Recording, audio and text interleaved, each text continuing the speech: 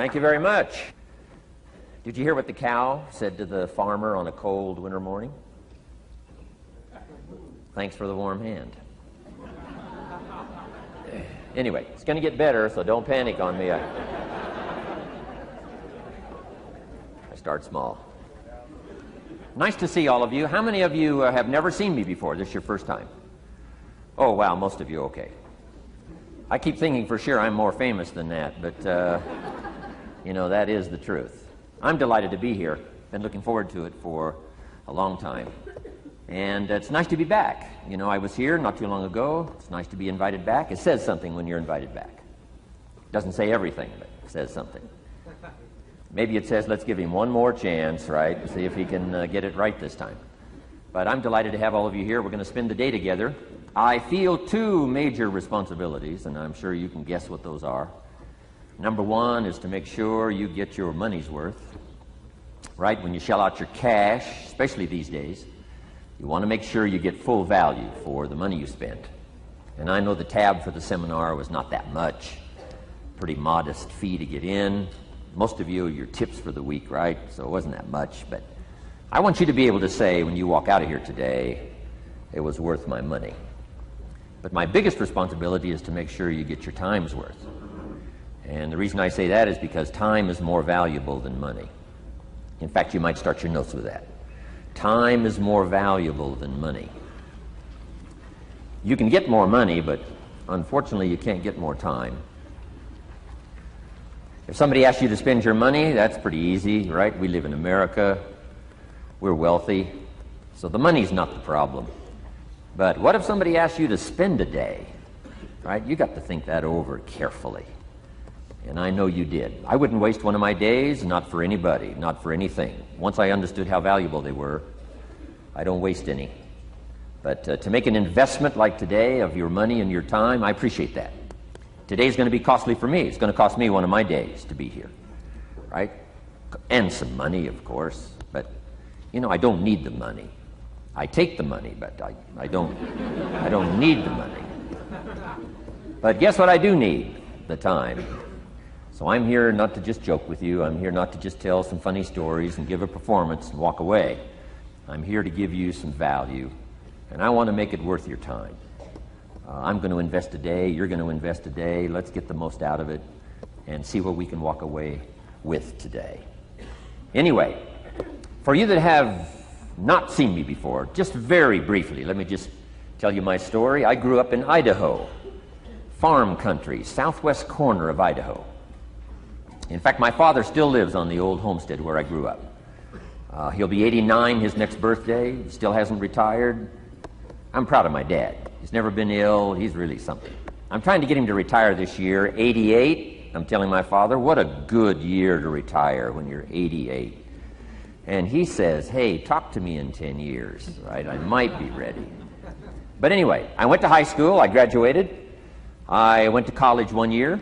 Halfway through my second year of college, I decided I was smart enough, so I quit. One of my major mistakes. I should have stayed in school.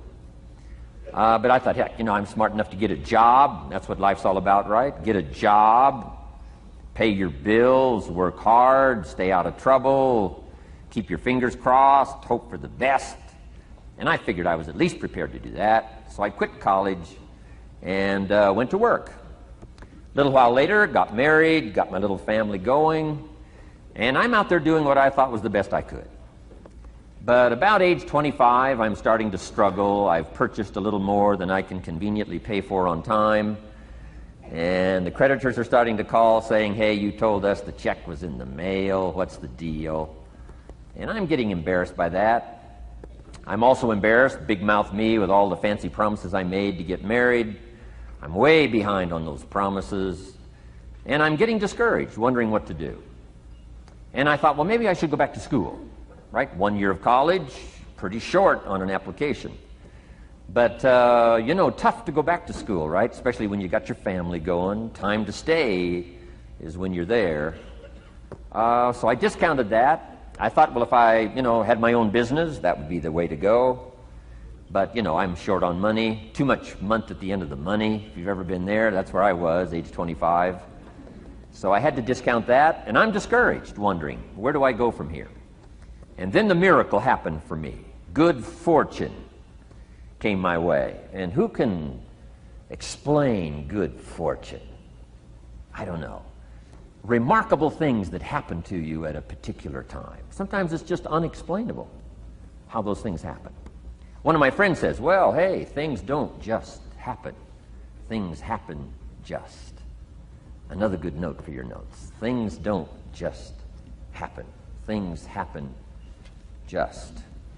And maybe that's it. I don't know. I'm an amateur on life, I guess like most of us are, trying to figure it out, how to make it valuable. But I was ready. And my good fortune was, at age 25, I met a very wealthy man. His name was Mr. Schoaf, Mr. Earl Schoaf. A friend of mine had gone to work for him, and he started telling me about this man. He said, you got to meet this man I've gone to work for. He's wealthy, but he's easy to talk to. And he's got a unique philosophy of life. And the more he kept talking about this man, I thought, well, I've got to meet this man. So sure enough, shortly after that, I had a chance to meet this remarkable wealthy man, and I was impressed. He was wealthy. Sure enough, he was easy to talk to. I was so intrigued, within a few minutes, I said to myself, if I could be like him, farm boy from Idaho, if I could be like him, I'd give anything. And then I thought, if I could just get around somebody like him, and if he would teach me what to do, I would be willing to learn. I'm coachable. And that was my good fortune. A few months later, this wealthy man that I met, Mr. Schoaf, took a liking to me, hired me, gave me a job. I went to work for him. And I spent the next 5 years in his employ. And then, unfortunately, he died at the end of that period, at age 49. His last 5 years, but the first 5 years of my new life, I got to spend with this remarkable man, and my dream came true. He coached me. He taught me. He taught me the books to read. He taught me the disciplines. He taught me the changes to make in my language and personality. And the things he shared with me during that 5 years literally changed my life, turned my life around, changed my income, changed my bank account, changed my future, changed everything. I've never been the same since that unique experience. And I wish he was still alive today, Mr. Schoaf. I'm sure if he was alive today, especially after this seminar, Idaho Farm Boy makes it to Dallas-Fort Worth, full house, standing room only. Pretty awesome. I'm sure if he was alive, I'd be calling him today saying, you won't believe what's happening to me. I've had a chance now to share with other people what you shared with me. But anyway, how I got here. 30 plus years ago, I was living in Beverly Hills, California. And one day a friend of mine, businessman friend, said, Jim, I'd like to have you come and share your story with my service club that I belong to, the Rotary Club. He said, I know your story, Idaho Farm Boy makes it to Beverly Hills. But he said, I think my club members would love to hear your story. He said, if I arranged one of our breakfast meetings, would you come tell your story? Just share a few thoughts. I said, okay. So I agreed to go give this breakfast talk. And guess what? They liked it.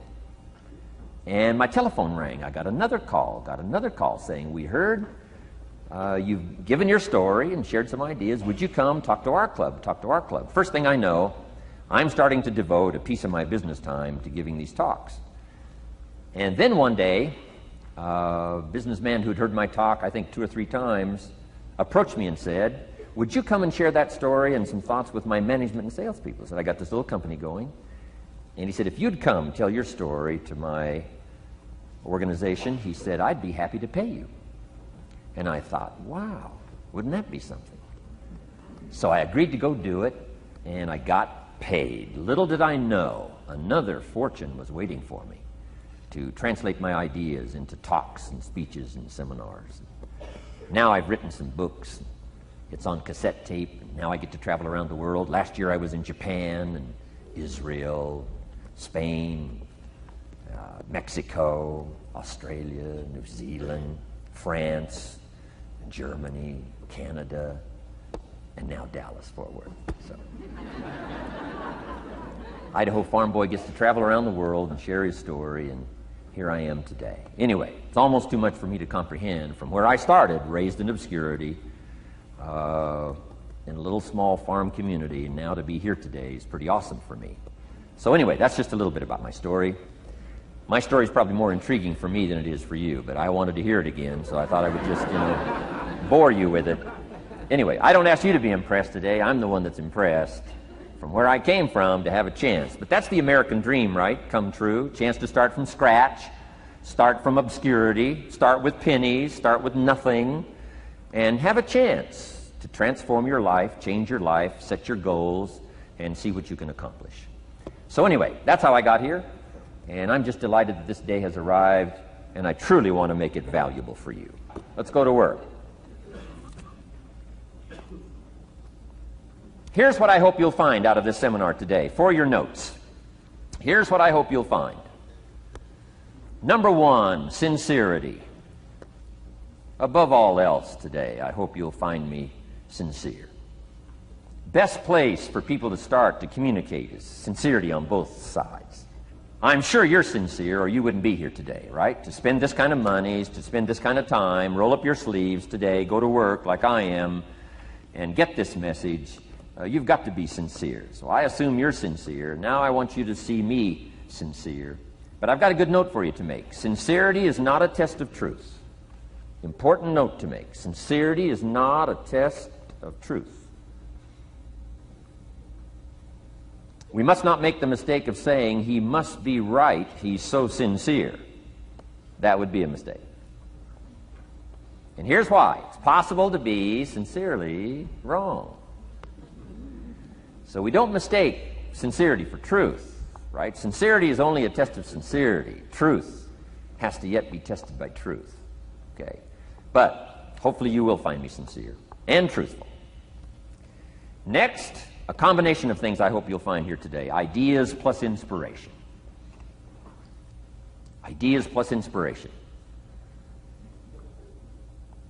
Ideas, business ideas and social ideas and personal ideas. We all need ideas, right? How to have a good day ideas, how to have a good year ideas, how to have your best year ever ideas, good health ideas, personal relationship ideas, how to deal with your family ideas, sales management ideas, financial freedom for the future ideas. We all need good ideas. So today, I hope you gather up by notes and by what you can remember a lot of ideas. I want to share as many with you as I possibly can in the time constraints we have. Today is going to go very rapidly. I used to think a day like this was a long day. Found out it's a pretty short day. But I'm going to go as fast as I can, share with you as many ideas as I possibly can. And here's why. Ideas can be life-changing. Ideas can be life-changing. And sometimes all you need is just one more in a series of good ideas.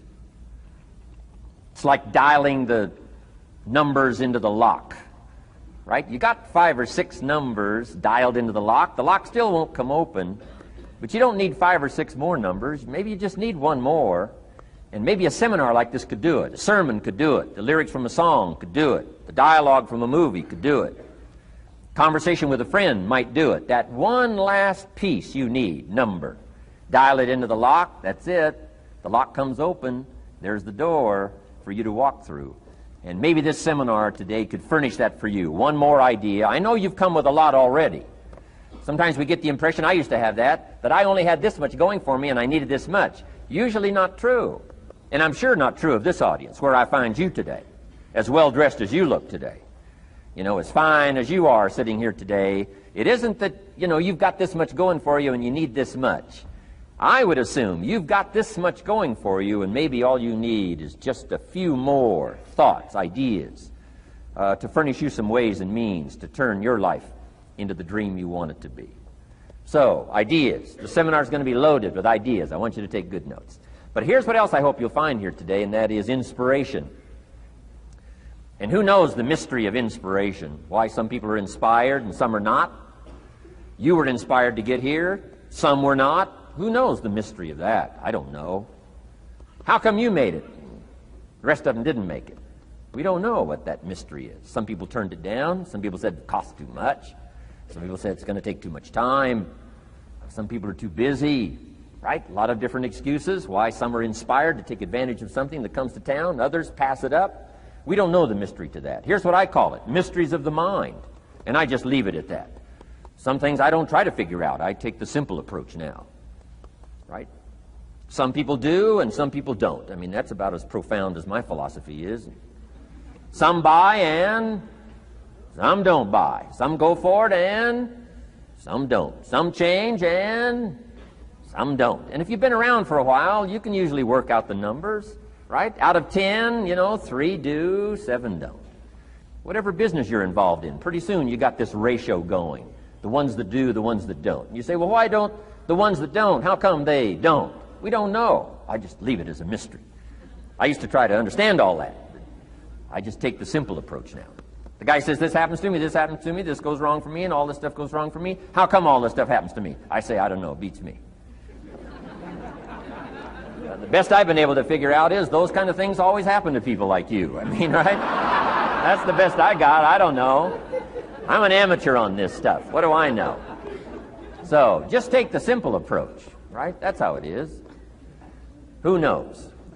Interesting story says, the day the Christian church was started. Now, I'm an amateur on the Bible, but best account I can remember, the day the Christian church was started, a magnificent sermon was preached. Great presentation. And if you're a student at all of good communication, it was one of the classic presentations of all times. The sermon, the first day the Christian church was started. And it said this sermon, this presentation was given to a multitude, meaning a lot of people. But it was interesting, as the account gives us, the record, it says, when the sermon was finished, there was a variety of reaction to the same sermon.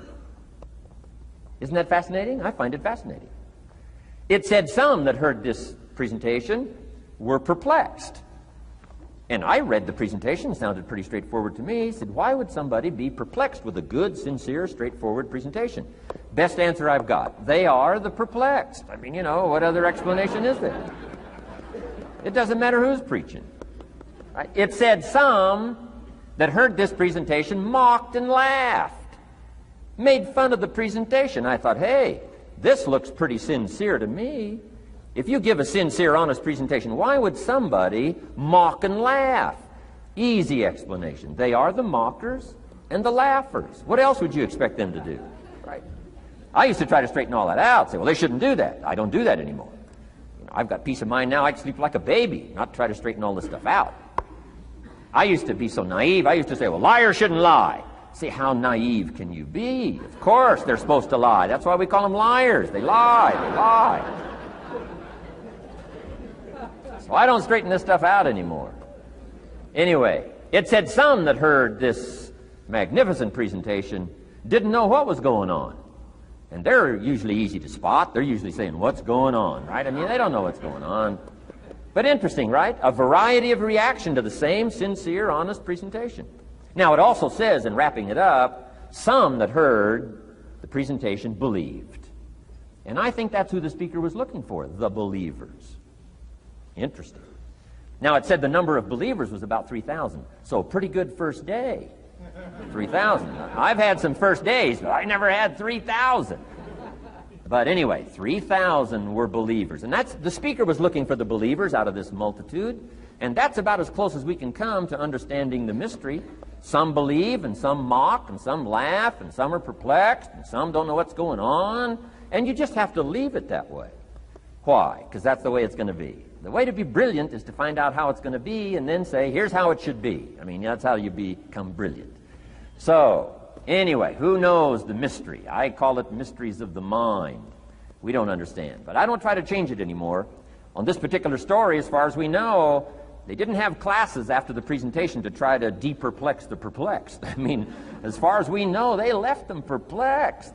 They left the mockers mocking. They let the laughers laugh. I mean, they didn't come back and try to straighten all this out. You say, well, how can you build a church? Well, make another presentation, and you'll get some believers and some mockers and some laughers and some who don't know what's going on. So that's about the best we can do. So, but I'm glad I've got the believers here today. You believed enough to shell out your cash and part with your time and some of your effort and energy, and I appreciate that. So, hopefully you'll find some inspiration here today. All right? To get the most out of today, a couple of more notes. Number one, be thankful. That's a good way to capture the most of a day like this. Be thankful for what you already have. That shouldn't be any problem in America, being thankful. Everything we need is available in America. Everybody wants to come here, right? The last time I was here, that little presentation I gave, everybody wants to come here, America. People haven't plotted and schemed the last 40 years saying if I could just get to Poland, everything would be okay. No, everybody wants to come to America. Why? Everything's available here. All the books you need, all the sermons you need, all the churches you need, all the schools you need, all the instruction you need, all the inspiration you need, all the capital you need, all the markets you need, all the challenge you need, all the information you need, all the seminars you need. Everything's available here. This is America. So number one, let's be thankful for what we already have.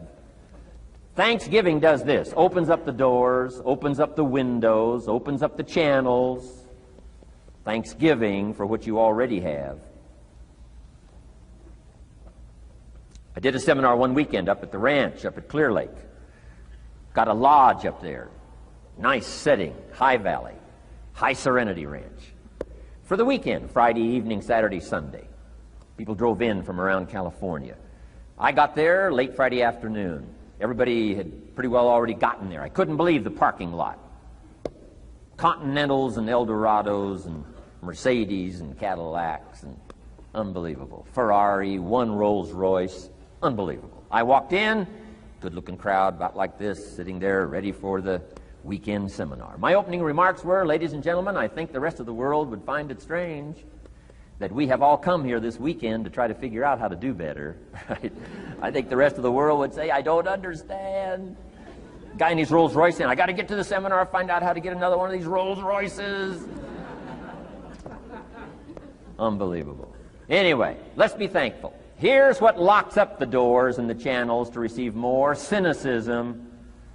That locks you away. That prevents you from learning more. Being a cynic about the past and the future, a cynic about the marketplace, cynical about the people, cynical about the institutions, cynical about the setup, cynical about yourself, cynical about your chances. See, that locks away all the chance for stuff to flow your way. So, good advice, I think, today. Start off, be thankful. Here's number two, listen well. That's going to be a challenge today. I understand that. Seems like most of, our life is still going on outside these four walls, right? Most of our life seems like it's all, continuing out there. Family and business and associates and market and economy and whatever else is happening in the midst of your life. And to sort of, pull your attention from what's going on out there and put it in here for just a few hours, I know is a challenge. But do the best you can, listen well. And here's the last one, take good notes. Be a good student today. Take some good notes. I've not come to entertain you. As you can tell by my opening joke, right? I would not make it in Las Vegas. So we don't have a dog and pony show today, no entertainment. But I do have some ideas. Take some good notes. Somebody showed me the other day notes that they took about 21 years ago, attending one of my seminars out in Los Angeles. He said, I still use these notes I took 21 years ago to help me in my business, relationship with my family. So I'd like to have these notes that you take today become that valuable for you. Then it would be worth me making the investment to come and spend a portion of my life, my time, my energy here. And I want this investment I'm making here today to pay off. And one of the ways it can pay off for me is for you to take good notes and then go away and use whatever makes sense.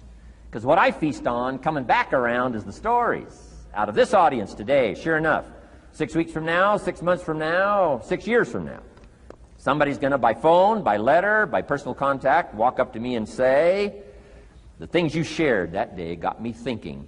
And I started making some changes, and let me tell you what's happened to my business, let me tell you what's happened to my sales career, let me tell you what's happened to my relationship with my family. See, that'll make it worth it for me. Not the money, the return, something you can't buy with money. If somebody says, thank you for touching my life and taking the time to make the investment. And that's what I'm all about. So if you'll become a good student today. And here's the last note. Don't be a follower, be a student. You'll be happy to know today we haven't come seeking disciples. We've got no movement for you to join.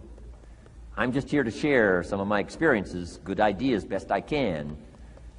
But I think that's good advice. Don't be a follower, be a student, right? Take advice but not orders. Take information, but don't let somebody, order your life. Make sure what you do is the product of your own conclusion.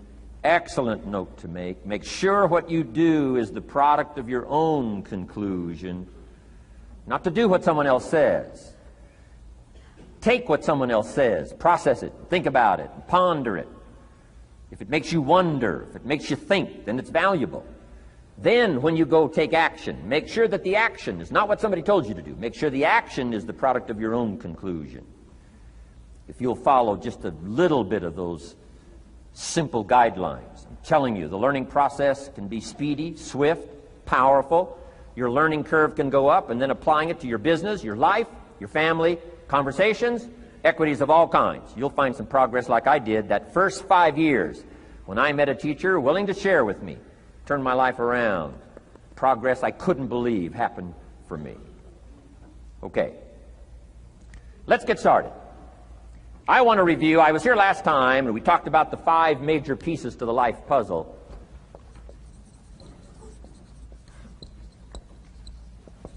And I just want to review those because it lays such a good foundation for all the rest that I want to share with you today. We got a lot of subjects to cover, so we're going to go rather swiftly, okay?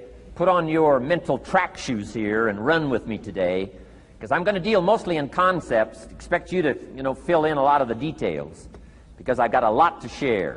I want to get through it all. But let's lay this foundation again of the 5 major pieces. Happens to be the title of my latest book.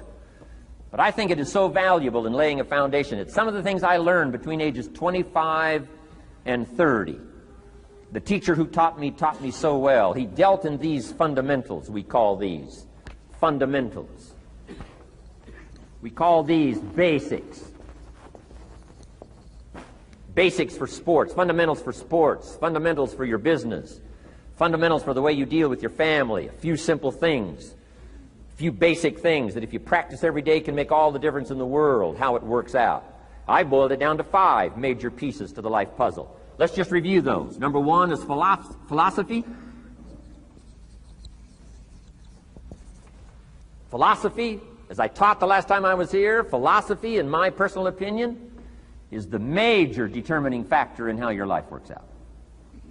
Philosophy, the major determining factor in how your life works out.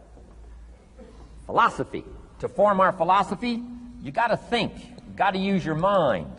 You got to process ideas. And this whole process over a lifetime, starting way back here when we were children, schools that we've attended, our parents, our experiences, all this stuff that we've processed by the thinking process helps to develop our philosophy. And in my opinion, each person's personal philosophy is the major factor in how your life works out. Here's what I called it in that last presentation when I was here. It's called the set of the sail. Each person's personal philosophy is like the set of the sail. Now, I used to think it was circumstances that ordered my life. If someone would have asked me at age 25, Mr. Rohn, how come you're not doing well? Pennies in your pocket, creditors calling, nothing in the bank, behind on your promises to your family, you live in America, 25 years old, got a beautiful family, every reason to do well, and things are not going that well for you. What is wrong here? It would not have occurred to me to blame my philosophy. I mean, it would not have occurred to me. Saying, well, I got this lousy philosophy, and that's how come I got pennies in my pocket and nothing in the bank, and things aren't working well. That would not have occurred to me. I found it much easier to blame the government. Much easier to blame the tax problem. I used to say taxes are too high. Top tax rate when I first started paying taxes, 91%. Back then, when your income reached a certain level, all your income over that, 91%. So I used to say that's too high. Now, the top tax rate's about 33%. But people are still saying what? Taxes are too. See, but you can't use that anymore. If it's gone from 91 to 33, how could it be too high?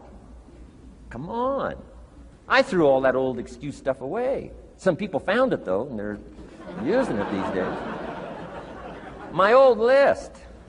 I used to blame the traffic, the weather, used to blame circumstances, right?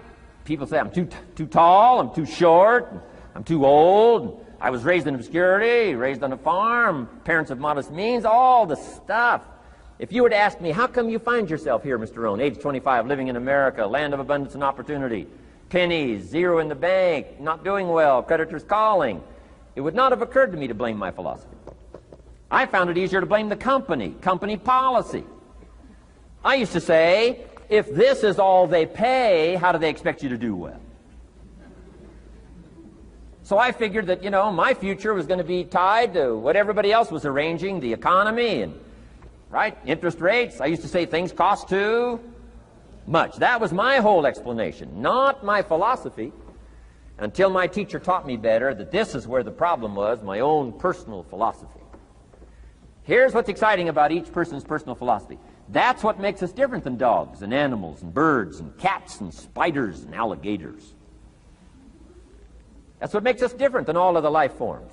The ability to think, the ability to use your mind, the ability to process ideas, and not just operate by instinct. In the winter, I'm telling you, the goose can only fly south. What if south doesn't look too good? Tough luck. It can only fly south.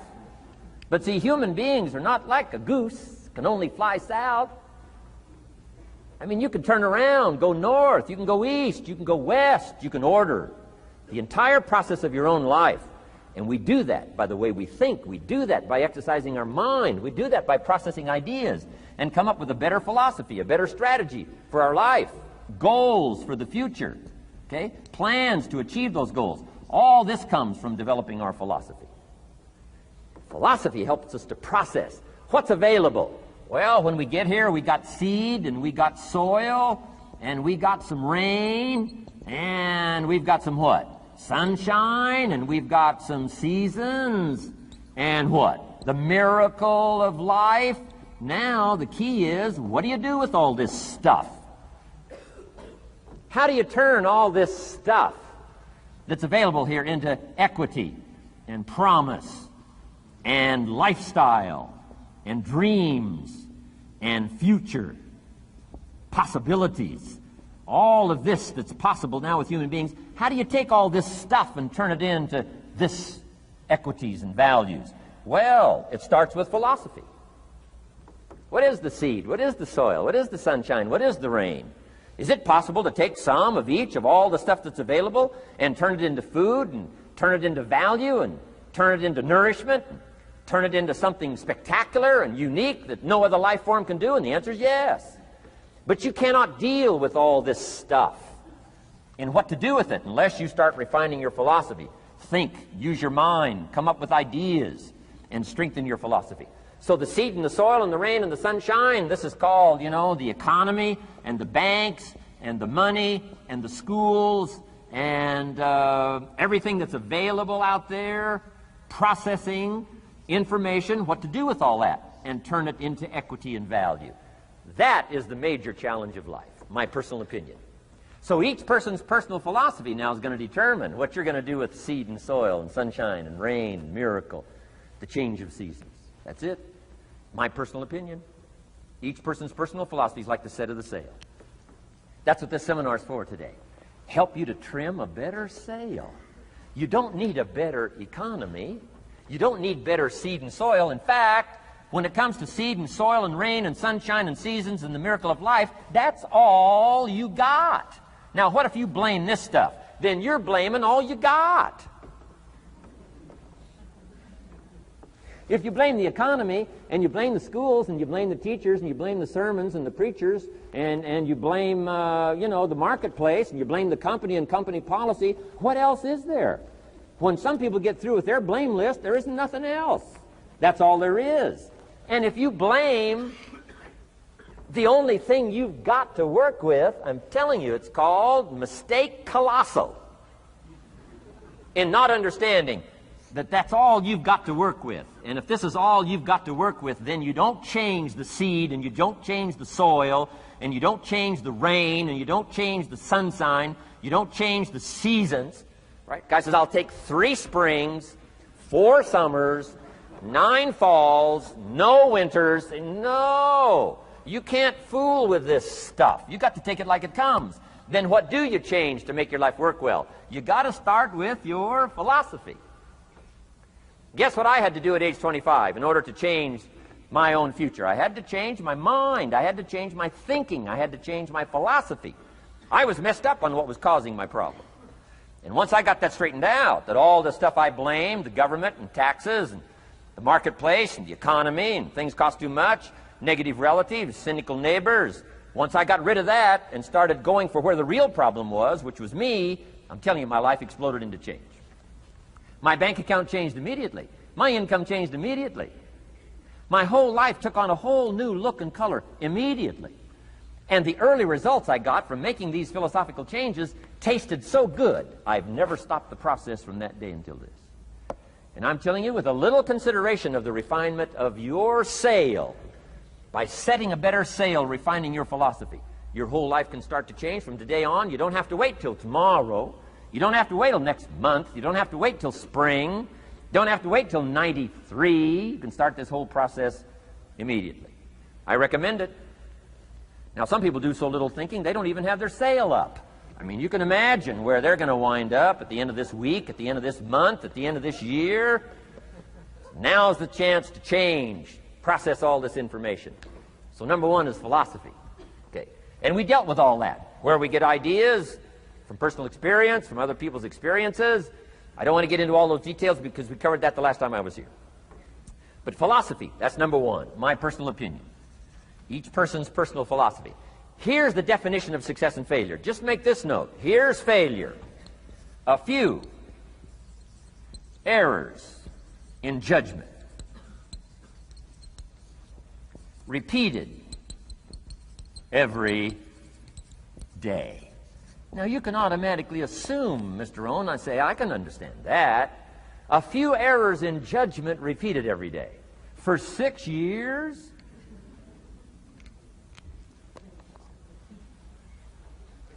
I'm with my father. I think I told this story the last time I was here. My father, 88 years old, he's never been ill, still hasn't retired.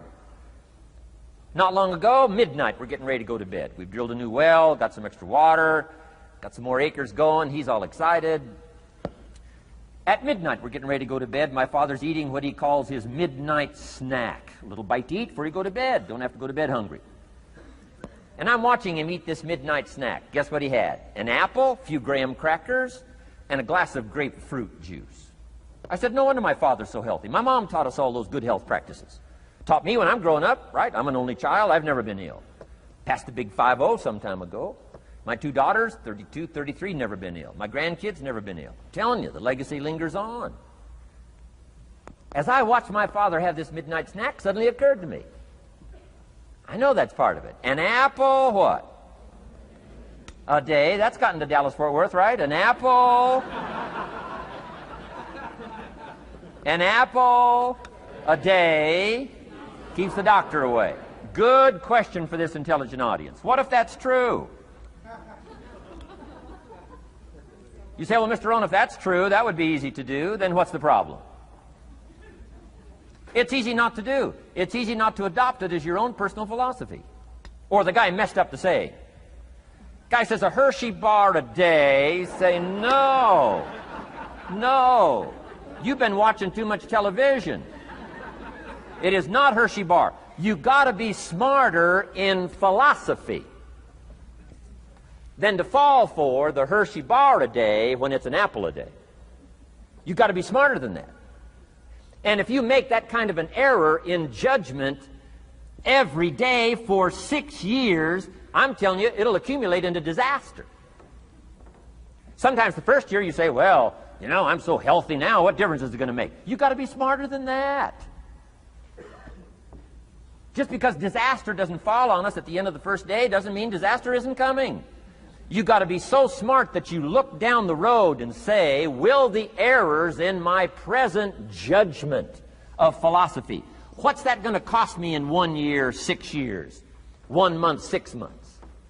I'm telling you, the money cost and the health cost and the success cost is too gigantic if you'll look down the road a little ways and say, are there errors in my current judgment like an apple versus a Hershey bar? Is that just a good illustration of some of the rest of my errors in judgment? If it is, that's where I found myself at age 25. I started working when I was 19. I met my teacher who helped turn my life around when I was 25. That's 6 years.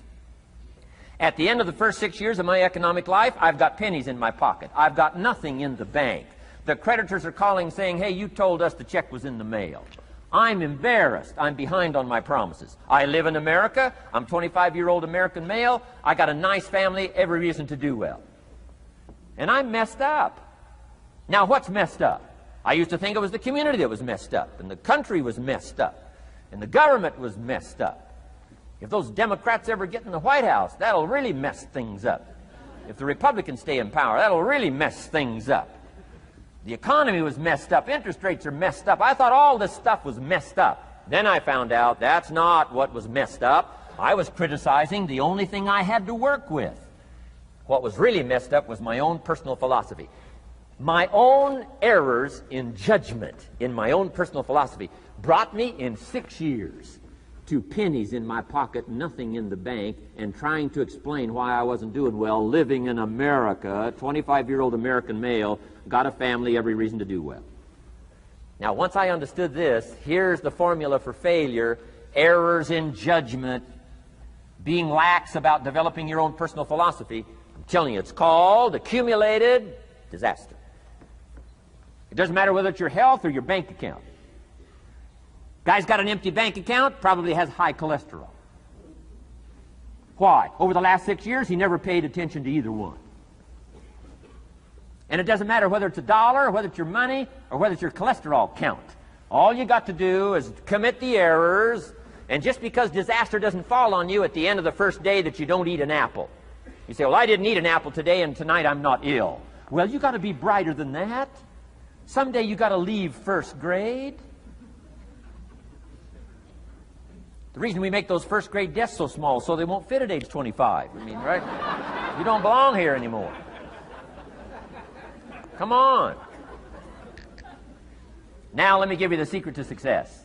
The formula for failure: a few errors in judgment repeated every day for 1 month starts the weakness, starts the disaster process. You can imagine what happens in 6 years. Now here's the formula for success: a few simple disciplines practiced every day. And you've started a whole new process called a whole new life. A few simple disciplines practiced every day. And if you decide today to go for the apple instead of the Hershey bar, I'm telling you, you have begun the process of turning your life around.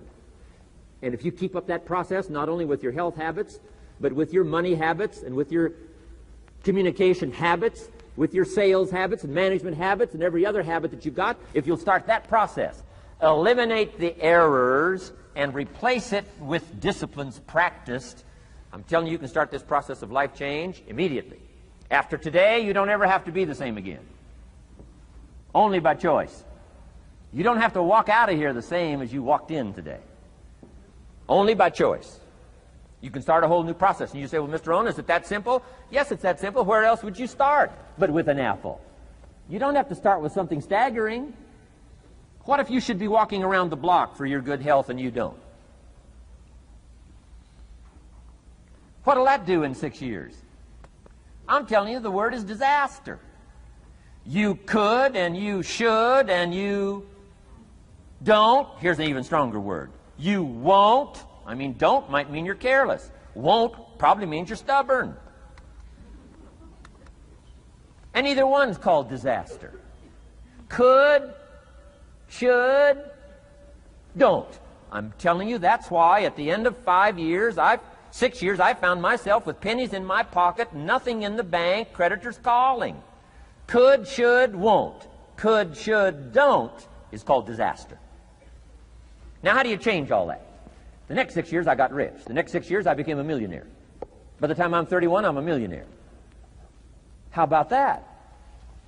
You say, well, Mr. Rohn, what happened? Well, strangely enough, during that second 6 years of my economic life, the government was about the same. I'm telling you, taxes were about the same. My negative relatives were the same. I'm telling you, the economy was about the same, and prices were about the same, and everything else was about the same. Circumstances were about the same. Then how come I got rich? How come I totally changed my life? I was not the same. Somebody says, well, what did you go to work on to do all that? I started with my philosophy. I started amending my errors by doing some better thinking, changing my mind, coming up with ideas that I didn't have before I met my teacher. And once that whole process started for me, I'm telling you, I changed my whole life. Within a 6-year period, I was never the same. And I've kept up that process all these years. One of the reasons why I'm here is to continue my craft. I don't want the day to come someday somebody says, you should have heard Jim Rohn 10 years ago when he was really terrific. Guess what I want people to say? I heard him 10 years ago, but you should hear him now. I'm telling you the man works on his craft. I'm telling you the man's done some extra reading. I'm telling you the man doesn't miss a trick. I'm telling you he's worked hard on himself. That's why he's able to deliver like he does. The same thing can happen for you as a teenager. It can happen to you as a mother, as a father, as a business person, as a salesperson, running a business. Doesn't matter. Management, wherever you find yourself. This is the process called personal change. And what I say to start with is start with your own philosophy. Your philosophy is going to determine whether or not you go for the disciplines or continue the errors that's called potential disaster. And everybody has it within their power. Well, it was so happy for me to find out at age 25, Mr. Shove said, Mr. Rohn, you don't have to change countries. But you do have to change philosophy. And if you'll change philosophy, not country, you can turn around your income, you can turn around your bank account, you can turn around your skills, you can become capable, powerful, sophisticated, healthy, influential, all the other equities that you could possibly want out of your life, using the only stuff there is and not trying to change any of this stuff. Appreciate all of this stuff with all of its ups and downs, with all of its mystery of why it works and sometimes it doesn't work. Don't challenge this. You don't have to ask for another planet. You don't have to ask for another country. Just ask for another book. Ask for another seminar. Ask for another idea. And you can start this whole process of personal life change. Now, I could spend the whole day on philosophy, because that's where it is. If I could get you intrigued with that enough to study it, enough to ponder it, to where you would pick up the commitment like I did and say, hey, as simple as an apple a day, as simple as a walk around the block, why not start right there? If you don't start there, where else are you going to start? Might as well start where it's easy, and then go to the more complicated disciplines. Because if you can't handle the simple disciplines, how can you handle the complicated ones? Okay. Key. Philosophy. Here's number 2. I got to give these now very quickly because I got too much to cover here to linger too long. Number 1, we're affected by philosophy. First major of the 5 major pieces. Number 2 is attitude. We're affected by how we feel. First, we're affected by what we know and the decisions we make. Second, we're affected by attitude. How we feel. And I gave that quick list. Let me give it to you. It's how you feel about the past. You've got to have a good attitude about the past. Use it as a school, not a club. Don't beat yourself to death with your past. Faults, failures, losses. Let the past be a school. Harsh school maybe. What else is new? Let the past be a school master to teach you. Not to threaten you, but to teach you. Okay. Next, it's how you feel about the future. Set your goals. We'll talk a little bit about that before we finish today. Goal setting. The promise of the future is an awesome force to affect your life every day. Without a future well designed, we take hesitant steps. And all you have to have is hesitant steps. For 6 years, you'll be timid, driven into a corner, not boldly willing to go and take your portion, take your share. Okay? Next, it's how you feel about everybody else. Got to have a good attitude about everybody else, because it takes everybody else to make a market. One person doesn't make a family. One person doesn't make a business. One person doesn't make a corporation. One person doesn't make a community. One person doesn't make a nation. It takes all of us to make a dynamic economy, a nation second to none. It takes all of us to make the churches and make the economy run. It takes all of us to make the possibilities. All the gifts that have flowed in here the last 200 years, unprecedented in 6,500 years of recorded history. There's been nothing like it. The ethnic streams that have flowed in here brought their gifts, brought their talent, brought their skills, brought their inventions, brought their work ethic. All of it mixed together is called America. Been nothing like it in 6,500 years. And to miss the value of it by some, warped attitude about it, I'm telling you, you've missed it all. And if you have an appreciation for it all, you'll draw from it. And if you draw from all the gifts that have been blended together here for 200 years, now for your value and benefit, think of what you can do for your days, for your business, for your conversation, for your equities. You can transform it to an incredible degree. And here's the last one. It's how you feel about yourself. Understanding self-worth is the beginning of progress. Self-worth should be easy. If one of us can do it, all of us can do it. If anybody can think it, we all can think it. I can read, you can read. I can understand, you can understand. From where I came from, the few simple things I did and tried revolutionized my life in 5 years. There isn't anybody here that can't do it. Change from pennies to fortune. Change from nothing to something. Change from broke to rich.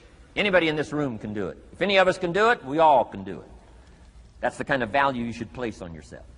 If Jim Rohn can understand it, I can understand it. If he can read, I can read. If he can find it, I can find it. If he can change, I can change. If he can get it done, I can get it done. That's the attitude about yourself. So valuable. Okay? Now, in transforming our lives, we don't start with attitude. We don't start with the inspiration here. We start with education. Somebody says, well, I expected you just come get motivated today. Well, that probably won't do it.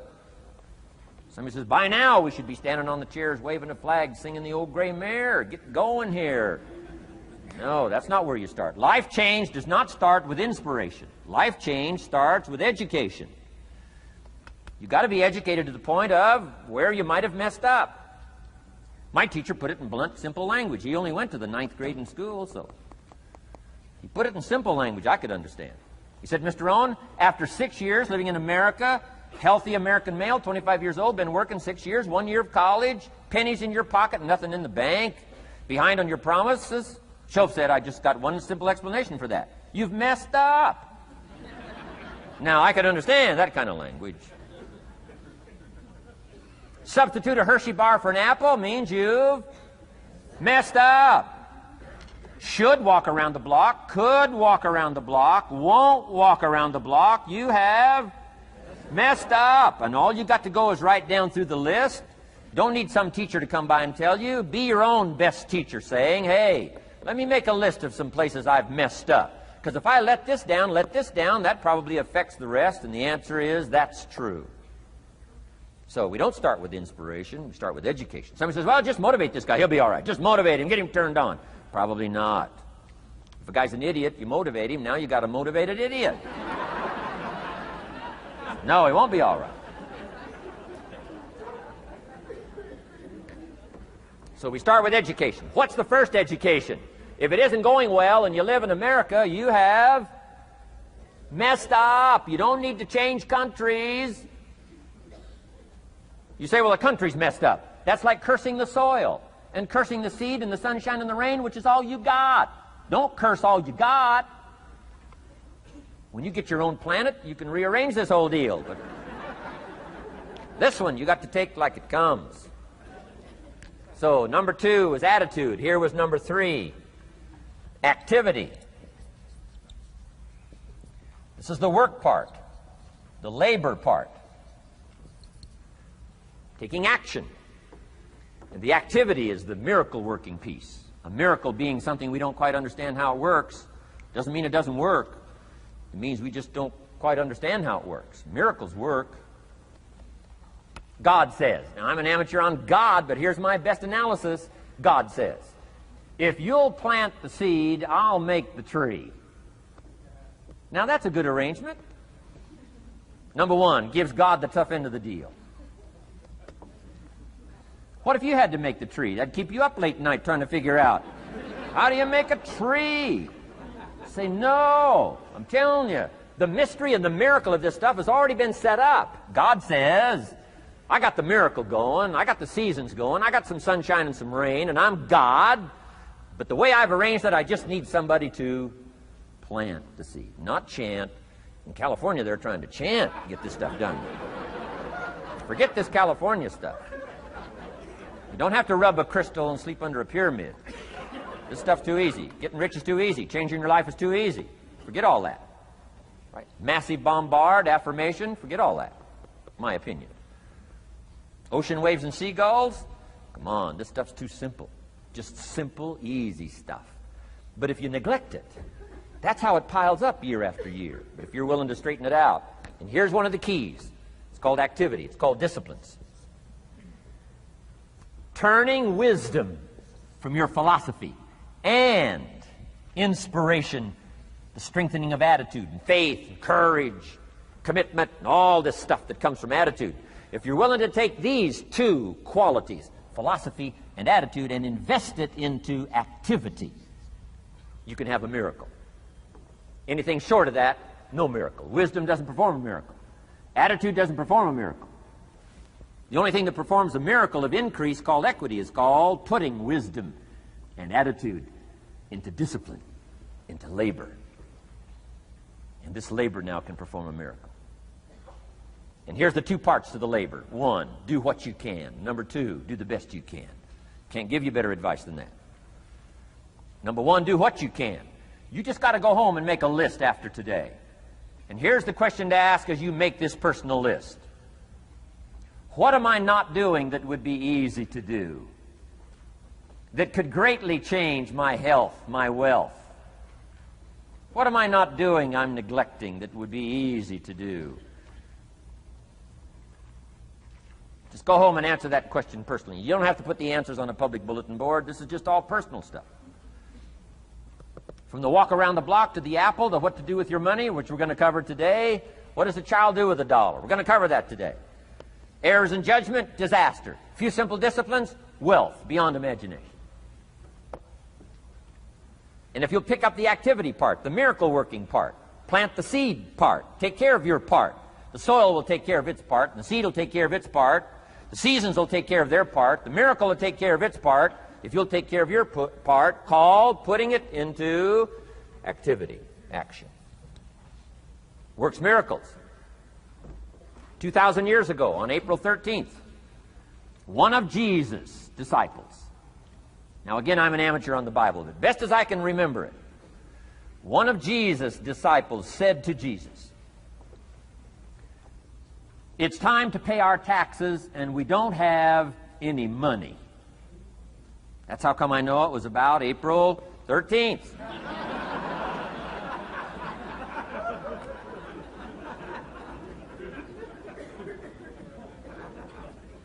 To this statement by his disciple, Jesus said, best as I can read the record, Jesus said, "No problem." Now, why could he say no problem? Well, word has it, he was a miracle worker. Word has it, if you're a good student of history, word has it, he was a miracle worker. If you handed a problem to a miracle worker, what would he be inclined to say? No problem. You got to hang out with folks like that. I belong to a small group like that. We do business around the world. You hand these guys a problem, they say no problem. What? How many books would they read to solve it? Many as it takes. How early would they get up? Early as it takes. How much information would they get? Much as they needed. So it's what? No problem. You got to hang out with folks like that. Jesus said this will be no problem, the tax thing. He said to his disciple, it's simple. Go fishing. Wow.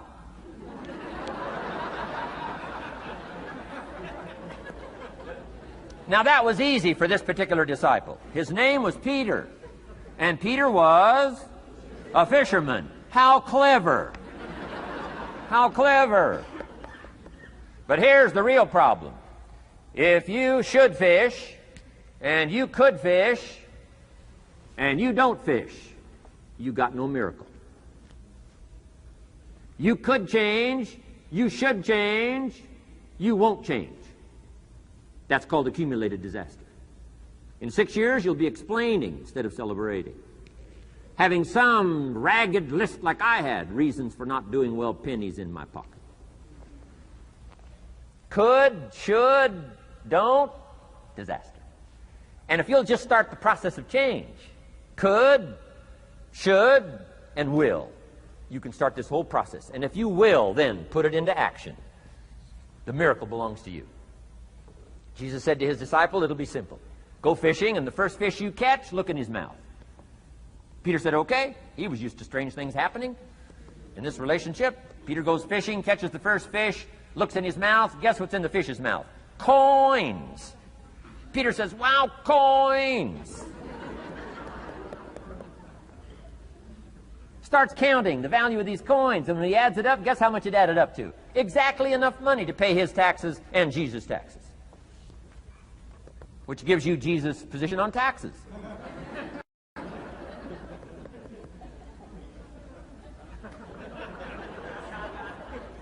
Okay. Now we call that what? A miracle, only because we don't quite understand how it works. It doesn't mean it doesn't work. It simply means we don't quite understand how it works. But here's how you get a miracle going for your life. Number one, do what you can. Get a list of the stuff you could do and you haven't done, postpone, and start cleaning that up. You can't start at a better place for personal change. That'll affect your bank account, affect your future, affect your income, affect everything. You can't start a better life change process than cleaning up what you should be doing. The man says, well, my mother lives down in Florida. Should have written her 6 months ago. I just can't seem to get that letter written. I'm asking you to get that letter written, clean that up, and don't walk like other people walk. Don't postpone like other people postpone. You say, well, is it as simple as writing a letter? And the answer is yes. Where else would you start for life change, personal change? You don't need a pink package to fall out of the sky. You don't need massive bombard, pre-conscious, subconscious. Practice channeling, find a 2,000-year-old guru. I mean, you don't need any of that stuff. Pass on all that. Kids are afraid of that stuff. Too much of it, you'll be out on a limb with Shirley. I mean, don't pass on all that stuff. This stuff's too easy. This stuff's too simple. It's called take action, number one, on neglect, on errors, in discipline. Number two, start setting up some disciplines. And if you'll do that, you'll perform a miracle. Now, here's the second part of the miracle. Number one is do what you can. Here's number two, do the best you can. If that's not your philosophy, I would ask you to amend it. Let me give you the best of ancient script. Here's what it says. Whatever your hands find to do, do it with all your might, do it with all your strength, and do it with all your power. What a good philosophy. That kind of philosophy will revolutionize your life if you haven't picked it up lately. Guy slips in late, company doesn't seem to mind, slips out early, first one in the parking lot, heading for happy hour. Stretches his break, comes early for lunch, late back from lunch, company doesn't seem to notice. Guy says, best as I can calculate, I'm putting in about a half a day's work and I'm collecting a full day's pay. And the guy says, I got it made. Little does he know the seeds of his own disaster are already being sown by the weakness of his own personal philosophy. It's not the economy that's going to determine your next 6 years. It's your philosophy about labor and about activity and about miracle and soil and seed and sunshine and rain and the economy and the banks and the money and the companies and the schools and what's going on. It's your philosophy and your attitude. And then your ability to take action. All of that we call the process of life change, miracle working. Number one, do what you can. Number two, do the best you can. Here was number 4. Results. Results. Every once in a while, you got to take a measure, see how you're doing with these 3 pieces: philosophy, attitude, activity. Now we take a measure called results. What is the results at the end of the day, the results at the end of the week? You can't let too much time go by without checking. When time goes by, 6 years I'd been out there working when I met my teacher, Mr. Schoaf.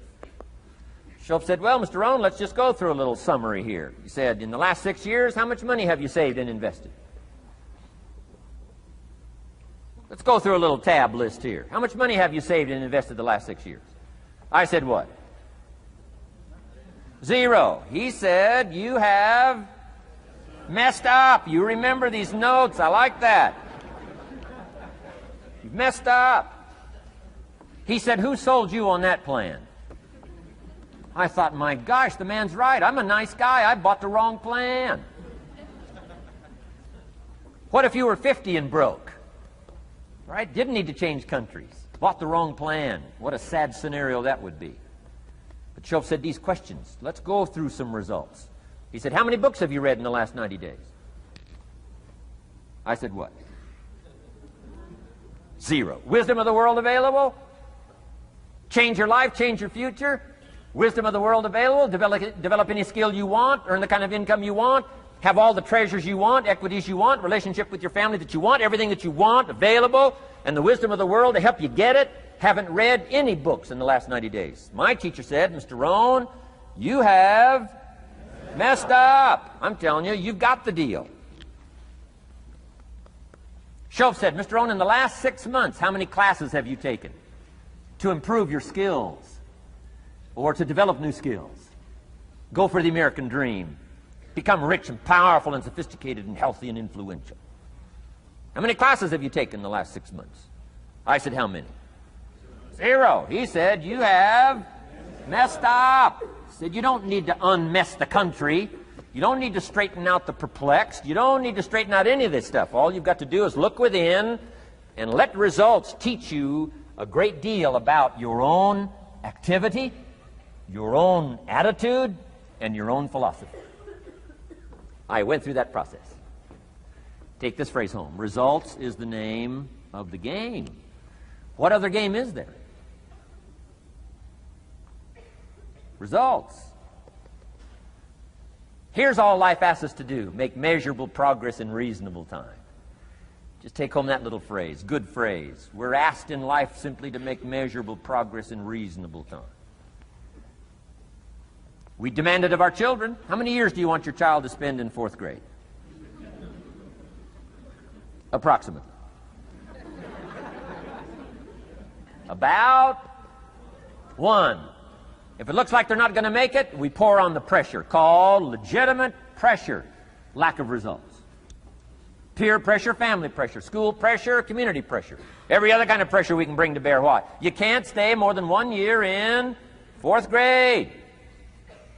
As parents, you'd have to leave the community. You say, well, what if they're nice kids? Wouldn't you give them 3 or 4 years? And the answer is no. You've got to make better progress than that. So you've got to check fairly often. Some things you've got to check every day. Some things you've got to check at least by the end of the week.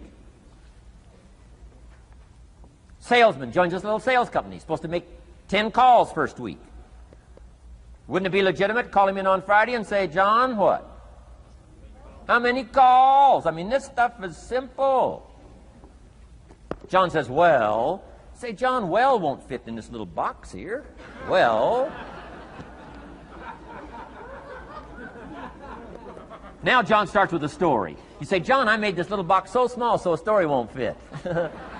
I don't need a story. I need what?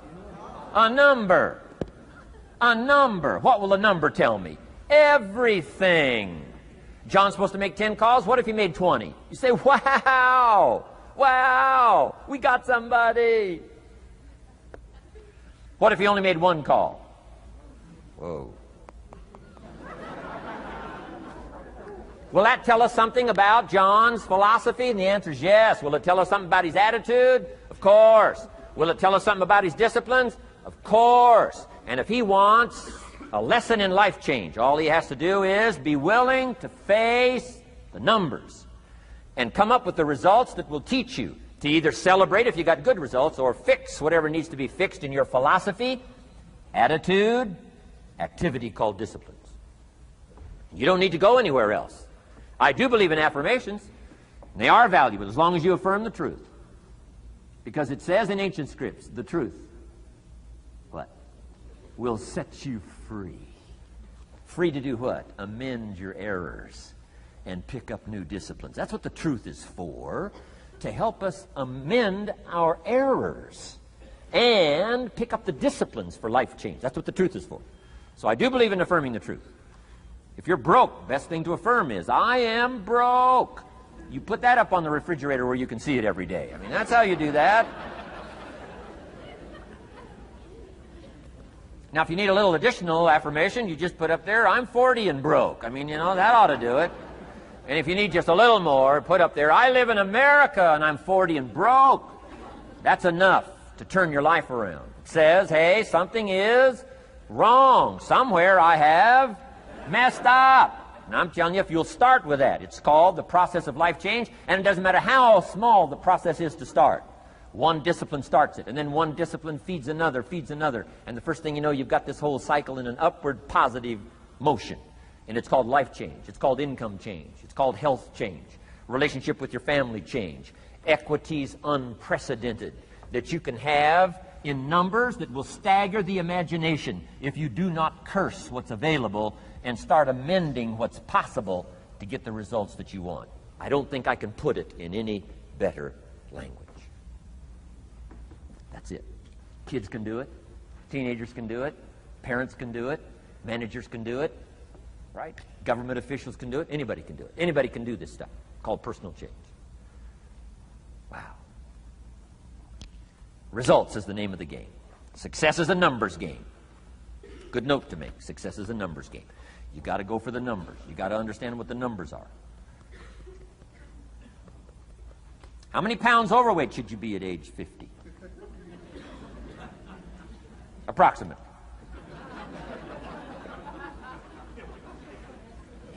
John says, I got big bones. We'll give you 10 pounds. 10 pounds for big bones. Otherwise, come on, John. 20 pounds, 25 pounds. Shouldn't we turn on the caution light at work and at home? Blinking caution light. Somebody says, what's that caution light? So John's up about 20, 25 pounds. We got the blinking light going at home, got it going here at work. To remind him what? Wrong numbers. Okay? 35, 40 pounds, red light, blinking at home. Somebody says, what's that blinking red light? Say, John's up about 40 pounds.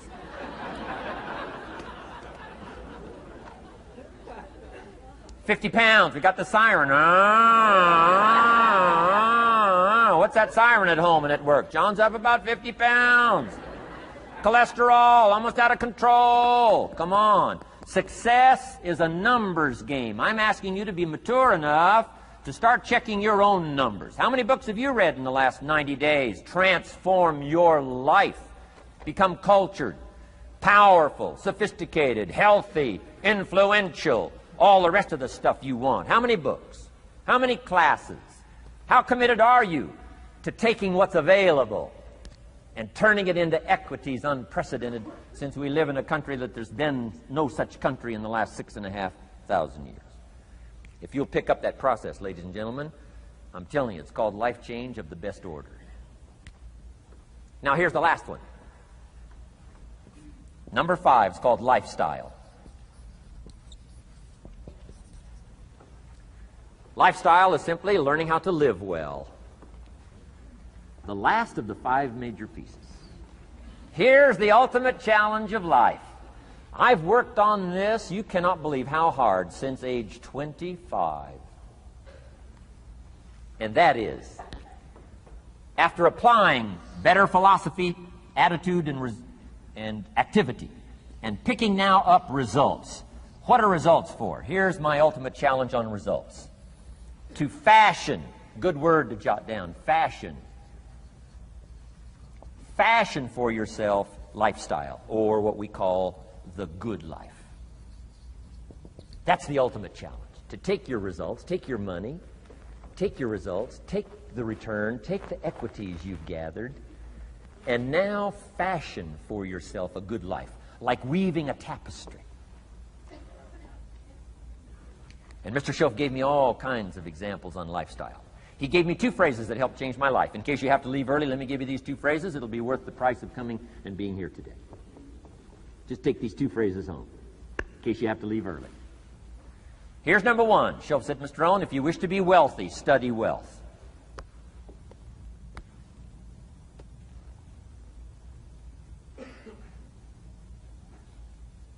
When he said that, I said, my gosh, I don't know anybody that studies wealth. Where am I going to learn it?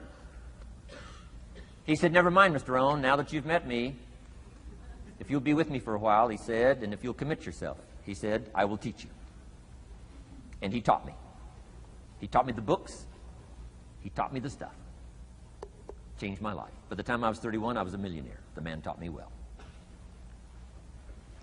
If you wish to be wealthy, study wealth. If you were to show me your present economic plan, in a personal conversation between you and me, you say, Mr. Rohn, let me disclose for you my current economic financial plan for the future. Would I get so excited I'd say, hey, I'm going to go across the country and lecture on your plan?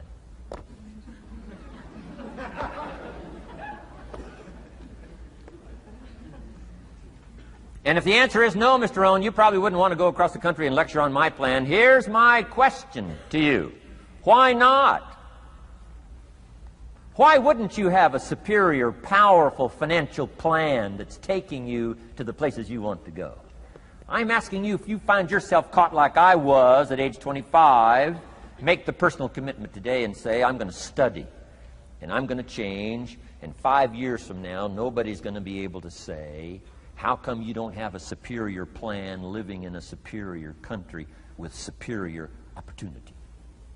Nobody's going to be able to say that 5 years from now of me. If you'll make that commitment, I'm telling you, this will be one of the most exciting days of your life. Not because of my seminar. It'll be one of the most exciting days of your life because of your commitment to this simple little process I've outlined for you. Here was the second phrase. Mr. Shoaff said, Mr. Rohn, if you wish to be happy, study happiness. I didn't know happiness was a study. My best hope for happiness at age 25 was to just go through the day with my fingers crossed, hoping somehow something would make me happy. Shoaff said, no, Mr. Rohn, happiness is not something you postpone. Happiness is not something off in the future. Happiness is something you design. You've got to get the word. Happiness is something you design. Happiness is a study. Happiness is a practice. Happiness is an art. It's not an accident. It's an art. And anybody that wants to can study, practice the art of happy living. Happiness is like culture. Money doesn't make you cultured, but culture is within the grasp of all of us. How much is a book on sophistication in the marketplace? $4,000? No, $40. I'm telling you, in America, everything's available. Everything's within reach. All you have to be is committed to it and make it a study. Culture is a study. Sophistication is a study. It's not an amount. It's not an account. It's a study. Money doesn't make you sophisticated and cultured. I know a guy that's rich. He's a clod. The guy's a clod. Eats with his elbow in his soup. I mean, he's just a clod. Nothing much more pitiful than a rich clod. I mean, you know, it's a sad thing to see. Money doesn't make you sophisticated. Only study and practice makes you sophisticated. Only study and practice makes you cultured. And only study and practice makes you happy. Study and practice makes you rich. Key phrase, don't be lazy in learning. 1, how to do well. Next, how to live well. Don't be lazy in learning and practicing the art of economics, practicing the art of productivity, and practicing the art of lifestyle. Shoaff taught me in such simple terms. Shoaff said, Mr. Rohn, if you're getting your shoes shined, Shoe Shine Boy's done an exceptional job. You look down, you got one of the world's all-time great shines. And you pay him. Now, you got a little change in your hand. Question pops in your mind. Should I give him 1 quarter or 2 quarters as a tip from a neat shine? Here's what Shoaff said. If 2 amounts pop in your mind, always go for the higher amount and become the higher thinking person. That helped change my life. Here's what he said. Become a 2-quarter person. Now, you can tell that was a long time ago, when a quarter was a good tip. Now it takes dollars. But just substitute 1992, dollars for quarters. Shoaff said, hey, if you are thinking 1 quarter or 2 quarters, and you say, well, no, I'll just give him 1 quarter. He said, that'll affect you the rest of the day. The rest of the day, you'll look down, see this great shine, you'll say, I got to be really cheap. 1 lousy quarter, tip from a shine. But he said, if you'll go for the 2 quarters, Shoaff said, you can't believe the extra happiness you can buy for just an extra quarter. That's called studying and practicing the art of lifestyle, which means living well. Money doesn't make you happy. Father wads up a $20 bill, throws it at his son, and says, if you need the darn stuff that bad, take it, just get out of my face. How sad, a father with money and no joy. He studied economics, but he never studied joy. I'm asking you to turn that around. Turn that all around. I did a seminar one time, St. Louis, Missouri. When I finished a seminar like this, a man walked up and said, "Mr. Rohn, you've really gotten to me." He said, "I'm going to change my philosophy. I'm going to change my attitude. I'm going to change my life. I'm going to change everything." He said, "You've touched me today." And he said, "You'll hear about me. You'll hear my story someday." I said, "Okay." Right? A lot of people, right, say things. Sure enough, a few months later, I come back to St. Louis, did another seminar. When I finished my seminar, I saw this man come walking up. I didn't remember his name, but he said, "I'm sure you'll remember me as the man who said, I'm going to go make some changes. You've touched me today." I said, "I do remember you." He said, "I'm telling you, things are already happening for me. I cannot believe in just a matter of months." He said, "One of the things I decided to change was my relationship with my family." He said, "My wife and I have 2 lovely teenage daughters. Parents couldn't ask for any more beautiful, lovely daughters. And he said, I'm the only one that's given them trouble." He said, "These daughters of ours have never given us any trouble." He said, "I've usually been the one all these years giving all the trouble and all the static." He said, "My daughters love to go to the rock concerts, and I'm always giving them trouble. They have to beg me for the money.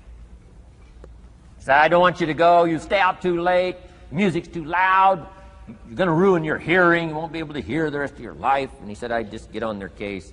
And he said, "They keep begging, keep begging. Finally, when they beg long enough, I say, all right, here's the money. If you have to go that bad, just go." So that's how I've been up until now. But he said, after I left your seminar, I decided to change all that, called lifestyle, living well. He said, "You won't believe it. Not long ago, I picked up the newspaper, and I saw an advertisement, and I knew my 2 daughters, it was one of their favorite performers, was coming to town." He said, "Guess what I did?" He said, "I went down and bought the tickets myself and brought them home, put them in an envelope. And when I saw my daughters later that day," he said, "I handed them this envelope, and I said to my 2 lovely daughters, you may not believe it, but inside this envelope are 2 tickets for the upcoming concert." They could not believe. And he also added, "You'll be happy to know begging days are over. Now they cannot." He said, "Now don't open the envelope till you get to the concert." They said, "Okay." So they go to the concert, come concert time, open up the envelope, hand the tickets to the usher. He says, "Follow me." And he starts down front. The girls say, "Hey, hold it, hold it. Something must be wrong."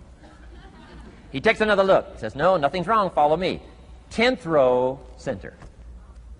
Now they cannot believe. 10th row, center.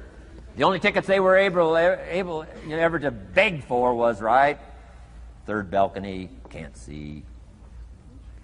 He said, "I stayed up a little late that night. Sure enough, a little after midnight, my 2 daughters come bursting through the front door. One of them lands in my lap. The other one's got her arms around my neck. They're both saying, 'You got to be one of the all-time world's great fathers.'" He said, "Mr. Rohn, you're right. I can't believe." Same money, different father. He said, "I've started making the changes, and I decided to start with my teenagers, my girls." He said, "What a difference it's making in my life." And I'm telling you, you can do that with your lifestyle. You can do it with your sales career. You can do it with your management career. You can do it with any part of your life. If you're looking for equities, unmatched. Do not curse the only thing you have. Don't complain about the only thing you have, which is seed and soil, sunshine, rain, miracle, and seasons. But start changing and processing and evaluating things like we're covering today, and this process of change will take off for you. You will not believe what can happen in such a short period.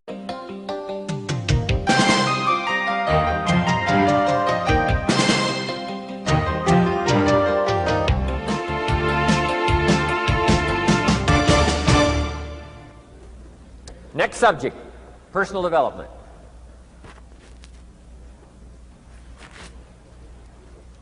Some of the things Mr. Shove taught me starting at age 25, some things came quickly, some things came easily. Setting goals, that was easy. We're going to talk about that later on.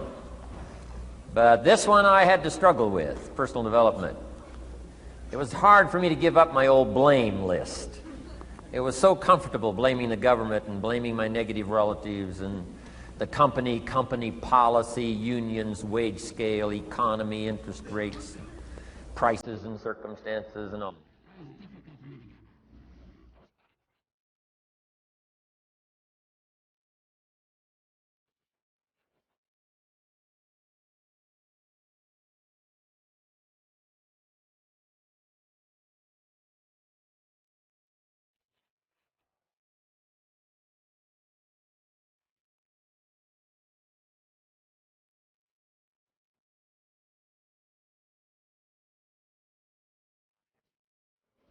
It's not what happens, it's what you do about it. And he said, if you will start that process of change, do something different the next 90 days than you did the last 90 days, like picking up the books to read. Do something different, like the new health disciplines, relationship with your family, whatever it is, doesn't matter how small it is. If you'll start doing different things with the same circumstances, since we cannot change the circumstances, but we can change ourselves. We can change what we do. And then he gave me another secret to success when he said, what you have at the moment, Mr. Rohn, you've attracted by the person you've become. What you have at the moment, you've attracted by the person you've become. Few little simple principles here. Once you understand these, it starts to explain so much. Now, sometimes it's a little tough to take, blaming yourself instead of the marketplace, taking responsibility instead of putting it off on someone else. That transition sometimes is a challenging mission. And this one was a little tough for me. He said, Mr. Rohn, you've got pennies in your pocket, you've got nothing in the bank, the creditors are calling, you're behind on your promises. And he says, here's how that occurs. You've attracted, up until now, you've attracted the things to you because of the person you've become. Now I said, well, how can I change all that? He said, very simple. If you will change, everything will change for you. You don't have to change what's outside. All you've got to change is what's inside. To have more, you simply have to become more. And then he said, don't wish it was easier. Wish you were better. Don't wish for less problems. Wish for more skills. Start working on yourself, making these personal changes. And he said, it'll all change for you. So let's talk a little bit about personal development. That extraordinary adventure I undertook starting at age 25. And I've never ceased that adventure. I'm still going for it. In the 90s, I want to get better and better. I want my craft to get better, my business operations to get better, the things I do to get better. Because once I picked up this simple formula, I'm telling you, it's easy to figure out where the problem is if you go to work on it. Now, let's talk about personal development. And in helping kids understand personal development, I always start with money. Now, money's not the only place to start. Money certainly isn't the only value, but we've all got to start somewhere, and money's something you can count, right? Kids are interested in money, okay? A lot of things are a little tougher to measure, but economics is pretty easy, right? Because you can count. Okay, somebody says, how are you doing? You say, I don't know. Let's count. Now, this is not the only count. I understand that. There's a lot of other things to count. But to see if there may be some errors in your judgment and lack of disciplines in your life, we might as well start with money, because it's so easy to count. So let's just start there and see whether or not maybe we have messed up. Okay. So here's how I explain it to kids. We get paid for bringing value to the marketplace. Key to understanding economics. We get paid for bringing value to the marketplace. Marketplace is also described as reality. Reality, the marketplace. Now, it takes time. It takes time to bring value to the marketplace, but we don't get paid for time. It's very important for kids to understand, as well as adults. We don't get paid for time. Mistakenly, the man says, well, I'm making about $20 for an hour. Not true. Not true. If that was true, you could just stay home, have them send your money. No, it's not true. You don't get paid for the hour. You get paid for the value you put in the time. So we don't get paid for time, we get paid for value. Now, since that's true, here's one of the key questions of the afternoon. Is it possible to become twice as valuable and make twice as much money in the same time? Is it possible to become 3 times as valuable as you now are and make 3 times as much money in the same time? Is that possible? Of course. If you want to really emphasize something, that's a good phrase, Stuart. Of course. Of course. Okay. Now, all you have to do to earn more money in the same time is simply become more valuable. America's unique. It's a ladder to climb. Starts down here, what? About $4 an hour? Big argument last year in Congress about the starting place. Should be 5, should be 5, should be 5. Well, no, it doesn't need to be 5. Why not start with 4? It's a ladder. Right? This is not a bed. This is a ladder. This is a ladder to climb. Starts at $4. Now somebody says, well, should be 5, should be 5. Well, maybe. If you're going to stay at the bottom for the rest of your life, it probably should be 5. But that's kind of a pitiful way to live. Start and not grow. Start and not change. Start and not become more valuable. Hey, the whole scenario of life is to start, number 1, and what? Become more valuable, number 2. So America's a ladder to climb. Starts at $4 an hour, and the more valuable you become, you just keep moving up the ladder. Top income last year, what, 52 million? Guy that runs Disney?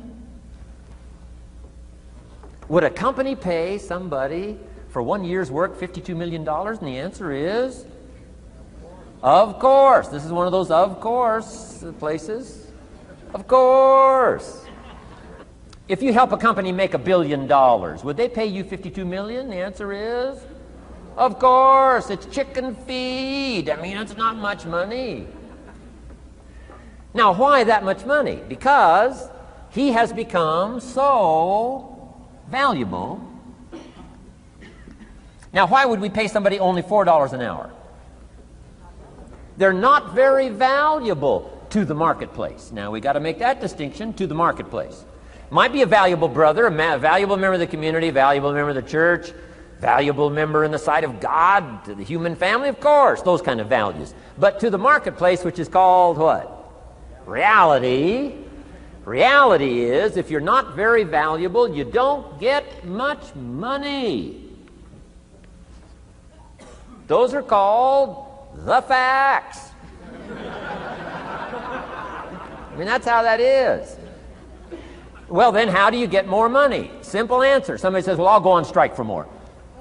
Well, here's a major problem with that. Here's a major problem with that. You can't get rich by demand.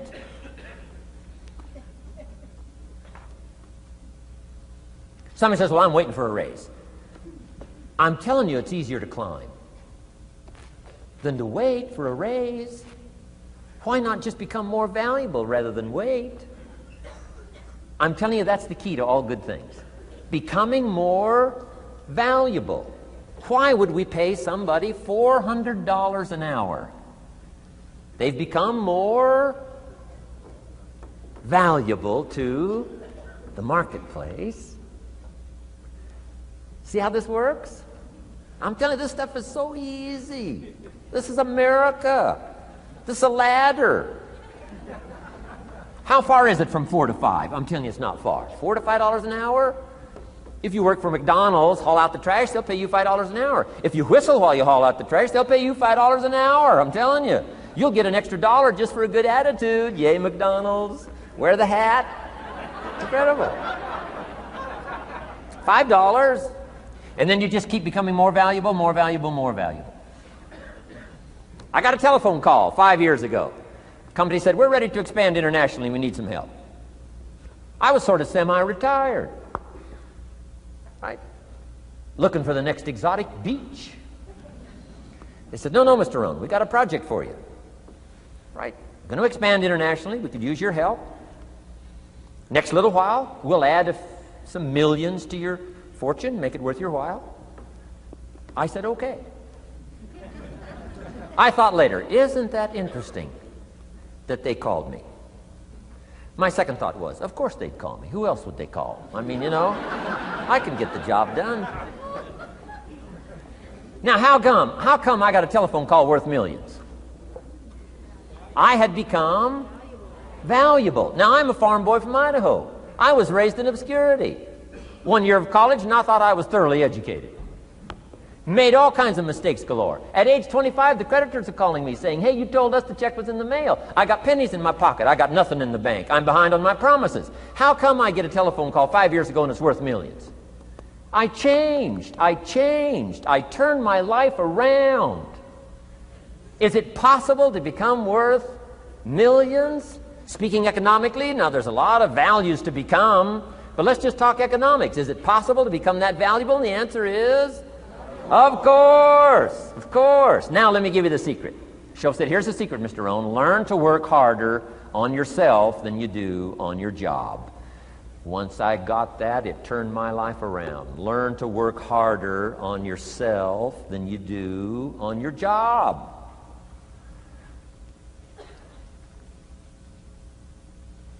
He said, if you work hard on your job, you'll make a living.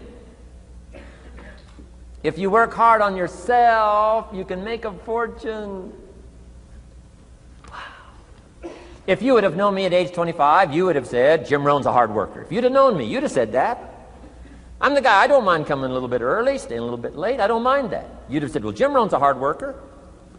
You say, well, how come he's got pennies in his pocket and nothing in the bank and behind on his promises? Well, I was a hard worker, but I was working hard on my job, not on myself.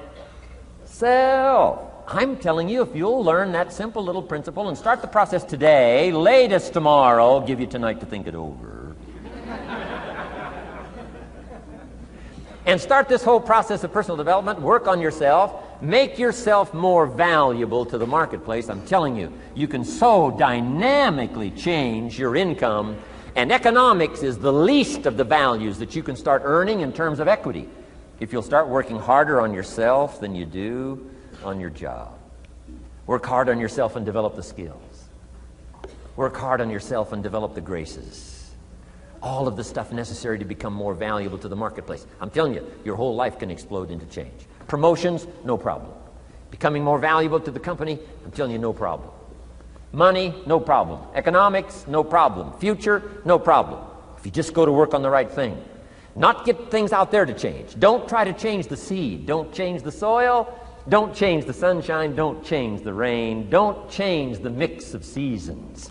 Let the miracle of everything that's available work for you, and start working on the inside. Work on your philosophy. Work on your attitude. Work on your personality. Work on your language. Work on the gift of communication. Work on all of your abilities. And if you'll start making those personal changes, I'm telling you, everything will change for you. Now, let me give you another scenario on personal development. It's called the 4 major lessons in life to learn. Before we get to the 4 major lessons in life to learn, let me give you a key phrase for your notes. Here it is. Life and business is like the seasons. Life and business is like the seasons. Frank Sinatra sings, life is like the seasons. Now, here's one of the key phrases that changed my life. Starting at age 25, you can see this whole scenario. Personal development for me began. I've never been the same since. Here's the next key phrase. You cannot change the seasons, but you can change yourself. You can't change the seasons, but you can change yourself. My best hope, right? When I'm 25 years old, my best hope was to go through the day with my fingers crossed saying, I sure hope things will change. I sure hope things will change.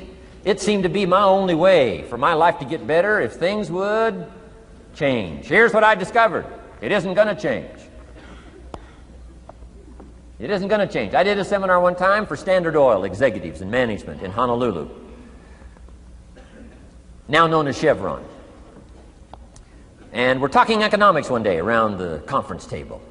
And one of them said to me, Mr. Rohn, you know some fairly important people around the world. You have a chance to travel internationally. Can you tell us what you think the 80s are going to be like? Now, you can tell how far back this goes. He said, what do you think the 80s are going to be like? And I thought for a moment, and I said, gentlemen, I do know the right people. And I do have some experience, I think I can tell you. So they all leaned in a little closer, and I said, gentlemen, based on the people I know and based on the best of my own experience, I think in the 80s it's going to be about like it's always been. Aren't you glad you came today? I mean, that's inside stuff. I don't just spread that around everywhere. It's going to be about like it's always been. It isn't going to change. To hope that it'll change is called whistling in the wind, being so naive, hoping for something that isn't going to occur. I can give you the shortest history lesson that you can imagine in one sentence.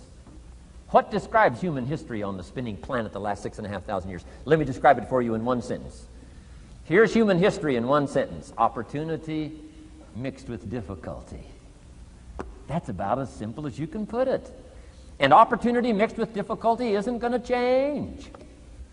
The man says, well, if it isn't going to change for the future, if it isn't going to change in the 90s, how will my life ever change? Answer, when you change.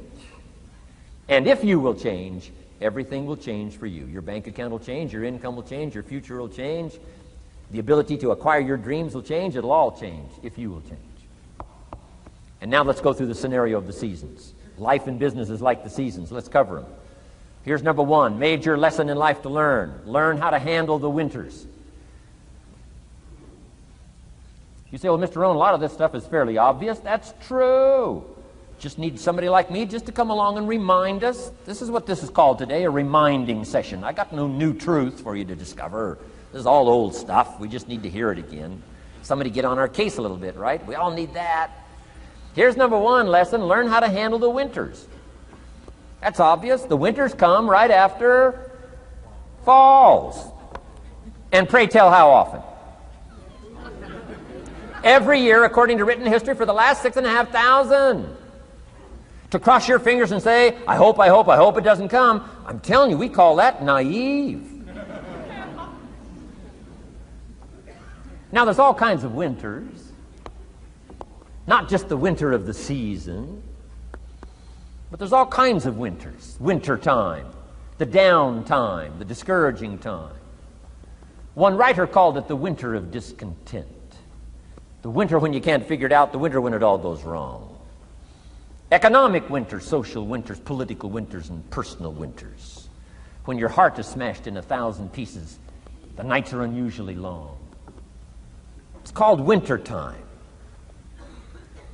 Barbra Streisand sings, it used to be so natural to talk about forever, but used to be's don't count anymore. They just lay on the floor till we sweep them away. You don't sing me love songs. You don't say you need me, and you don't bring me flowers anymore. A song of winter. But hey, we're acquainted with all those winter scenarios. We've been through them all. Now the question is, what do you do about the winters? Well, you can't get rid of January by tearing it off the calendar. But here's what you can do with the upcoming winters of your life. The long ones, the short ones, the easy ones, the more difficult ones. Here's what you can do. Get wiser and stronger and better. Just make a list of that trio of good words. Wiser, stronger, and better. To challenge for yourself the upcoming winters of your life, don't you think you could read more? Pick up the scenario, pick up the books, pick up the cassettes. That's why we put some stuff on cassettes so you can listen to it. Put it in books so you can read it. Now putting it on video so you can see it. I'm telling you, anybody that wants to can get wiser. Next is stronger. Anybody can get stronger. If you're willing to do the push-ups, you can get stronger. If you're willing to put yourself through the paces, you can get stronger. Can you develop stronger skills? And the answer is yes. Start practicing, practicing, practicing. And you can get stronger. Can you get stronger in handling life situations? Of course. But you got to go to work on yourself. You can't blame out there wishing it was easier. Wish you were stronger. And here's the last one, get better. Anybody can get better. Language, we can all get better. I've been lecturing now for 33 years, and I'm telling you, today versus 33 years ago, I'm better. First time I gave a talk, I stood up, my mind sat back down. I mean, I've been through that whole deal.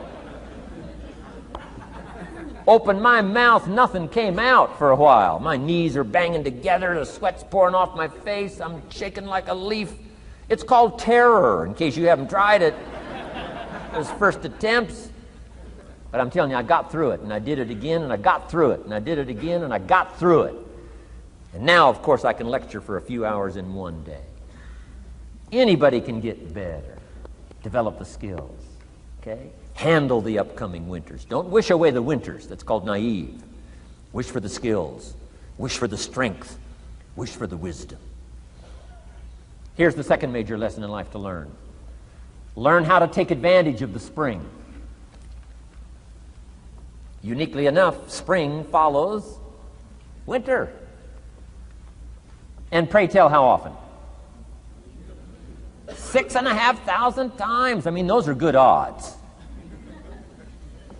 I'd gamble on it one more time. I mean, those are good odds. Every time. You can't beat those odds.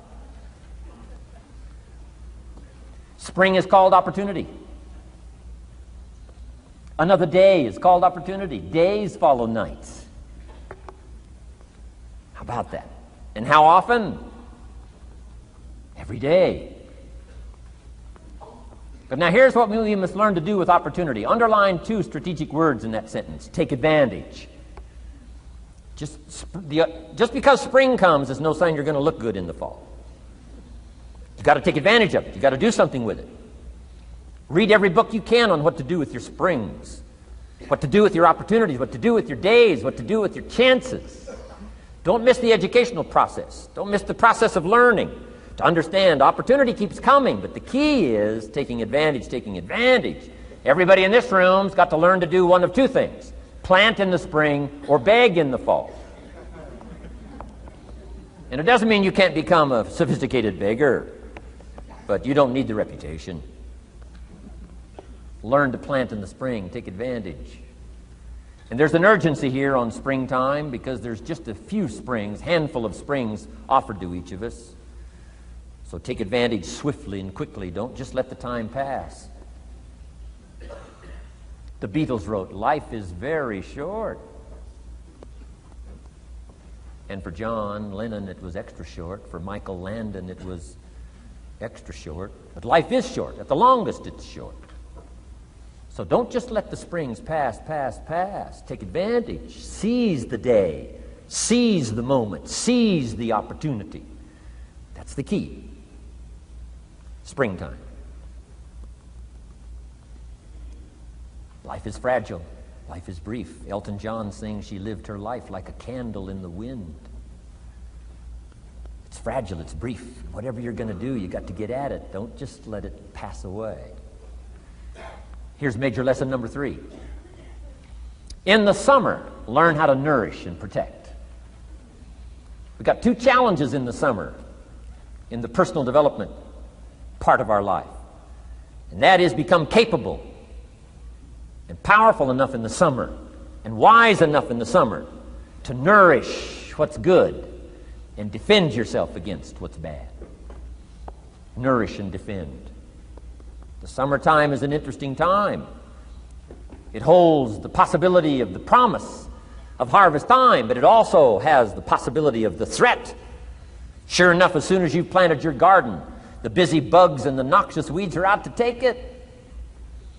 And let me give you another word of advice. They will take it unless you prevent it. Summertime is an interesting time. Best as I can describe summertime, you've got to nourish your values like a mother. Nourish like a mother. Go after the threat to the values you've got like a father. Deal with the weeds. Kill the weeds. Nourish the garden and kill the weeds. That's called summertime. What a challenging time. Give life like a mother. Take life like a father. Summertime. You've got to deal with the negative as well as the positive. Summertime is a unique, complex mix of positive and negative. Opportunity and threat. What a scenario of life itself. Opportunity and threat to the opportunity. And you got to deal with both. You got to think positive and you got to think negative. You got to handle what's ever out to threaten you. You got to learn to threaten it back. Summertime, interesting time. Nourish like a mother. Defend like a father. You got to be like your bloodstream in the summer. Red corpuscles to what? Nourish. White corpuscles to what? Fight. You got to both nourish and fight. You got to nourish and be vigilant. Okay. White corpuscles think negative. You can't just think positive. We call you naive. Somebody says, well, I've been taught to be all positive. You'll be some kind of freak. You can't be all positive. Thank God for white corpuscles that think negative all day. Guess what white corpuscles are looking for all day? Problems, infection. White corpuscles say, just show me some infection, I'll kill it. Why? It's out to kill the body. It's out to kill our chances. It's out to kill our future. Whatever threatens us, we threaten. I'm asking you to take sword to your enemies. Whatever's out to threaten you, threaten your health, you got to threaten it back. Like white corpuscles. Kill what's evil. Nourish what's good. Love like a mother. Hate like a father. Father says to whatever threatens his family, take 2 or 3 more steps toward this family and threaten my family, you'll cease to exist. I'm father, I kill.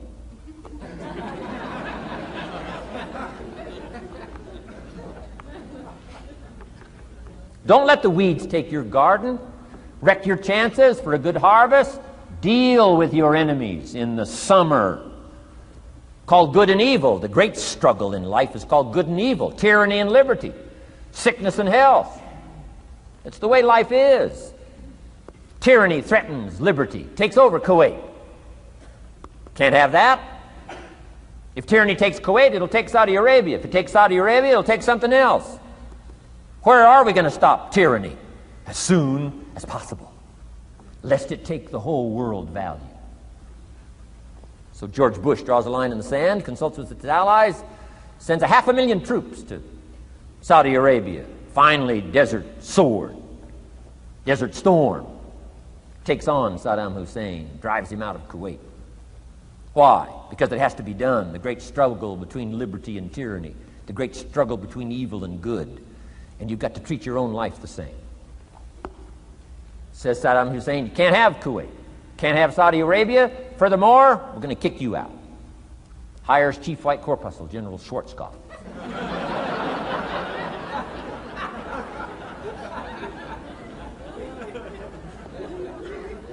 Takes care of the matter.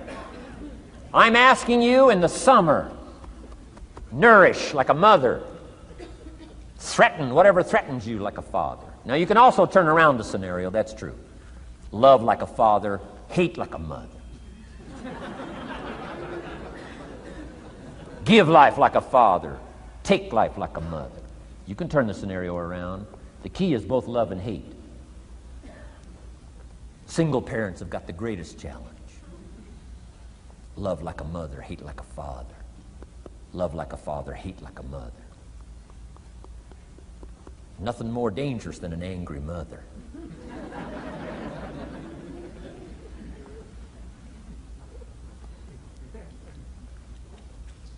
Beware the female species of the animal. They call her Black Widow spider. Why? Because when she finishes, there is no male spider.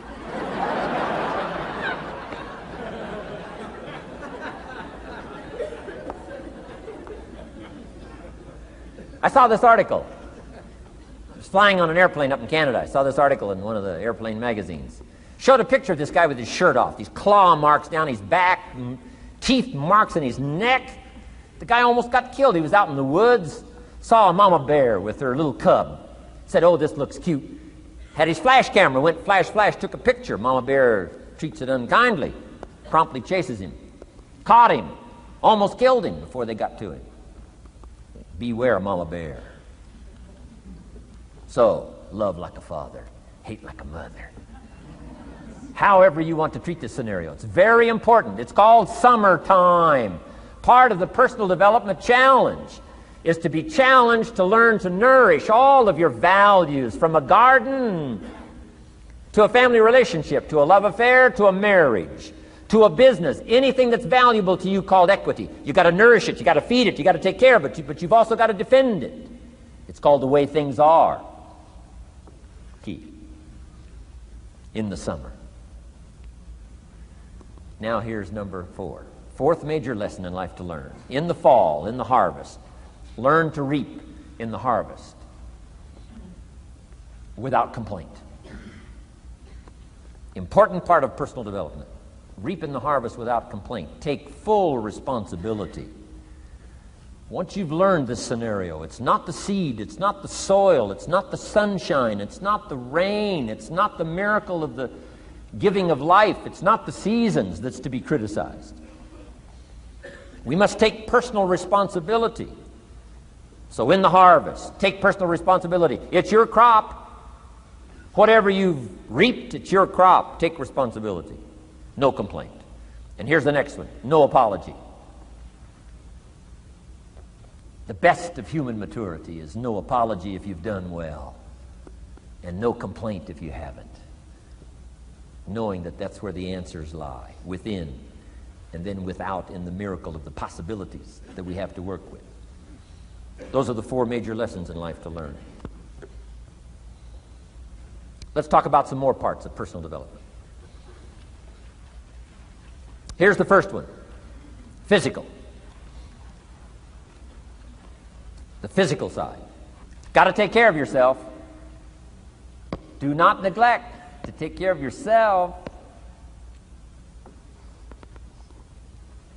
Good phraseology used in the Bible, in my amateur way, but let me put it to you best I can. Here's what it says. Treat your body like a temple. That's a good phrase, good suggestion. A temple meaning something you take extremely good care of. A temple. That's a good phrase. Treat your body like a temple. Not a woodshed. A temple. A temple. Take good care. It's the only place you've got to live currently. The temple. Nutrition. My mother studied nutrition. Passed it along to me. Passed it along to my father, my children, my grandchildren. What a legacy that was. Learning to just take care of yourself. Key phrase. Some people don't do well because they don't feel well. They've got the gifts, they've got the skills. Maybe they just haven't taken care of themselves. They don't have the vitality. Key phrase. Vitality is a major part of success. Vitality. So take care of yourself. I know a guy that raises racehorses. I'm telling you, the guy feeds his horses better than he feeds himself. He's so careful how he feeds his horses. He's so careful what they eat. He's so careful that they get everything. And because of that extreme care, I mean, these are magnificent animals. They can run like the wind. But you ought to see this guy. 10 steps up a flight of stairs, and I mean, he's all out of breath. His horses can run like the wind, and he can hardly make it up the steps. The guy takes care of his animals better than he takes care of himself. Some people feed their dogs better than they feed their kids. Physical. Now, there's all kinds of parts to physical. Here's one. Appearance is part of the physical. Never have a second chance to make a first impression. The physical side. And here's some of the best advice on appearance I can give you. It comes from ancient script again. It says, God looks on the inside, people look on the outside. Isn't that good information? Now you say, well, people shouldn't judge you by how you look. Well, let me give you a clue. They do. They do. You can't deal in these shoulds and shouldn'ts. You'll be tipped over the rest of your life. Now, of course, when people get to know you, they'll judge you by more than what they see. But at first, they're going to take a look.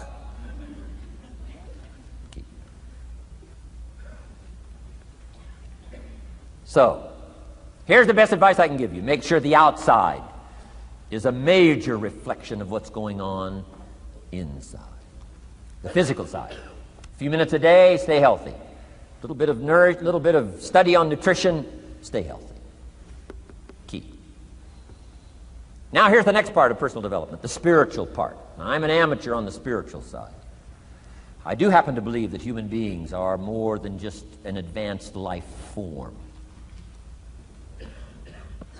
An advanced species of the animal kingdom. I do believe humans are a special creation. That's just my personal belief, and I don't ask you to buy it. But here's what I do ask you to buy. If you do believe in spirituality in any manner, here's my best advice. Study it and practice it. Do not neglect your values. Do not neglect your virtues. If you do believe in spirituality, my advice is study it and practice it. Don't let it go unstudied. Don't let it go unnourished, if you do believe. That's my best advice on the spiritual side. Now here's the third part. The mental side. Part of this personal development challenge is to develop mentally. Learn, study, grow, change. It's what schooling is all about. And the human development takes time, incredible amounts of time. That's why we've taken the time for this seminar. It just takes time. Some things you can't cover in a 20-minute speech. You can't cover in a little 5-minute talk. It takes time. For humans, it seems like more time than any other life form, human beings. The little wildebeest in Africa. Guess how much time it's got as soon as it's born to be able to run with the pack so it doesn't get eaten by the lions? Guess how much time it's got? A few minutes.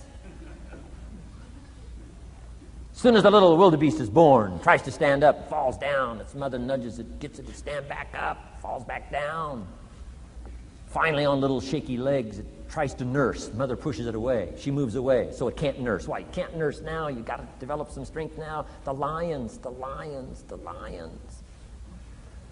Falls down, gets back up, tries to nurse. Mother pushes it away. No. You've got to get these legs strong. How much time have we got? Not much time. Mama wildebeest says, not much time. Not hours, not days, minutes. Wow. But the human baby, wow. After 16 years, we're not sure. Right? Unbelievable amount of time it takes. So it does take time for personal development. It does take time for spiritual development, physical development. But here's also what takes time, and that's your mental development. Feeding the mind. Nourishing the mind. Some people read so little, they got rickets of the mind. They couldn't give you a good, strong argument as to their own personal beliefs. Here's one of the challenges we've got as parents, and that is to get our kids ready to debate the major life issues of the 90s. They've got to get ready to debate. We've spent this last couple of decades debating communism. Communism taught capital belongs in the hands of the state. We've been teaching, no, capital belongs in the hands of the people. Communism taught people are too dumb and stupid to know what to do with capital. You've got to take capital away from all the dumb, stupid people and give it to the all-knowing, all-wise state.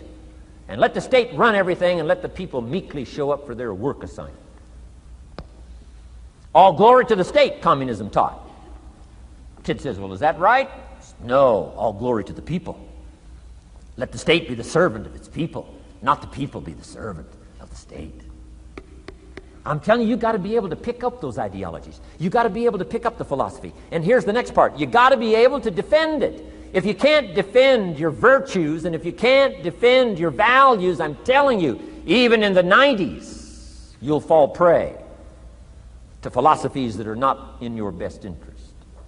And we've got to help our teenagers, we've got to help our kids especially to be able to debate the major life issues, the political issues and the social issues, and the religious issues and the spiritual issues and the nutritional issues and the economic issues and all of the rest of the issues that are valuable for us to build the kind of equities we want. You got to get yourself ready. And one of the ways you got to get ready is not just physical and not just spiritual. You got to get ready mentally. And this is where Shoaff went to work on me, to be ready mentally, to develop the philosophy and also be able to defend your virtues and your values. Let's go through it. You need a good library. Shoaff got me started on my library. Here's one of the books he recommended. Think and Grow Rich by Napoleon Hill. Think and Grow Rich. Shoaff said to me, doesn't that book and title intrigue you? Think and Grow Rich. Don't you have to read that book? Think and Grow Rich. I said, yes, sir. By Napoleon Hill. I went and found that book in a used bookstore. That's where I had to start. In a used bookstore. I paid less than 50 cents for it. I've still got it. It's one of the rare hardback covers. Think and Grow Rich by Napoleon Hill. Wow, Shoaff was right. Get a library started. It'll change your life. Any home over $200,000 has got a library. Why do you suppose that is? Wouldn't that make you curious? How come every home over $200,000 has got a library? Does that tell you something? Does that educate you at all? You say, well, I can't afford a $200,000 home. It doesn't matter what size home. Take your present apartment, clean out a closet, call it your library, and start acting intelligent. And start this process like I did. Start developing a library. Here's what your library needs to show, that you're a serious student of health and life, spirituality, culture, uniqueness, sophistication, economics, prosperity, productivity, sales, management, skills, values of all kinds. Let your library show you're a serious student. Don't be casual in learning. Don't be lazy in learning. Information is the key. Okay. Learning is the beginning of wealth. Learning is the beginning of health.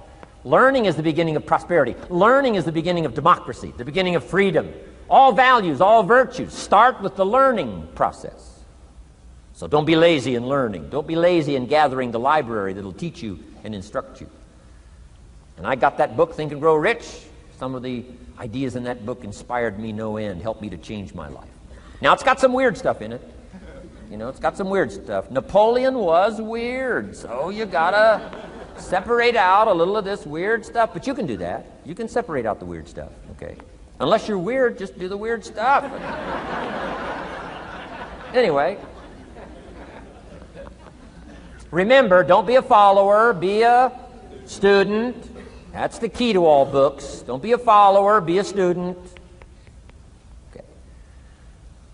Another book he recommended. Help Me Become Financially Independent. We're going to cover that before we finish this afternoon. The book was entitled The Richest Man in Babylon.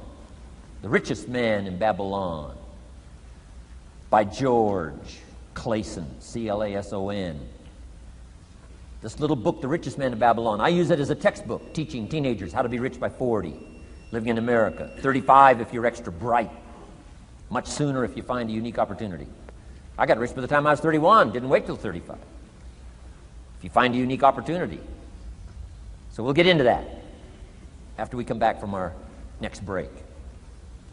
Richest Man in Babylon. Get your library started. Here are some key sections to put in your library called mental food. In fact, we call it food for thought. It's so important to nourish the mind, not just the body, but nourish the mind. Key phrase. Now it needs to be well balanced. You can't live on mental candy. Somebody says, well, I just read this positive stuff. That's too second grade. You've got to get out of second grade. You can't just be inspired. You've got to be taught. You can't just be inspired. You've got to be educated. Key. Here's a good book. It's called How to Read a Book. Good title. How to Read a Book by Mortimer Adler. In this book, How to Read a Book, Mortimer, you know, is the chief editor of the new Encyclopedia Britannica. A good set of books, right, to have in your library. The Encyclopedia Britannica, chief editor, Mortimer Adler. He's in his 80s. He's still active, still writing books. I've got several of his books. The 6 Great Ideas, a lot of books. Mortimer Adler. But he wrote this book, How to Read a Book. Now, in this book, How to Read a Book, not only does he give you some good suggestions on how to get the most out of a book. It's one thing to read it, it's another thing to get the best out of it. He'll give you some techniques on how to get the best out of a book. It's very good. But here's what's also in his book, How to Read a Book, a list of what he calls the best writings ever written. The best writings ever written. I've used it as a centerpiece for my library. So I'm just asking you, take a look. If it suits you, fine. If it doesn't suit you, hey, keep looking until you find something to suit you. But well balanced. Let me give you some of that balance. Number one, history. We've all got to have a sense of history. American history, national history, international history, family history, political history. We all need a sense of history. Shortest history lesson. Opportunity mixed with difficulty. No matter how far back you go, 1,000 years ago, 2,000 years ago, 3,000, 4,000 years ago, I'm telling you, it all reads the same. Once you understand the thread that it isn't going to change, then what's going to change for my life? Answer, looks like I'm going to have to change. History helps us to understand how it is, what there is to work with, seed, soil, sunshine, rain, and what human beings have done with it in the past.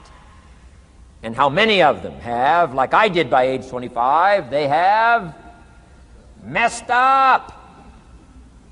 That's what history's for. Be a good student of history. Here's a good book, Lessons of History by Durant. Lessons of History by Durant. This little book is only 100 pages, but I'm telling you, it's so well written, you'll be intrigued, as I was. This little book, Lessons of History by Durant.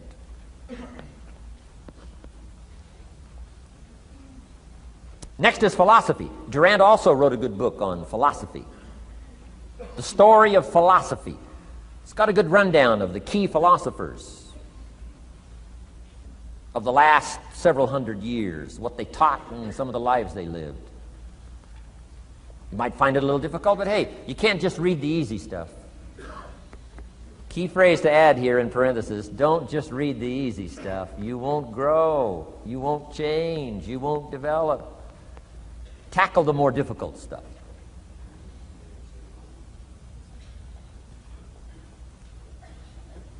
Next, novels. Novels are good. Sometimes an intriguing story keeps our attention so that the author can weave in the philosophy he or she is trying to get across. Ayn Rand was probably better at that than anybody else I could possibly think of. Atlas Shrugged, some of those towering novels. The novel kept us intrigued, but guess what she was doing all the time? Feeding us her philosophy, feeding us her philosophy. Now, whether you agreed with her philosophy or not, you had to admit she was really good at getting it out there, weaving it through the story, in the dialogue and in the speeches and in the text. Fabulous. Novels. Novels are good. Now, here's a little personal advice. Skip the trash. I mean, you know. Someone says, well, sometimes you can find something valuable in a trashy novel. I wouldn't go through it to find it. You can find a crust of bread in a garbage can, but I wouldn't go through it. Number one, you don't need the reputation. So, not enough time to read the brilliant stuff, the good stuff. Skip the trash, really. My personal advice on personal development, becoming more valuable than you are. Key. Next is biographies and autobiographies, the stories of successful people, unsuccessful people. There's some dramatic stuff, right? Over the last 100 years, it's been written, biographies and autobiographies. Here's one of the best, the Bible. The Bible is a unique book because it's got a list of human stories on one side of the ledger, another list of human stories on the other side of the ledger. One's called examples, and the other's called warnings. And here's what we've got to have on biographies and autobiographies, both warnings and examples. In the Bible, the examples. The Bible says, look at these people's lives, follow them. Follow their philosophy, follow their advice. Then we got the warnings. Right? Don't do what these people did. They messed up their life and threw their life away. Vitally important, both sides of the scenario. Now, if your life story ever gets in one of those books, make sure they use it as an example, not a warning.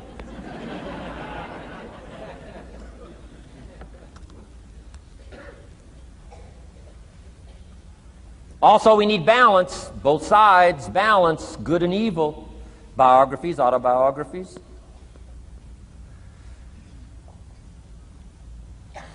You need a book on Gandhi. You need a book on Hitler. One to illustrate how high a human being can go, and the other one to illustrate what? How low and despicable a human being can become. We need both sides of the scenario. Next, accounting. Got to have a little, at least primary view of accounting. Kids have got to start learning the difference between a debit and a credit.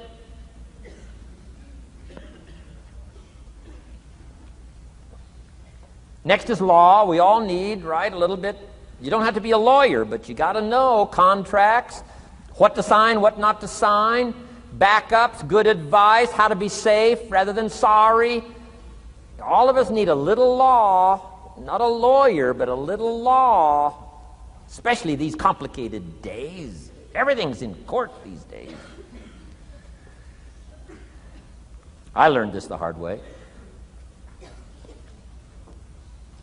Company wanted to borrow money a long time ago, up in Canada. Company wanted to borrow some money. The bank said, well, yes, we will loan the company the money if Mr. Rohn will sign personally.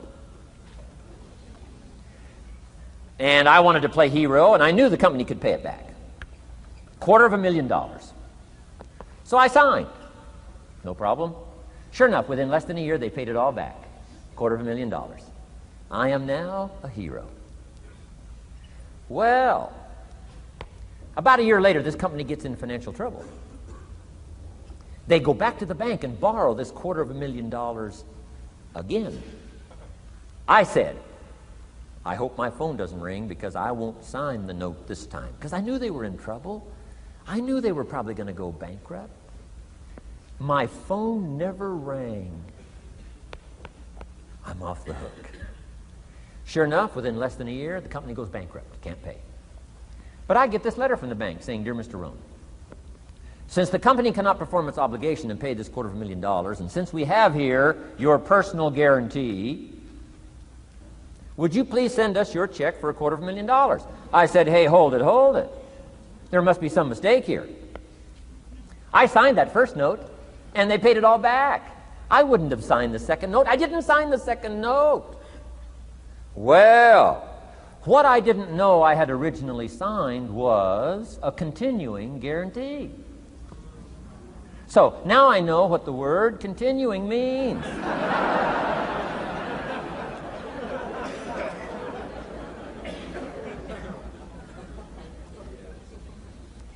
I'm asking you to study a little law, know what to sign, know how to defend yourself, right?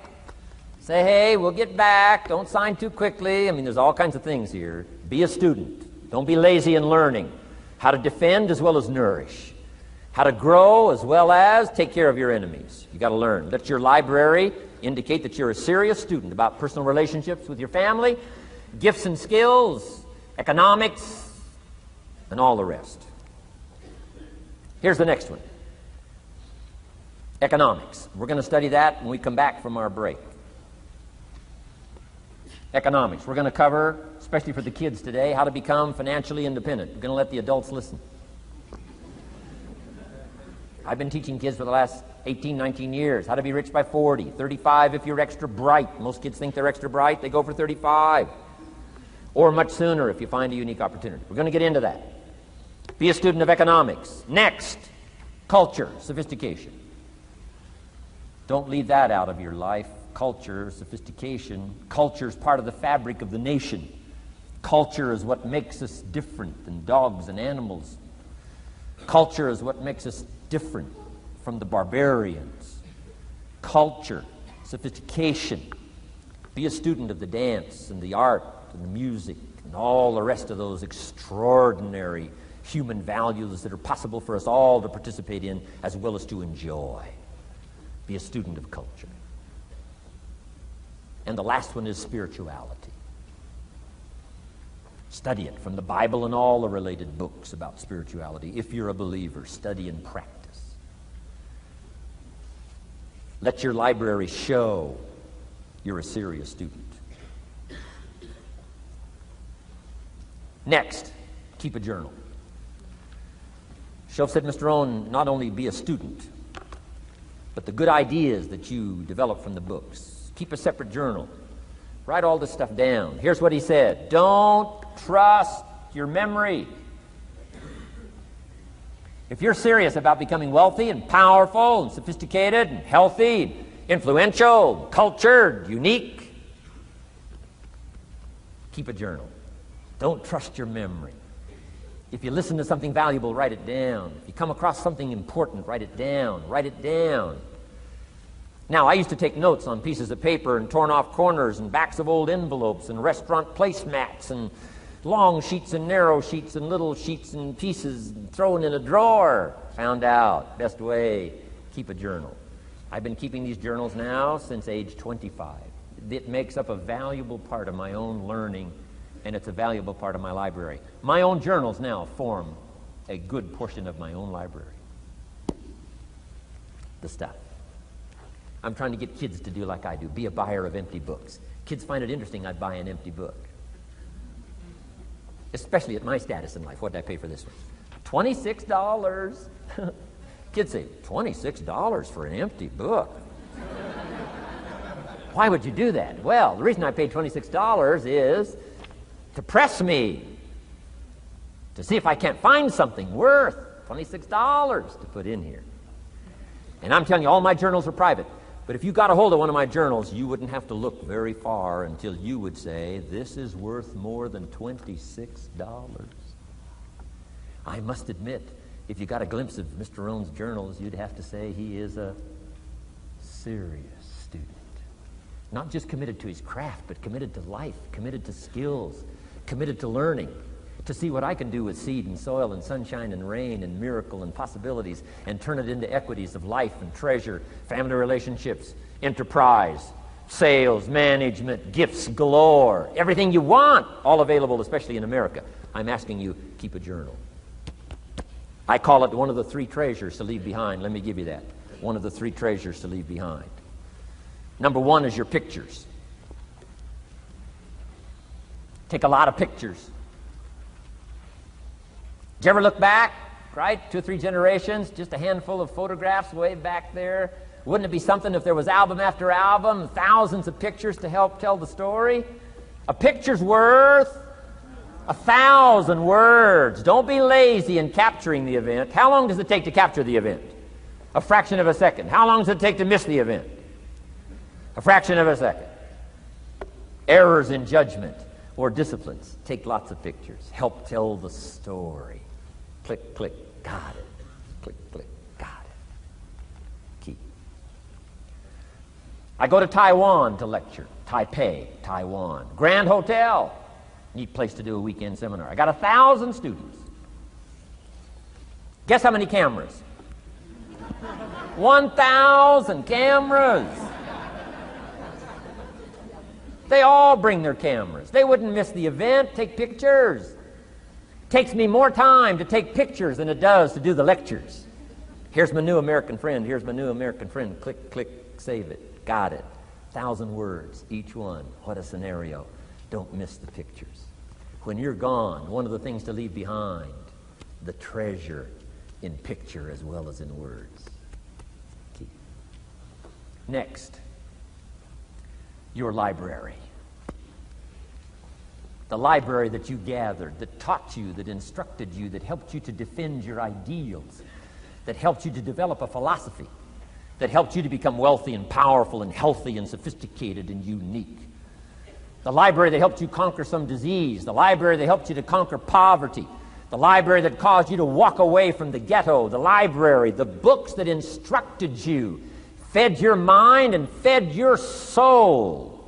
Leave your library behind. One of the greatest gifts you can leave behind is your library. Stepping stones out of the darkness into the light. Your library.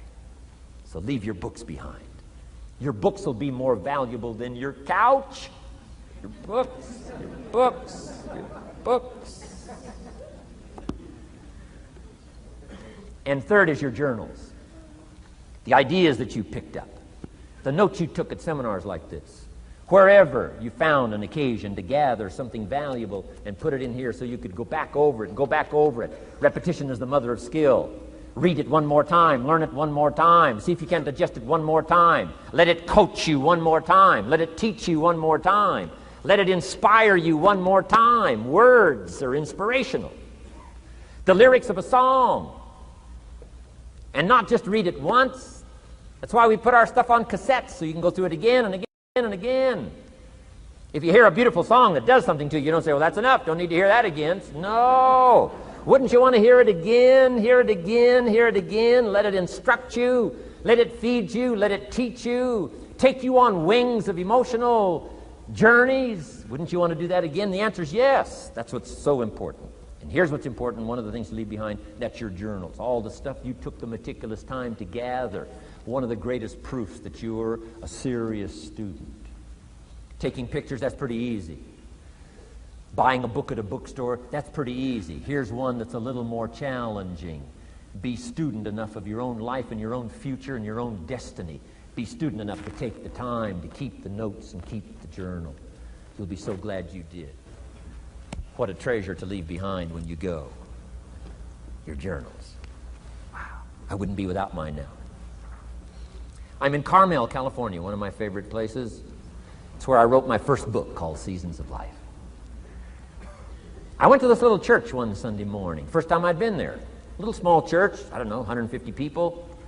Classic sermon that morning. Classic sermon. One of the best I've ever heard in all of my life. I happened to be there. And I had my journal. While this sermon is going on, I can't believe it was so precise, it was so unique, it was so powerful. And I've got my journal, and I'm taking notes. Taking notes of this classic sermon. Guess how many other people were taking notes? Approximately, guess. How many do you suppose? It looked like, best as I could tell, I'm the only one taking notes of this classic sermon. Now, since I'm a stranger there, and it's the first time I've been there, and I'm taking these notes, people started looking, who is he and what's he doing? I started feeling just a little bit uncomfortable. I'm still writing. Now I'm feeling kind of like a spy, right? I could hear some of them say, he's going to get out of here with some of this stuff. And I did. I'm the guy that walked away with the stuff. I'm asking you to be no less sincere and be no less committed to the advancement of your philosophy, the set of the sail.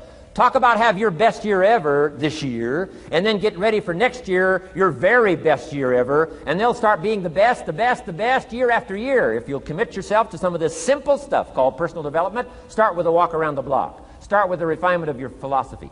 Start with the teaching of your own fabulous mind, where all the answers are. I can only give you a few answers from my own experience. The rest of all the magical answers are within the confines of your own mind. But it takes the books, it takes the cassettes, it takes the videos, personal conversation, sermons, lyrics from songs, dialogue from the movie. Let your heart be stirred by words. Find ways to capture. Part of your personal development quest.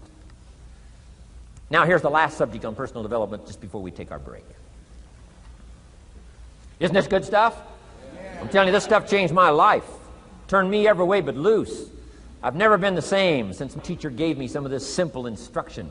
How to go from where you are to where you want to go. How to go from what you are to what you want to become. How to go from pennies to treasure. How to go from nothing to fortune. It's all within the confines of this stuff that I've been trying to share with you. Laboring best I can. Words are clumsy when you try and your experience. But I'm doing my best today, and I'm excited about it. Appreciate you taking all these good notes. Good students today. I appreciate that.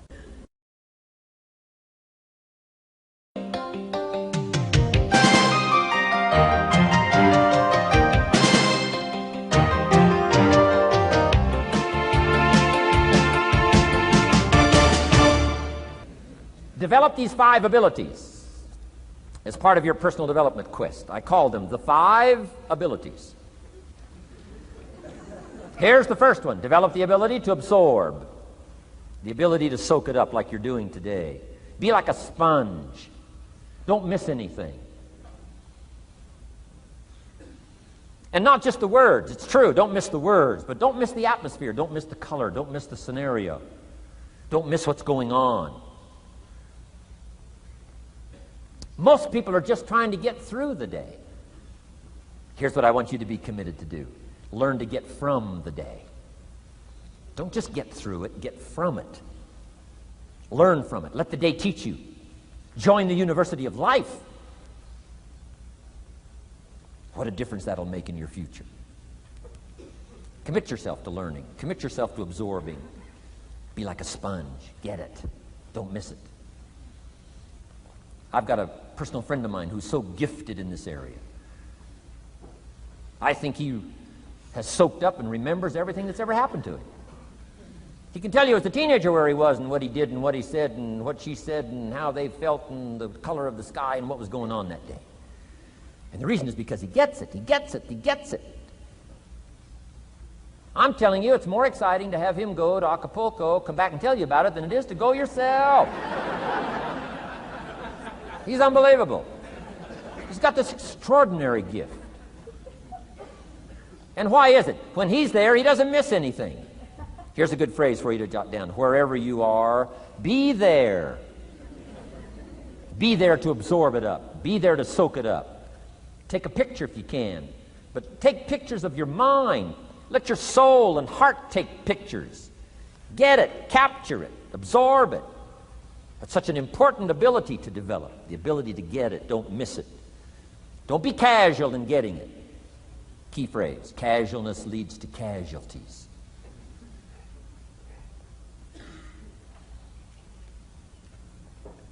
Second, learn to respond. The ability to respond means let life touch you. Don't let it kill you, but let it touch you. Let sad things make you sad. Let happy things make you happy. I'm telling you, give in to the emotion. Let the emotion strike you, not just the words, not just the image. Let the feeling strike you. Let the emotion strike you. Here's what's important. Our emotions need to be as educated as our intellect. Our emotions need to be educated as well as our intellect. It's important to know how to feel. It's important to know how to respond. It's important to let life in. Let it touch you.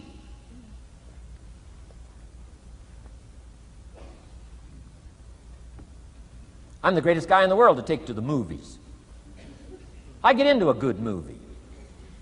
I want a good movie. Make me laugh, make me cry, scare me to death, teach me something, take me high, take me low. Just don't leave me as I was when I came in. Touch me. Do something to me. Wow. I picked up the newspaper in Australia. The advertisement says, see Dr. Zhivago on the big screen. I said, my gosh, I got to go see it on the big screen. I'd seen it, 2 or 3 times before, but the big screen, I love the old theaters, right? The balconies and the chandeliers and the draperies and all the stuff, the big screen.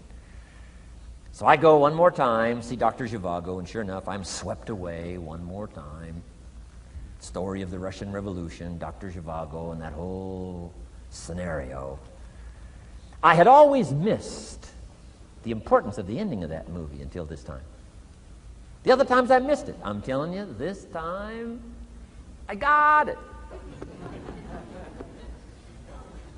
Comrade General said, Tanya, how did you come to be lost? After he'd found her, right? Said, how did you come to be lost? And she said, well, I was just lost. He said, no, how did you come to be lost? She said, well, we were, the city was on fire when we were running to escape, and I was lost. He said, no, how did you come to be lost? And that's what she didn't want to say. He finally pressed her again, how did you come to be lost? And he said, well, she said, well, while we were running through the city and it was on fire, my father let go of my hand, and I was lost. That's what she didn't want to say. Comrade General said, Tanya, that's what I've been trying to tell you. Komorowski was not your real father. He was not. I'm telling you, I've been looking all over for you, and I think I found you. This man, my relative, Dr. Zhivago, the poet, I'm telling you, he was your father.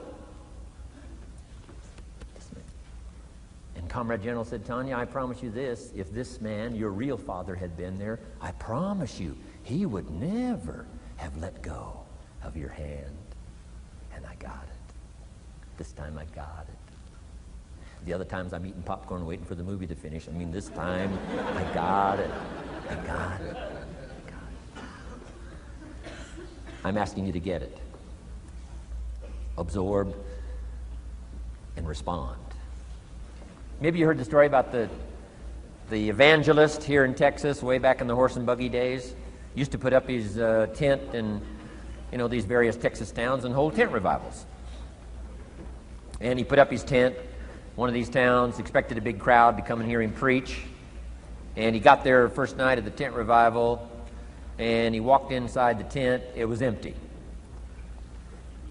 And he thought, something must be wrong. He waited till 8 o'clock. Nobody showed up. He waited till 8:15. Not a soul. Finally, 8:30. One lone cowboy wandered up on his horse, tied his horse up outside, came in, sat down on the front bench, big empty tent. So the preacher thought, well, at least I better go down and talk to the cowboy. So he goes down and talks to the cowboy, and he says, Cowboy, I don't know what to tell you. He said, I'm the preacher, and this tent was supposed to be full of people. And he said, something's gone wrong. I really don't know what to do. I'm embarrassed. And he said, I don't know what to do. And the cowboy said, well, I'm not a preacher. I'm just a cowboy, so I can't tell you what to do. But he said, I know this, if I went out to feed my cattle and only one showed up, I'd at least feed it. So the preacher said, hey, the cowboy is right. If you've got a message to share, if there's one person or 1,000, don't let your ego get in the way. You should do the best you can. So he got kind of inspired by this conversation with the cowboy, jumped up on the platform, started preaching as if the tent was full of people. And he was so inspired, he just kept going, went for an hour and 15 minutes, hour and a half. Finally, wound down and quit. Come down off the platform, talked to the cowboy again, said, well, cowboy, what did you think of my sermon? The cowboy said, well, I'm not a preacher, so I can't really tell. I'm just a cowboy. But he said, I know this. If I went out to feed my cattle and only one showed up, I'd feed it, but I wouldn't dump the whole load on it.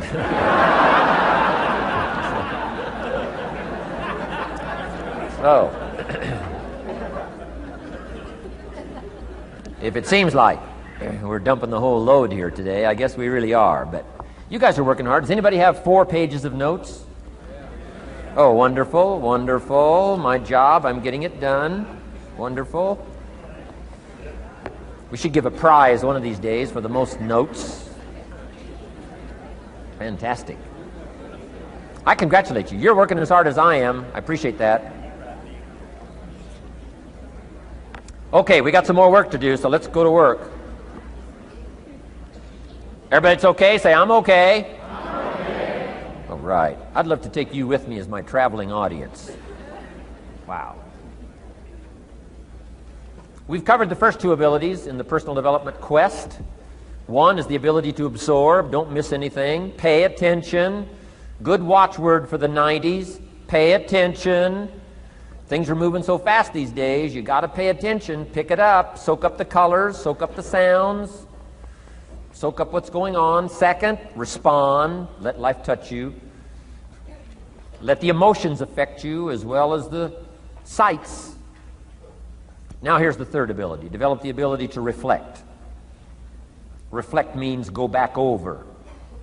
Study it again. Go back over these notes that you're taking today. Go back through the cassettes one more time.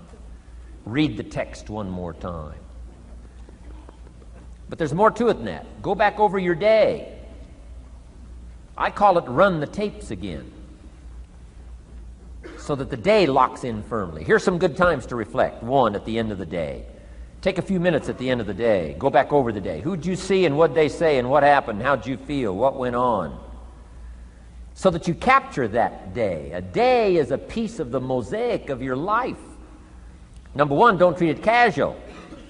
Number two, get from the day. And then number three, go back over the day so that it locks in that experience, the knowledge, the sights, the sounds, the panorama, the color motion picture of the day. Just lock it in so that it will serve you for the future, having that day, not missing it.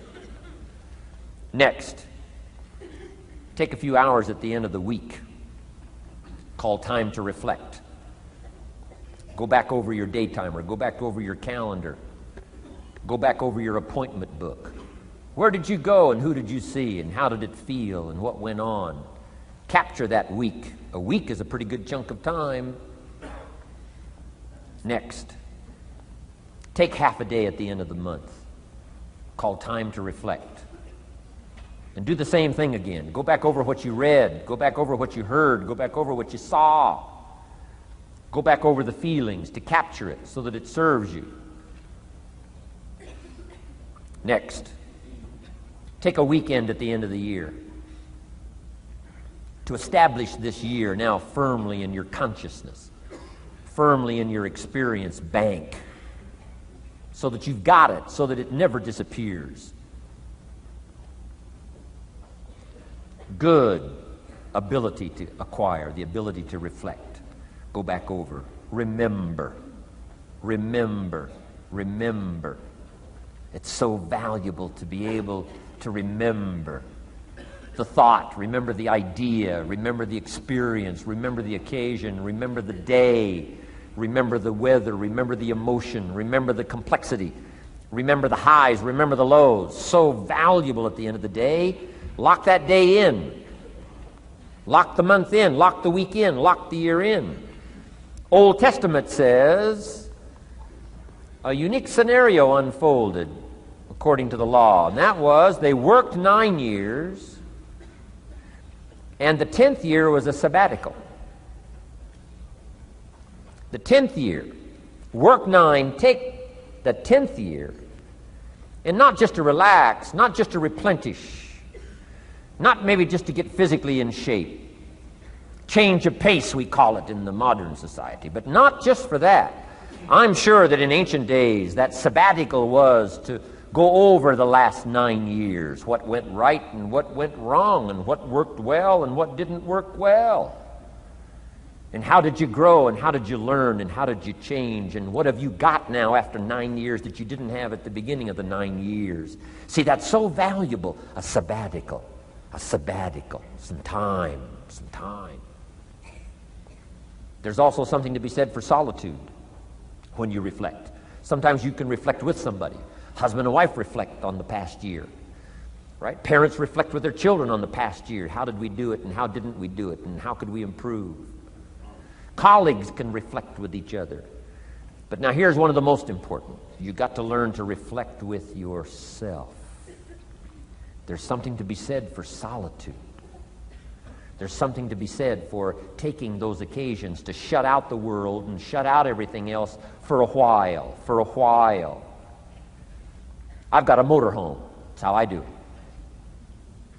With my motorcycle on the back.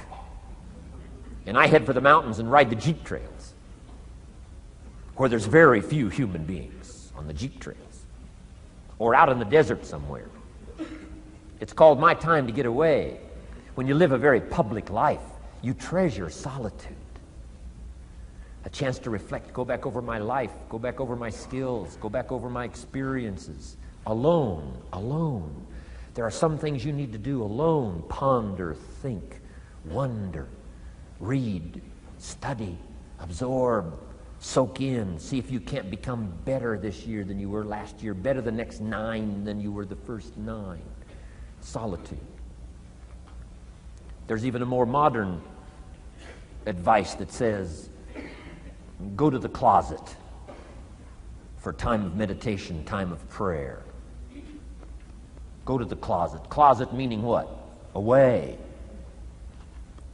And there's even a graphic description of the away. It said, enter into your closet and what?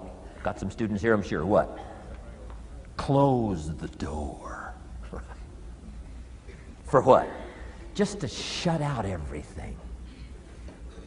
Life is experience, and touching and seeing and looking and doing and acting and disciplines and all the stuff. But sometimes, this is where this reflecting is so important, to shut the door. To shut the door and wonder. Prayer, contemplation, thinking, and let things move in to your consciousness and awareness that no other way can it be done. Right? Flying down the freeway, I'm telling you, it's difficult to get through. So many things to do, it's difficult to get through. But times of solitude, times to reflect. So this is so valuable, learn to reflect. Now here's why it's important to reflect. To make the past more valuable to serve you for the future. Here's what's really powerful, learning to gather up the past and invest it in the future. Gather up today and invest it in tomorrow. Gather up this week and invest it in the next week. Gather up this year and invest it in the next year. See, that's so powerful, rather than just hanging on one more year, hanging in there, seeing what's going to happen. Learn, study. This is part of the personal development quest, becoming better than you are, more valuable than you are, not just in terms of economics, in terms of motherhood, in terms of fatherhood, in terms of being a better brother, a better colleague, making a better contribution to the family, to society, to the community, to the church, to the office, to the commitment, to the partnership. Doesn't matter what it is that has value. Work on yourself, then you bring more value to the partnership, to the marriage, to the franchise, to the corporation, to the enterprise, to the community, to the nation. Self-development, personal development. The best contribution you can make to someone else is self-development, not self-sacrifice. Self-sacrifice only earns contempt. Self-development earns respect. Pity the mother who says, I'm just going to give up my life for my children. Self-sacrifice is not noble. Self-investment is noble from self-development. If I work on myself and become more valuable, think of what that'll do for our friendship. I used to use the old expression, you take care of me and I'll take care of you. I found out how shallow and short-ended that was. And I changed it to read like this, I'll take care of me for you, if you will please take care of you for me. And this is part of it, the personal development, that we work harder on ourselves than we do on our job. Now we bring that to the friendship. Now we bring that to the marriage. Now we bring that to the family relationship as a father, as a mother. And we develop the strength and we develop the power. That's key. And it takes, I think, this scenario of disciplines, these abilities, to acquire those gifts and those skills, that value, so that we bring more. Now, we bring more to the next week. We bring more to the next month. We bring more to the next year. If you follow this absorb, respond, and reflect. I said to my father, when he was about to turn 76, his 76th birthday, I said, dear father of mine, can you imagine what it's going to be like to gather up the last 75 years of your life and invest them in your 76th year? What a difference of philosophy, rather than just hanging on one more year. Gather up 75 and invest them in the next one. Gather up the last 6 years and invest it in the next year. See, that's so powerful in communication, which we're going to study soon. So powerful. So consider this. 1, the ability to absorb. 2, the ability to respond. 3, the ability to reflect. Here's number 4, develop the ability to act. Take action. Not hasty if it isn't required, but don't lose much time. Here's the time to act. When the idea is hot and the emotion is strong. That's the time to act. You say, Mr. Rohn, I'd like to have a library like yours. See, if you feel strong about that, what you got to do is get the first book and then get the second book. before the feeling passes and before the idea gets dim. Action pronto, action immediate, action as soon as possible. Because if you don't, here's what happens. We call it the law of diminishing intent. We intend to when the idea strikes us. We intend to when the emotion is high. But now if you don't translate that into action fairly soon, now the intent starts to diminish. And a month from now it's cold. A year from now, can't be found. So act. Set up a discipline when the emotions are high and the idea is strong and clear and powerful. That's the time to set up the discipline. Somebody talks about good health and you're stirred. Says, right, I need to get a book on nutrition. Get the book before the idea passes and before the emotion gets cold. Go for the book. Start the library. Start the process. Fall on the floor. Do some push-ups. Action. Got to take action. Otherwise, the wisdom is wasted. Otherwise, the emotion soon passes. Unless you put it into a disciplined activity. Capture it. Disciplines is called how to capture the emotion and how to capture the wisdom and translate it into equity. Disciplines. Now, here's what's important about disciplines. All disciplines affect each other. In fact, here's a good philosophical phrase. Everything affects everything else. Nothing stands alone. Don't be naive in saying, well, this doesn't matter. I'm telling you, everything matters. There are some things that matter more than others, but there isn't anything that doesn't matter. Okay. We all pity the man who says, well, this is the only place I let down. Not true. Key to take home. Every letdown affects the rest of your performance. Every letdown affects the rest. This is part of the educational process on personal development. If you don't take the walk around the block, you probably won't do the apple a day. If you don't do the apple a day, you probably won't start building your library. If you don't build your library, you probably won't keep a journal, and you won't take pictures, and then you won't do this, you won't do wise things with your money, won't do wise things with your time, won't do wise things with your possibilities and relationships, and the first thing you know, 6 years of that accumulated, and we say you have messed up. So the whole key to reversing that process now is to start picking up these disciplines. Now here's the positive side. Every new discipline affects the rest of your disciplines. Every new one affects the rest. That's why action is so important. The least action, the smallest action. Take it. Because when you start accomplishing and the value starts to return from that one action, it'll inspire you to do the next one and the next one and the next one. You start walking around the block, it'll inspire you to get an apple. Get an apple, it'll inspire you to get a book. Get a book, it'll inspire you to get a journal. Get a journal, it'll inspire you to grow, develop some skills. All disciplines affect each other. Every lack affects the rest. Every new affects the rest. The key is to diminish the lack and set up the new. And you've started a whole new life process. Key. Also, one more thought on discipline. Here's the greatest value of discipline. Self-worth. Self-esteem. People are teaching self-esteem these days, but they don't connect it to disciplines. The least lack of discipline, and it starts to erode our psyche. One of the greatest temptations is to just ease up a little bit. Right? The slightest lack of doing your best starts to erode the psyche. Instead of doing your best, doing just a little less than your best. Sure enough. You say, well, it's just going to affect my sales. No, it's going to affect your consciousness. It's going to affect your philosophy. Now you've begun in the slightest way to affect your own philosophy. Here's the problem with the least neglect. Neglect starts as an infection. And if you don't take care of it, it becomes a disease. And one neglect leads to another. And the worst of all, when neglect starts, it diminishes our self-worth, our self-confidence, our self-value. You say, well, how can I get back my self-respect? I'm telling you, you don't have to go to 29 classes. All you have to do is start the smallest discipline that now corresponds to your own philosophy, like I should, and I could, and I will. No longer will I let neglect stack up on me so that I will have the sorry scenario 6 years from now, giving some excuse instead of celebrating my progress. That's the key to discipline. Okay?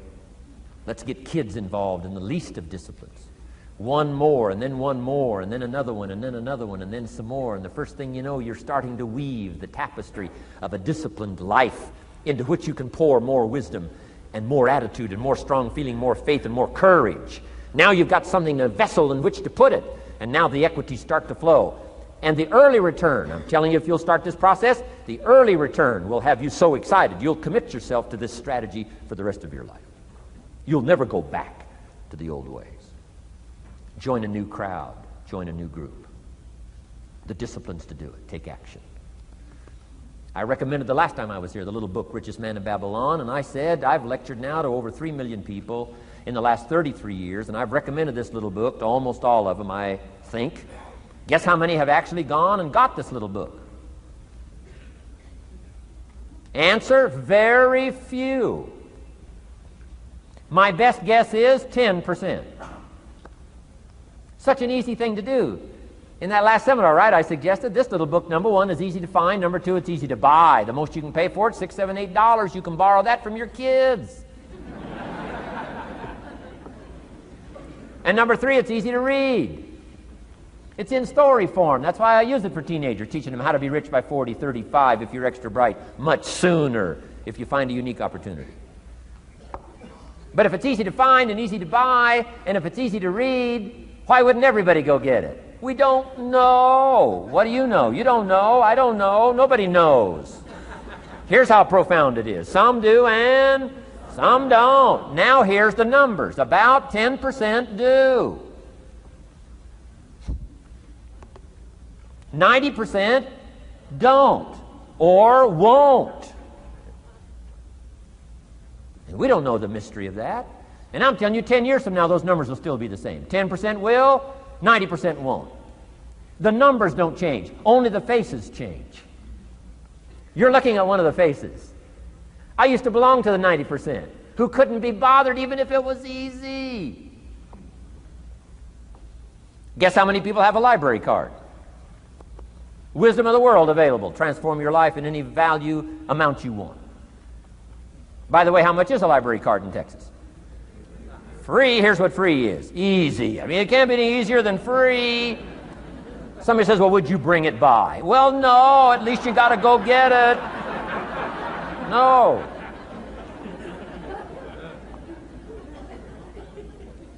Wisdom of the world available. Transform your life spiritually, socially, personally, economically, and every other way. Teach you how to be rich and powerful and sophisticated and healthy, influential. How many people have a library card? Answer, 3%.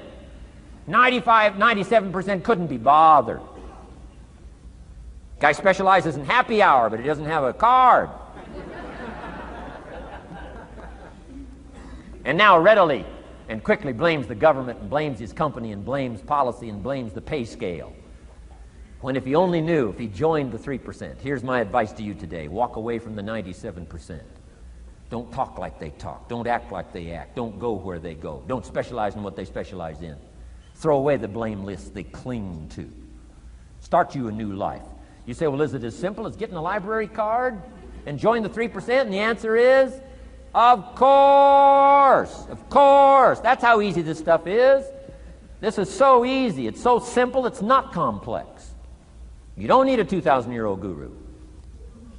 You don't need multi-track affirmations. I'm telling you, don't. Affirmation without discipline is the beginning of delusion.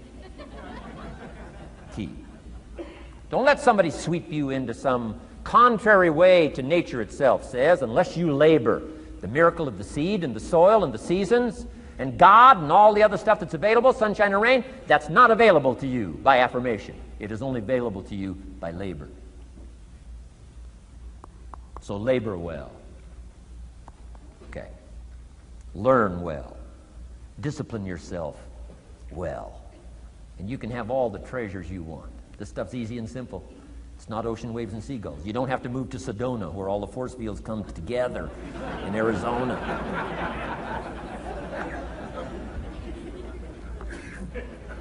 Let's teach our kids the simple ways to transform their health, number one. Their economics, number two. Their ability to communicate, number three. Their life and treasure and lifestyle, number 4. Spirituality, number 5. And the list goes on and on. Let's not leave out any of the least of disciplines that encourage us to do the next one, to do the next one, to do the next one. First thing you know, this whole scenario for you is spinning up instead of out of control on the negative side. This is all you got to do. It's as simple as this. It's as simple as a start, committing yourself to life change. And once you start down this road, I promise you, you'll join the 10% and the 3%. We're going to talk financial independence in just a little while. Guess how many people can retire from the income of their own personal resources when it comes time to retire? Answer, 5%. In the most independent country in the world, 95% are dependent, 5% are independent. Take charge of your own retirement. I'm telling you, if you take charge of your own retirement through personal development and all these skills we've taught today, plus what's coming up, financial independence, I'm telling you, take charge of your own retirement, you can multiply it at least by 5, maybe by 10, maybe by 20, maybe by 100. Let the government take care of it, some company take care of it, you got to divide by 5.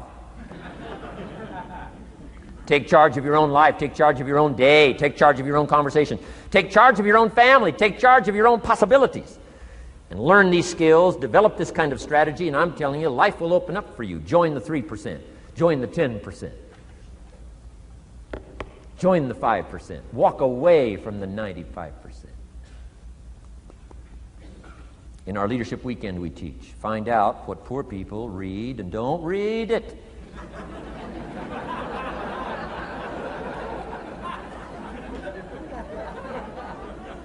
I'm telling you, don't talk like they talk. Lend a helping hand, but don't fall into their poor philosophical scenario. Don't blame what they blame. Don't use the excuses they use. It's called the language of the poor. Switch gears, switch language, switch ideas, switch strategy. Start with the simplest of disciplines. And don't bemean any of these disciplines. The smallest of disciplines starts the process of life change. And if you'll invest in this thing called discipline, you can have whatever you wish. It's called the beginning of a miracle. Now here's the last clue on discipline. Do the best you can. We covered earlier, but here's a good scenario for the do the best you can. I've got a good question for you. Is the best you can do all you can do? And the answer is no. Strangely enough. If we all fell on the floor right now and did as many push-ups as we possibly could, and let's say for some reason you haven't been into push-ups lately, I can't imagine why, but let's say the best you can do is 5. And you look up at the rest of us and say, hey, 5 is the best I can do. We can tell by the look on your face that's probably true. 5 is the best you can do. Now, is 5 all you can do? The answer is no. If you rest a little, you can do 5 more. Wow. And if you rest a little, you can do 5 more. And if you rest a little, you can do 15 more. How did we get from 5 to 15? It's a miracle.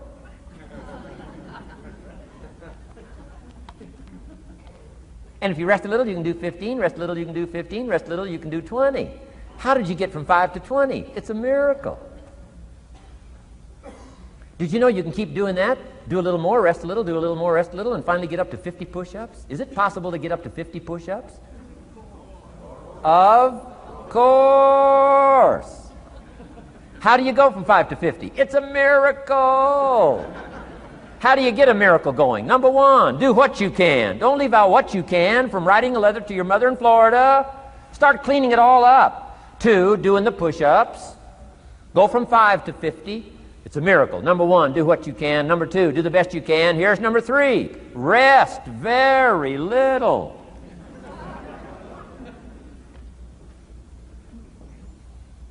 Don't rest too long. Why? The weeds take the garden. Kids have got that figured out. You can't rest too long.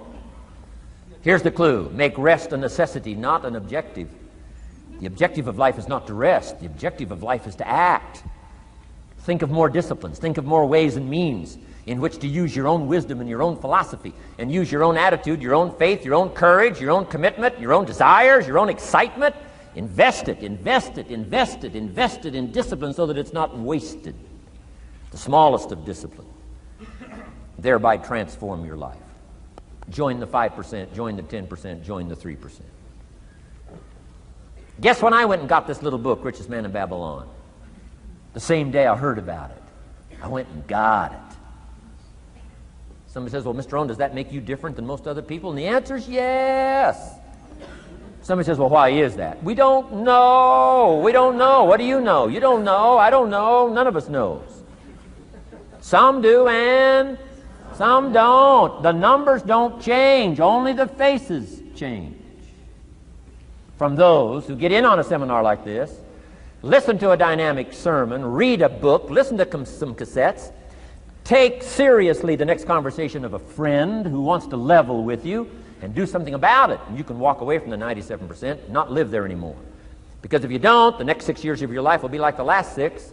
Mr. Shove said to me, Mr. Rohn, 6 years now you've been working. I'm telling you, the next 6 years of your life is going to be like the last 6, unless you take advantage and start making these personal changes.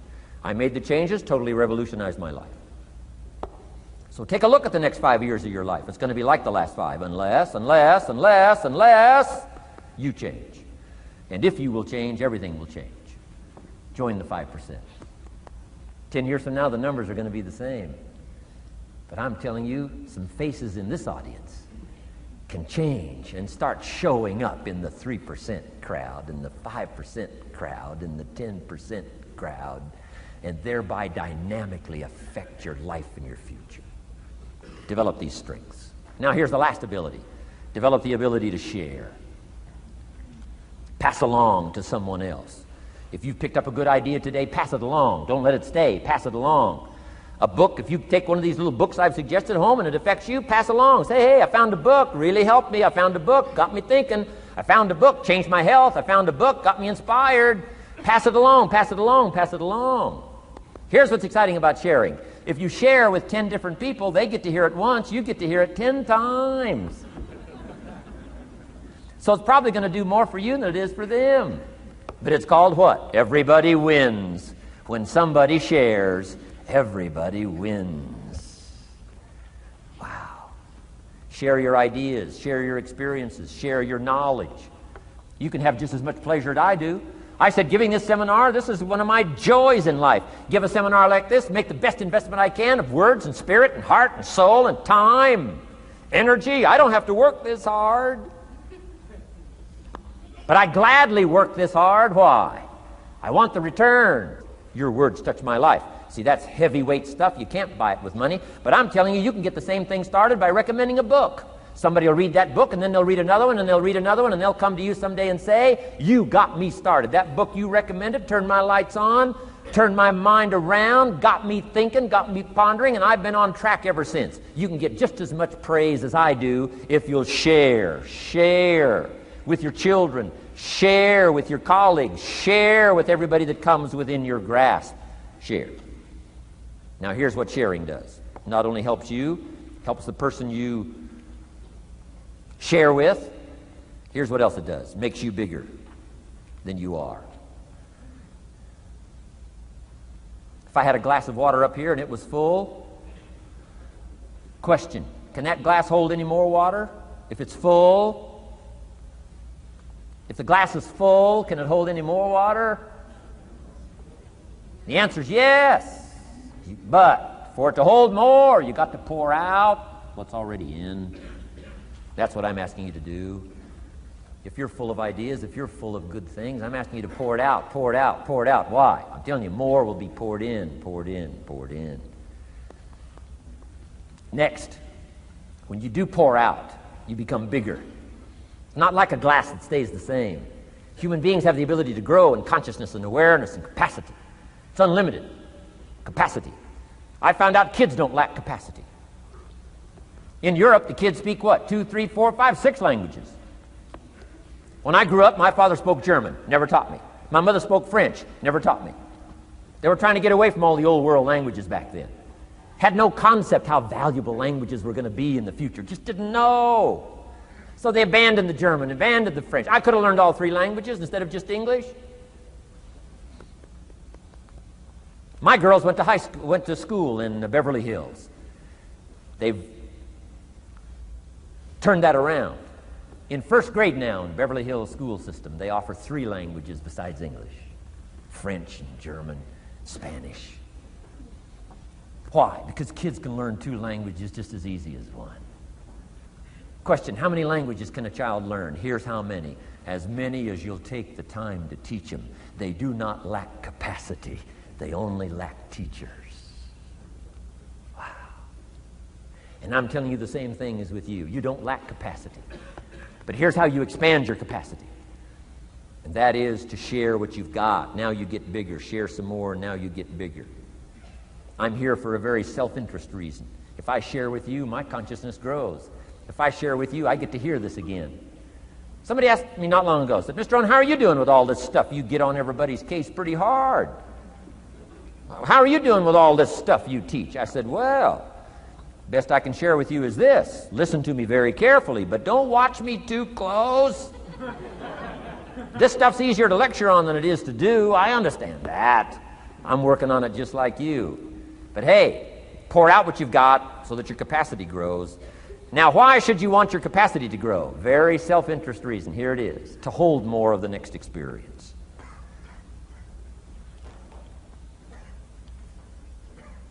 You mean to tell me that sitting in this audience, some people will get more out of it than others? And the answer is yes. If you haven't been into expanding your own capacity lately, you might not get much from this seminar. But if you've been into expanding your capacity, and you've been sharing, and you've been doing all this stuff, I'm telling you, no telling what all this could mean to you today, this chance to grow, change, develop, absorb, take in. I'm asking you to expand and grow so you can hold more of the next experience. Some people can't be very happy.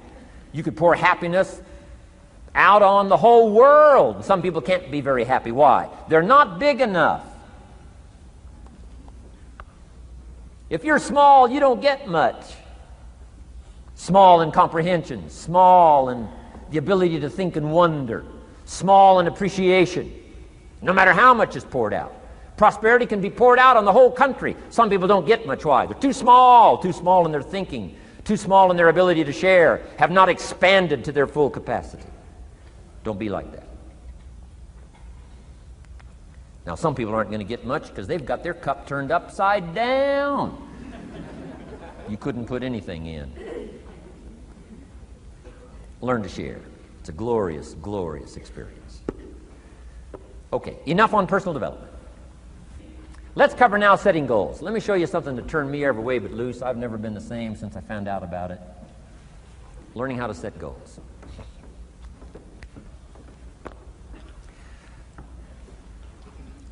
Not long after I met Mr. Schoaf, we're having breakfast one morning. Mr. Schoaf said, Mr. Rohn, now that we've gotten acquainted, we know each other fairly well, he said, maybe one of the best ways I can help you, he said, let me see your current list of goals. Let's go over them and talk about it. And I said, what? I don't have a list. He said, well, Mr. Rohn, if you don't have a list of your goals, he said, I can guess your bank balance within a few $100s. Which he did. And that got my attention. I said, you mean my bank balance would change if I had a list of goals? He said, drastically. So that day I became a student of setting goals. And I've used it to dynamically affect my life. I've taught it to some of my business colleagues. We use it to do business around the world. Setting goals. It can turn out to be a drama for your life. Here's what goals are. Your vision of the future. Your vision of the future. Now, there's 2 ways to face the future. 1, with apprehension. Number 2, with anticipation. Guess how most people face the future? With apprehension. Why? Major reason why. They don't have it well designed. They've left the design of their future to somebody else. And if you don't make plans of your own, guess what? You'll probably fall into someone else's plans. Guess what someone else may have planned for you? Not much. You got to make a list of this not much stuff. I'm telling you, people all their lives count on this not much list. If all of your negative relatives all turn positive, what will that do for your future? Not much. If prices come down a little, what will that do for your future? Not much. If the economy gets a little better, what'll that do for your future? Not much. If circumstances get a little better, what'll that do? Not much. If the weather gets a little better over the next few years, that'll do. Not much. I mean, you could go right down this whole scenario list. Most people all their lives, with their fingers crossed, count on this not much list. That's why 10 years from now, they'll be driving what they don't want to drive, living where they don't want to live, wearing what they don't want to wear, doing what they don't want to do, having what they don't want to have, maybe become what they didn't want to become. And it all starts by counting on something that's not going to count much. You say, well, then how can my life dramatically change? You got to count on yourself. And here's one of the things you got to count on: your ability to design the future. It's called the promise. And the promise of the future, if you'll design it well, can have an awesome effect on your life. But if you face the future with apprehension, you'll take hesitant steps all day, uncertain steps all day. And if you take uncertain steps all day for 6 years, you can imagine how empty your life can be. We've got to help our kids with the promise of the future. Now here's what's connected to the promise: the price. The price to pay. But I'm telling you, the price is easy if the promise is clear. One of the better notes to make for today. The price is easy if the promise is clear and powerful. But the price seems almost too much to pay, too much to get over, too much to accomplish if the promise isn't clear, if the promise isn't powerful. I'm telling you, kids will pay the disciplines if they can see the promise. One of our biggest challenges as parents in the 90s is to help our kids see the promise of the future. That's why I'm teaching financial independence, how to become wealthy and powerful and sophisticated and healthy and unique. All of the stuff kids would hope to go for. It's all possible. This is America. That's the promise of the future. The price, a few simple disciplines practiced every day. And I'm telling you, the kids will pay the price of the simple disciplines if they can see the promise of the future. But if they can't see, they don't want to pay. And the same is true of all of us. We will pay the most extraordinary disciplines if we can see the promise of the future, called setting goals. So I'm asking you to get a handle on the future. I'm asking you not to leave it to anyone else. Don't leave it to the company. Company's got their own goals. I'm asking you to set your own goals, your personal goals.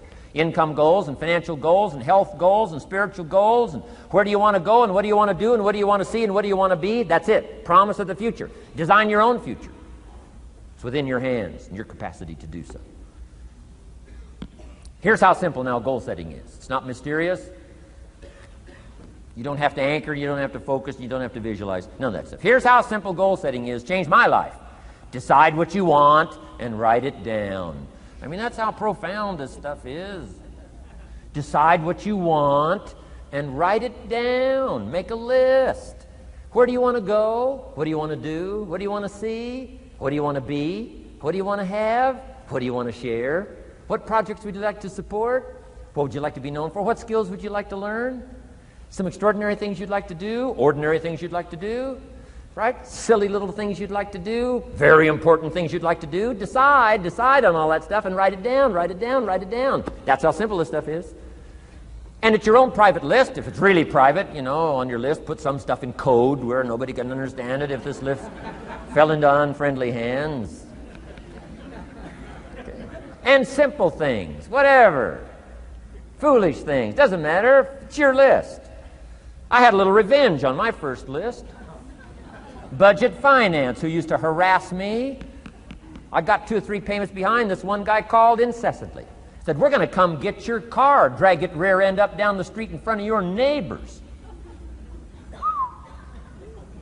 Put me down something fierce. When I met Shof, got my life straightened out, one of the first things on one of my lists was budget finance. And when I finally got the money, I needed a little drama in my life. Finally got the money to pay him off. I put it in small bills in a big briefcase. Walked into the budget finance office on Wilshire Boulevard in Los Angeles. The guy who harassed me so often, his desk was about 3 back. I opened the door, walked in, right up to his desk, stood right in front of him, never said a word. He said, well, what are you doing here? Didn't say a word. I opened up this briefcase, dumped this pile of money all over his desk. I said, count it. It's all there. I'll never be back. Turned around, walked out, slammed the door. Now that might not be noble, but you got to try it at least one time. Pay off with a little drama.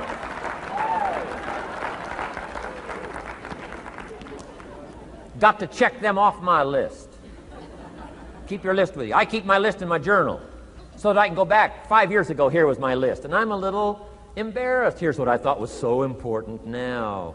How my philosophy has changed. From 10 years ago, 5 years ago, 3 years ago. Here's my old list. Here's my new list. Here's what's valuable to me now. Here's what I want my life to be now. Here's where I want to go, what I want to do, what I want to see. Keep your lists of goals so that it shows your growth, shows your ability to change and grow. Your philosophy grows and expands what's valuable. Setting goals. It doesn't matter how small, foolish it is. Put it on your list. My Japanese friend, Toro Ikeda, put on his first list, a Caucasian gardener. He wanted. Thought that was good.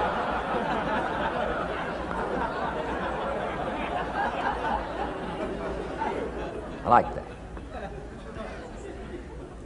Have you got this profound thing now on setting goals? Here's how profound it is. Decide what you want and write it down. Get together with your wife, decide. Get together with your kids, decide. Get together with your business colleagues, decide. Write it down. Make a list. Okay, that's how easy it is. Now let me give you one more scenario on setting goals. When I started making my first list, Mr. Shope said, Mr. Rohn, looks like we're going to be together for a while. He said, I've got a suggestion for you. He said, I think one of the first goals you ought to set, you're a 25-year-old American male. Sure, you've made some mistakes, but now you're on the road to better things. You got a family, worth it.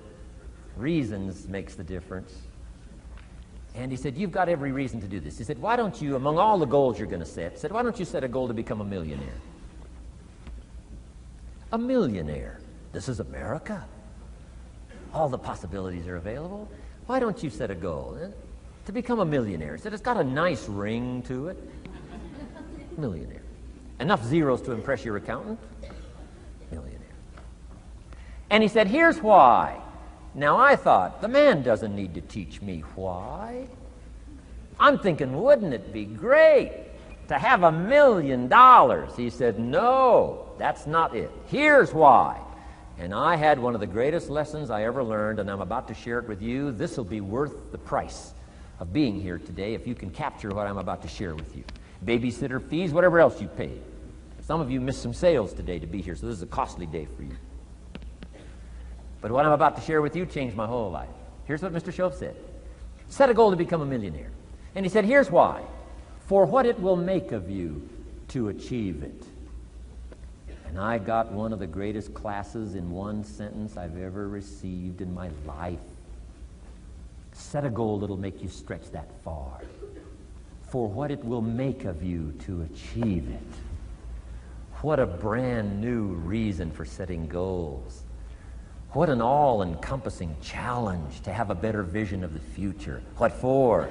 To see what it will make of you to achieve it. And here's why. The greatest value in life is not what you get. The greatest value in life is what you become. Major question to ask on the job is not, what am I getting here? That's not the major question. The major question to ask is, what am I becoming here? It's not what you get that makes you valuable. It's what you become that makes you valuable. So Shope said, set a goal to become a millionaire. For what it will make of you to achieve it. Then he said, when you finally have become a millionaire, now, he said, what's important is not the money. I thought, wow, I've got some more to learn. He said, no, Mr. Rohn, I'm telling you honestly, you could just give the money away. Now, I did better than that, right? I told you. I lost it all.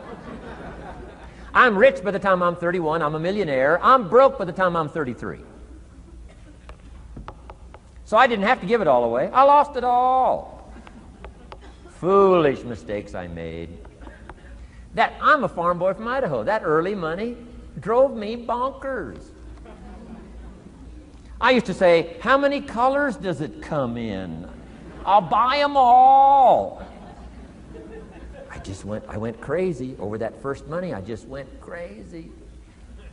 And then I made that one foolish mistake, right? Continuing guarantee. I mean, I'm so naive off the farm. I don't know what continuing means. And a few other mistakes. And by the time I'm 33, I'm broke. Now, I've made and lost millions since then. But what an experience that was. And I'm telling you, the man was right. When I finally was broke at age 33, guess what I discovered?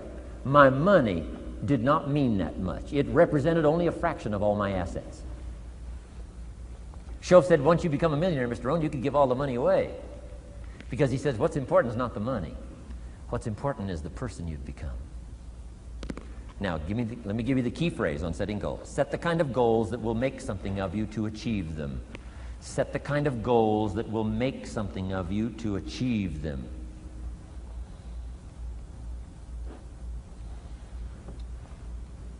Always keep that in mind. What will this make of me?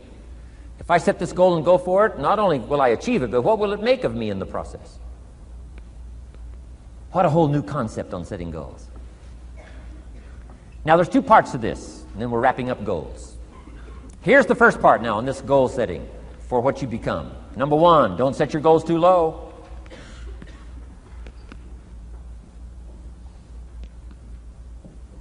Interesting, we teach in leadership. You'll find it on the cassettes. Don't join an easy crowd. You won't grow. Go where the expectations are high. Go where the demands are high. Go where the pressure's on to perform, to grow, to change, to develop, to read, to study, to develop skills. I belong to a small group. We do business around the world. You cannot believe the expectations at that level. What we expect of each other in terms of excellence, far beyond average. Why? So that we can each grow, so that we can receive from the group, we can contribute to the group, something unprecedented. It's called living at the summit.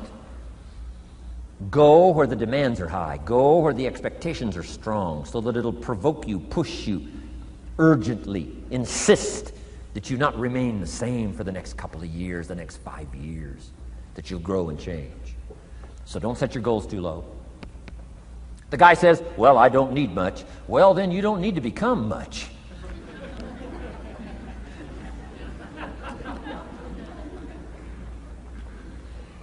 Now, here's the last part on setting goals. Don't compromise. Don't sell out.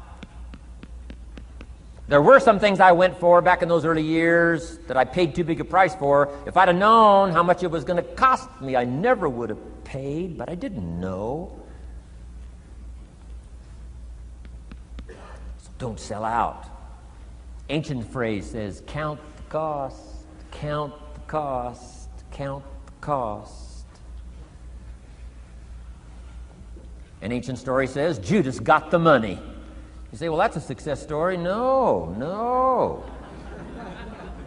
It's true, 30 pieces of silver in those days was a sizable fortune.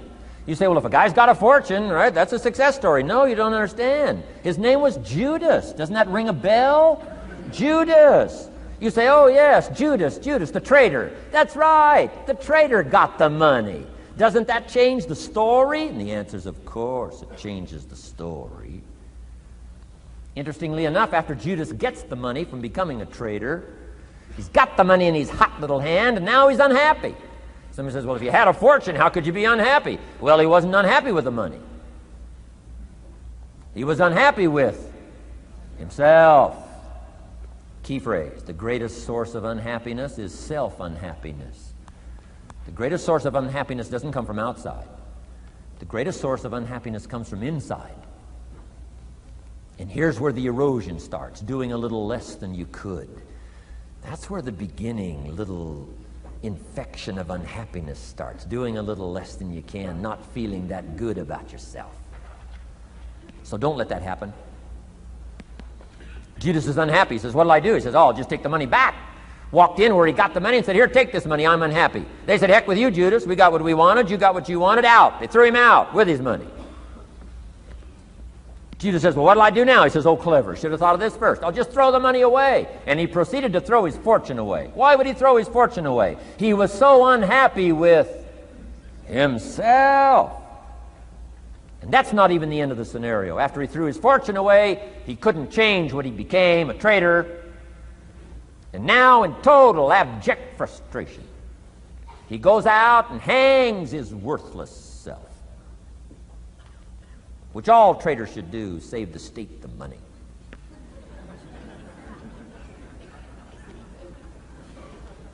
Why such a tragic end? Because he was so unhappy with himself. He sold out. He sold out. He paid too big a price.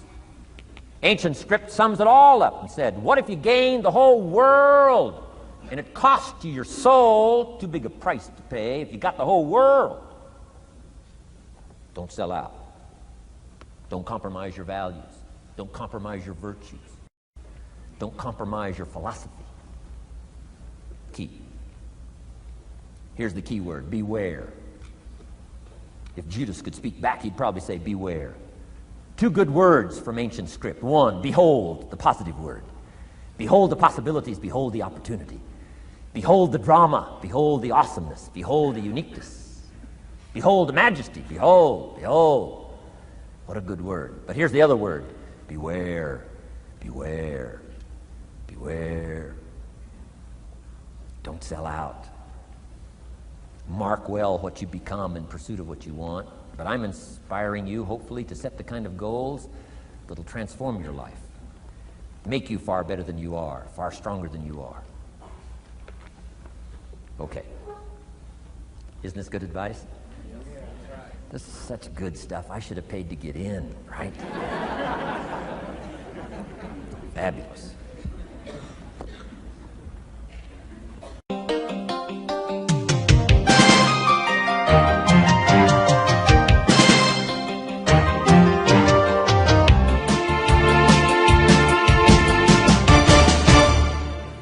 What should a child do with $1? Let me give you the best advice I've got. And this is called sort of middle of the road scenario, and I'll show you how these numbers may change, but here's what I teach. Kids, never spend more than 70 cents. Okay, now you got to pick some number. When I met Mr. Schoaf, I was at about 110%.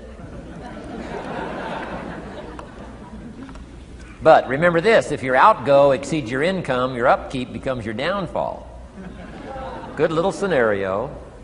So here's the number that I found works best in developing a good financial plan. Never spend more than 70 cents out of every dollar from now on. Now kids ask me what? What do you do with the other 30 cents? Here's my best advice. 10 cents, charity. 10% charity. Supporting worthy projects, helping people who cannot help themselves. Some churches teach tithe, peace, portion. Turning back part of what you take out. Excellent, excellent philosophy. That's what that 10% is. And nothing teaches children responsibility and character better than generosity. No school, no class, no teacher can teach character better than the simple act of generosity. 10 cents out of every dollar. Now you can pick your own number. I'm just giving you my best scenario. Now the time to start this is when the amounts are small. Easy to give a dime out of $1. I'm telling you, kids will give you 10 cents out of every dollar if it's part of their philosophy, if you sell them on it. And that's the time to start, when it's easy, 10 cents out of $1. A little harder to give 100,000 out of 1,000,000. Someone says, oh, if I had $1 million, I'd give 100,000. I'm not that sure. We better start you early when the amounts are small, so it'll all be set in when the big amounts start to come. Okay? So 10 cents for charity. The next 10 cents I call active capital. Capital meaning try to make a profit yourself. We live in a capitalistic society. Right? Everybody now wants to join capitalism. That's why the walls are coming down. Capital belongs in the hands of the people. That's where the genius is. So the genius is to try to show a profit. Buy and sell. Render service. Show a profit. Now here's what I teach kids. Profits are better than wages. Wages are okay, but wages help you make a living. Profits help you make a fortune.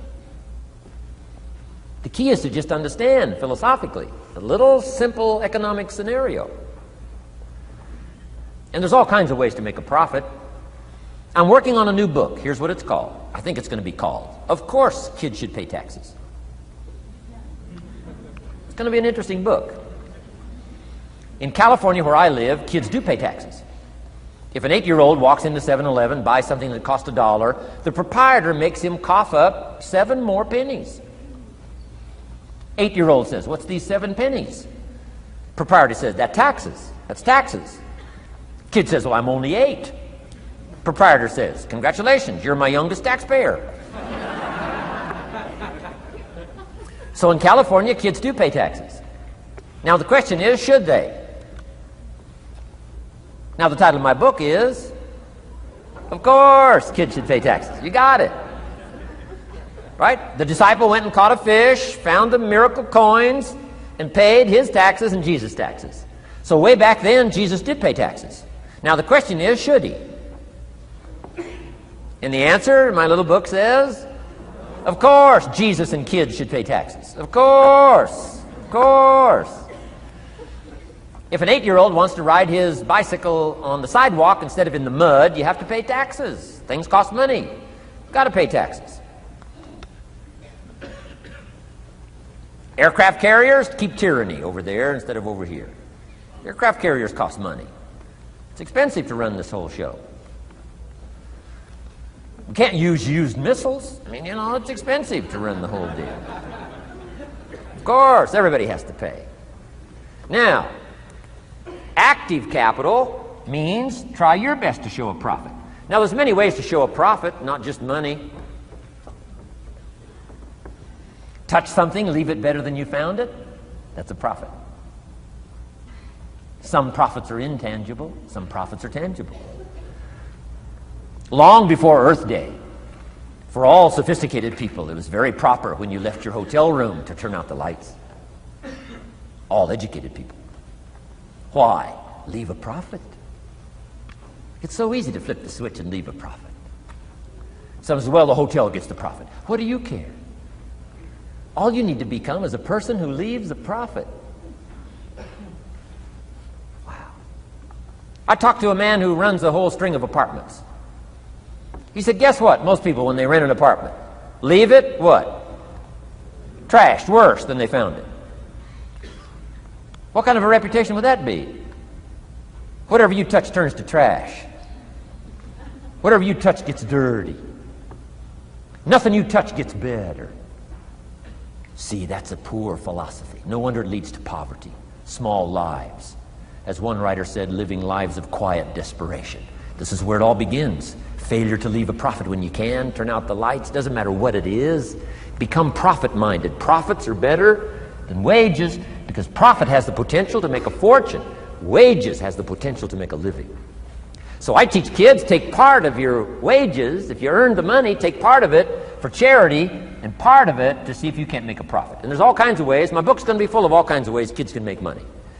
I teach kids how to have 2 bicycles, one to ride and one to rent. I mean, it doesn't take long to get into business. You don't have to be a genius. Halfway bright, you can start showing a profit. Now, here's the next 10 cents called passive capital. Meaning, let somebody else use the capital, you provide it, you're passive, they're active. And let them pay you interest. Profits and interest. Unique way to make a fortune. In fact, there's a Bible philosophy. I teach teenagers this Bible philosophy. Here's what it teaches. The borrower is servant to the lender. Wow. So where is the power position? Not a spender, a lender. And if I've taught teenagers well, if you ask them, among some of the things you want to be, when you grow up, as years pile on, what would you like to be? I'm telling you, among some of the things that they would like to be, if they've sat in on my classes or gotten some of my material, they will say, I want to be one of them lenders. Powerful position. Let somebody else use your capital. Some projects require more capital than any one person has. So we've got capital pools, whether you put it in a financial institution or whatever, right? Earn an interest, earn a profit, right? Buy a car and sell it for more than you paid for it. Why? Because you leave it better than you found it. Touch something and leave a profit. Okay? It's not just wrapped up in money and economics. This helps to teach all other scenarios of life on profit and capital and expenditures, what to do with your time and what to do with your life, and as well as what to do with your money. Okay? Now this little scenario I call the ideal. Now here's what's important: to set up the ideal and work toward it. Because at first you may not be able to do these numbers. Some people are in such desperate situation currently, they got to go 97, 1, 1, and 1. I mean, you know, I had to start there. Start with pennies. And remember, it's not the amount that counts. Mr. Schoaf gave me the clear situation. Here it is. It's not the amount that counts, it's the plan that counts. When I met Mr. Schoaf, I'm 25 years old. I said to him, if I had more money, I'd have a better plan. He said, no, Mr. Rohn, if you had a better plan, you'd have more money. 6 years? 6 years? In America, 6 years? Come on, it's not the money, it's not the amount, it's the plan that counts. So set up an ideal plan like this. Now you can rearrange this and modify it to suit yourself. I'm just giving you here as an example. So set up the ideal and then start making progress toward it. Okay. Because finally these numbers are going to change if you move on up into the higher area, right? The people I work with around the world couldn't spend 70 cents out of every dollar. It would be obscene. That'd be too much. So these numbers are bound to change. I don't know what mine are. Probably 20% up here. A lot larger numbers down here. Okay? So these numbers can change. I'm just offering you a good sample philosophy. Remember, philosophy is the set of the sail. The economy is not the set of the sail for you. For you, the set of the sail is your own philosophy, your own thinking, your own plan, your own concept. Don't borrow somebody else's plan. Don't borrow somebody else's concept. Don't borrow the concept, spend all you can, cross your fingers and hope for the best. Don't borrow that. Develop your own philosophy, and I'm telling you, it'll lead you to unique places. Now, the rest of a lot of this is on the cassette tapes, but let me just give you 2 or 3 more pieces of the scenario here. Then I want to talk about communications, and then we're going to wrap it up. Okay. Here's 2 or 3 more parts to financial independence. Number 1, keep strict accounts. This is the best of disciplines. Keep strict accounts.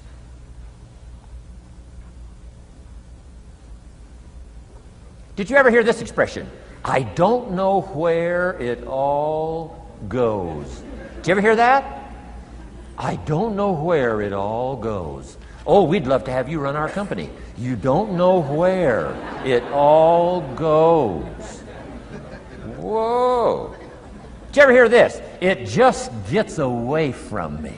It just seems it just gets away from me. Oh, we'd love to turn the world over you. It just gets away from you. Come on. You got to have better disciplines than that. Let that be the 90%. Let that be the scenario of the 97%. But don't let it be your scenario. Don't let it become your philosophy. Keep strict accounts. Next, a new attitude. I had to develop a new attitude as well as new concepts. Here's what I used to say. I hate to pay my taxes. Schoaf said, well, that's one way to live. I thought, well, doesn't everybody hate to pay their taxes? He said, no. No, a few of us have gotten way past that. He says, once you understand what taxes are, here's what taxes are in our governmental system in our society. Taxes is how you care and feed the goose that lays the golden eggs. Democracy and liberty and freedom. Free enterprise. Wouldn't you want to feed the goose that lays the golden eggs? Somebody says, well, the goose eats too much. That's probably true. I understand that. Of course that's true. But see, better a fat goose than no goose. And here's the truth be known. We all eat too much. Let not one appetite accuse another. Of course the government needs to go on a diet. So do most of us. But hey, you still have to care and feed the goose that lays the golden eggs. Once you understand that that's what it's for. See, it is so important, the right attitude. Here's what I used to say. I hate to pay my bills. You open up the mails, nothing but these window envelopes, bills. I hate to pay my bills. Shoaff said, well, that's one way to live. I said, well, doesn't everybody hate to pay their bills? He said, no, some of us are way beyond that. I said, is it possible to love to pay your bills? He said, yes. Reduce your liabilities? Increase your assets? Wouldn't you love to do that? So start a whole new attitude here. Next time you pay $100 on an account, put a little note in there and say, with great delight, I send you this $100. I mean, they don't get many letters like that. Reduce my liabilities, increase my assets. My picture's changing. My picture's improving. I love to pay my bills. Keep the money in circulation. Pay my taxes. Feed the goose that lays the golden eggs. It's a matter of attitude. And here's the last on attitude. Everybody must pay. Of course, life is called opportunity, but life is called price. But we must all pay. We must all share.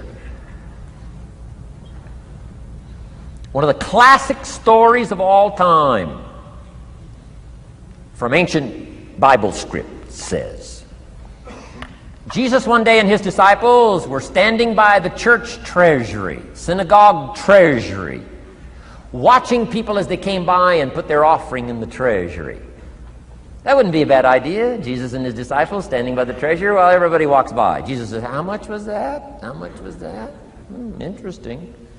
And the story said some people came by, put in big amounts. Some people came by, put in modest amounts, average amounts. And the story says, then a little lady comes by and puts in 2 pennies in the treasury. Jesus says to his disciples, look at that. Look at that. His disciples said, 2 pennies, 2 pennies. What's 2 pennies? Jesus said, no, you don't understand. She gave more than everybody else. They said, 2 pennies is more than everybody else? He said, yes. Because I'm certain that her 2 pennies represented most of what she had. And if you give most of what you have, then you've given the most. Wow. What a lesson to learn. It's not the amount. It's what it represents of your life that counts. Now let me give you the wisdom of the scenario that did not occur. And this is the greatest of wisdom. And in my own particular peculiar brilliance, I have the ability to record for you what was not recorded in the scenario of the story. Here's what did not occur, which may teach us one of the greatest of the wise things that was taught in this scenario. Here's what did not occur in the scenario. Jesus did not reach into the treasury and get this little lady's 2 pennies and run after her and say, here, little lady, my disciples and I have decided that you're so pitiful and you're so poor that we've decided to give you back your 2 pennies. I'm telling you, that did not occur. If it would have occurred, she would have been what? Insulted. She would have rightfully said, I know my 2 pennies aren't much, but it represented most of what I had. And would you insult me by not letting me contribute what I wanted to contribute, even if it's only 2 pennies? I'm telling you, that did not occur. Here's part of the wisdom of the story that was not recorded. Jesus left her pennies in the treasury, meaning everybody has to pay, even if it's only pennies. That's the key. And whether you start with pennies or whether you start with dollars or whether you start with nothing, remember, part of the scenario is to spend, of course. Part of the scenario is to invest, and part of the scenario is to show a profit, and part of the scenario is to help take care of people who can't take care of themselves. If you'll set up your own philosophy, I'm not asking you to buy my philosophy. I'm not asking you to adopt my numbers. I'm only wanting to provoke you to think, for you to come up with a splendid economic philosophy that's got you up early and got you up late, has got you thinking and pondering ways to use your resources and turn it into the dreams you want for the future. And that's my little story on financial independence. Okay. Here's the next to the last subject, communication. How to affect other people with words. I've got just a little 4-point program here for you to consider The whole expanded version now, 3 days, right? 3 days of all this is in that package that you're taking home. So this is called an abbreviated version of all the rest, this one day, video day. 4 steps to good communication. Here's number 1, first of all. Words can work miracles. That's why communication is so important. Words can work miracles. Words are powerful. Words are almost godlike. In fact, ancient script says the Word was God. God was the Word. Wow, words and God. I said to my Israeli audience last year, in the beginning, the story of creation is unique. It says, in the beginning, Jehovah God spoke and said what? Got some students here, I'm sure. In the beginning, Jehovah God spoke and said what? Let there be light. And what? There was light. Wow! Wow! It looks like words create light. Is that possible? I'm telling you it's possible. Humans can get pretty close. What if somebody can't possibly see how they could do well, how they could become successful, how they could transform their lives and their health, their future, and their finances, spiritually, and every other way? They can't see, and you come along and share your story, and maybe borrow some other stories. And by the time you get through with a good presentation to this person, they say, now I can see. Before you got here, I was blind. I was in the dark. And while you were talking, some things dawned on me. Is it possible to create light with human intelligence, with words? And the answer is, of course, of course. Here's part of the spectacular opportunity as a human being. One person talking to another. It's got so much power, so much potential. A mother talking to a daughter, a father talking to a son, salesperson talking to a client. Nothing more magical and powerful, awe-inspiring than words have the ability to dramatically affect people's lives and futures. So become a good communicator. Let me give you some good keys to good communication. Here's number 1, have something good to say. Communication starts with preparation. Getting ready to speak this year, getting ready to speak next year. Attend the classes, read the books. Have something good to say. Here's 4 good words to help you to have something good to say. 1 is interest. Develop a new interest in people and life and what's going on, economics and politics, religion, social structure, possibilities, opportunities. Develop a new interest. Here's the next word, fascination. Goes that step beyond interest. That's why kids learn so much that first 6 years. Fascination. Adults are walking on ants. Kids are saying, don't walk on these ants. I'm studying these ants. I'm looking at these ants. Kids are so fascinated. How come an ant can carry something bigger than he is? Wow.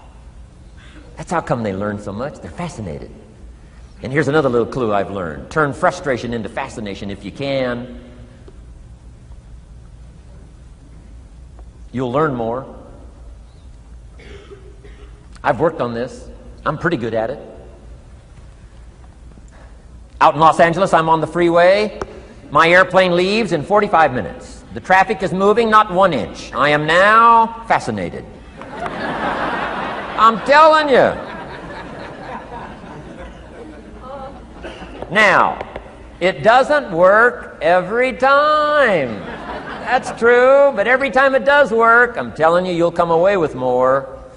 Learn to be fascinated instead of frustrated if you possibly can. Turn that little scenario on for yourself. Next is sensitivity. You got to understand, we use the phrase, where people are coming from, where they've been, what's going on.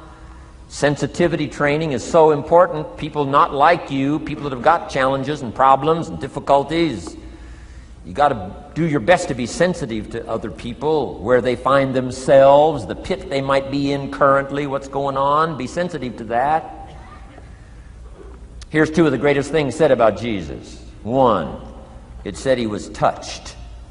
He was touched by where he found some people. He was touched by the misery he found some people in. He was touched. He was touched. And here's the other word. He was moved, it said. He was moved, touched and moved. If you really want to communicate well, you got to be touched and moved. Not just by your own drama of life, but by the drama you know is going on in other people's lives. Sensitivity. How does an adult 40 talk to a child who's 12?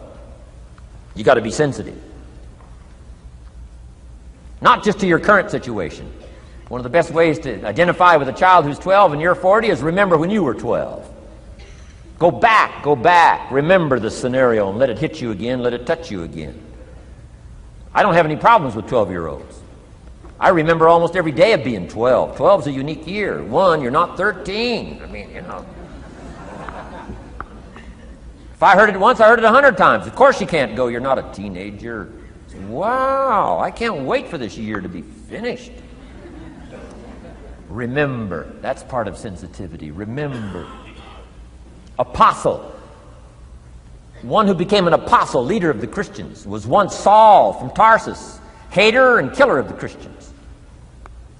After he was converted, became a leader, became Paul apostle, revered. Why was he so effective in his language, in his ability to touch people with his words and with his presence? If you read part of the scenario of his history, he gave an account of his own life and said, here's why I think I'm so effective. I remember the pit I came from. Sure, they call me apostle, but I used to kill these Christians, and I never forget that. If I want to get in touch with other people's difficulty, I got to remember my own difficulty. Let it hurt again. That's what makes a good performance. A good actor, a good actress. The emotion close to the surface from the remembrance of things past. And then well-chosen words delivered with emotion. Powerful. The last word is knowledge. You just got to go through exercises like this. Take the notes, work hard, roll up your sleeves, go to work. Gather the knowledge in journals, gather the knowledge in notebooks, gather the knowledge in a library and cassettes and videos and every other means. Gather knowledge. Don't be lazy in learning. A major part of communication is preparation. Now here's the next part of good communication. Say it well. One is having something good to say. Number two is saying it well. Let me give you a quick list on saying it well. Number one, sincerity. Best place to start if you want to communicate well is let your sincerity show. Next is repetition, the mother of skill. I've been at this 33 years. Someone says, well, you give a pretty good seminar. I should. 33 years? 33 years. Repetition. Next, brevity. Sometimes you don't need many words if you're totally sincere, I'm telling you. Jesus' presentation in gathering up his team called disciples was fairly short. He just walked around the countryside, took a look at somebody and said, you follow me. That's brief. I mean, you know, that's short. Now, why could he get by with such few words? And this takes care of a lot that I've tried to share with you today called personal development. Here's why I think Jesus could get by with such few words. For all that he was, that he didn't have to say. Take that scenario home. For all that I am, that I don't have to say. Just a few words could be dynamic in affecting someone else's life. A child, a business colleague, a sales client. Next, vocabulary. Got to work on your vocabulary. Some of my friends took a survey among prisoners working on some rehabilitation program. They weren't particularly looking for this, but here's what they found. There's definitely a relationship between vocabulary and behavior. And here's what they found out. The more limited the vocabulary, the more tendency to poor behavior. And when you think about it for a while, it makes sense. Words are a way of seeing. And if you don't have a good vocabulary, you can't see very well. Can you imagine the mistakes in judgment when you can't see very well? Next, words are a way of expressing what's going on in your head, what's going on in your heart. What if you can't see well and you can't express well? You can imagine the tragic scenario of 5 years of that, 10 years of that, 20 years of that showing no improvement. behavior now becomes a major problem. And that person's world gets smaller and smaller and smaller. Why? They can't see and they can't express. And finally, they don't need much bigger place than a 10 by 12 cell. Their world is so small anyway, don't need much bigger place. I'm asking you to stretch your vocabulary. I used to put words up on a 3 by 5 card. I drove a lot back in those days, but at the end of the day, I'd mastered 2 or 3 words. My oldest daughter, Linda, with my grandkids, starts the day with what's called the word for the day. She writes it on a chalkboard, the word for the day. And the kids memorize that word and the meaning of the word. And every once in a while during the day, she'll say, "What's the word for the day?" The last day I was there, the word was superficial. Natalie's 4, Nathaniel's 5. And several times during that day, Linda, my daughter, would say, "What's the word for the day?" Natalie would say, "Superficial." And she would say, "Nathaniel, what does that mean?" "On the surface." Several times during the day. "What's the word for the day?" Superficial. "What does it mean?" "On the surface." If you were to ask my grandkids, "The last time Grandpa was here, what was the word for the day?" I'll bet you they'd probably know. Superficial. On the surface. Word for the day. Why not learn a word a day? Why not add to your vocabulary so you can see more, see better, and express better? Put out in words what's in your heart, what's in your soul, what's in your mind. It's important. So say it well. Here's number 3. Number 1 was have something good to say. Number 2, say it well. Here's number 3. Read your audience. These are just simple concepts now. You've got to add some of the details, but that's what I'm mainly good for, is concepts. Read your audience. If you're talking to a child, you've got to study the face of the child. You've got to study a little body language. You've got to study what's going on.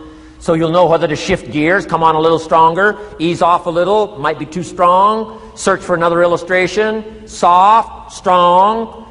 A lot of that is dictated by reading your audience. When I first started lecturing, I had some challenges here.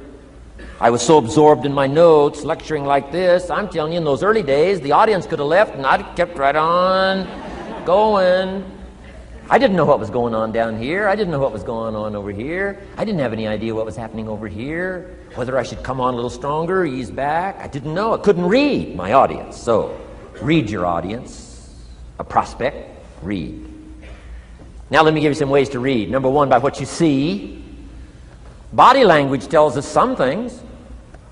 How to shift gears, whether to go on, whether to stop.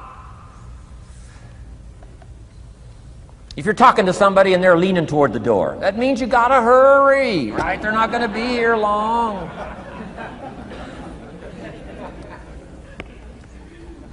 Body language. Guy's got his arms folded, chin tucked down. You got your work cut out for you. You're gonna have to reach deep in your bag. Find some extraordinary stories. This one's not gonna be easy. What tells you that? Reading what you see. Here's the next one. Read what you hear. You've got to read a child's impatience. Kids don't mind telling you whether they're bored or impatient. Kids' attention span is short. Doesn't last long. You've got to get it said.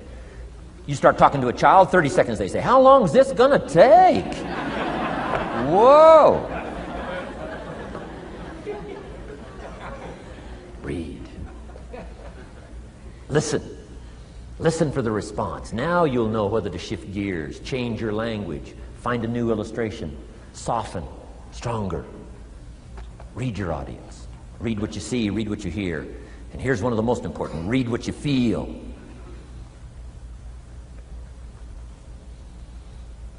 Now, women are probably better at this than men when it comes to picking up emotional signals. Men, they can see, and men, they can hear, but it takes a little training for a man to pick up those emotional signals that are so important so you don't say the wrong stuff. Because it's so easy to make a mistake in language. What if you meant to say to someone you care about? What if you meant to say, "What's troubling you?" And instead you said, "What's wrong with you?"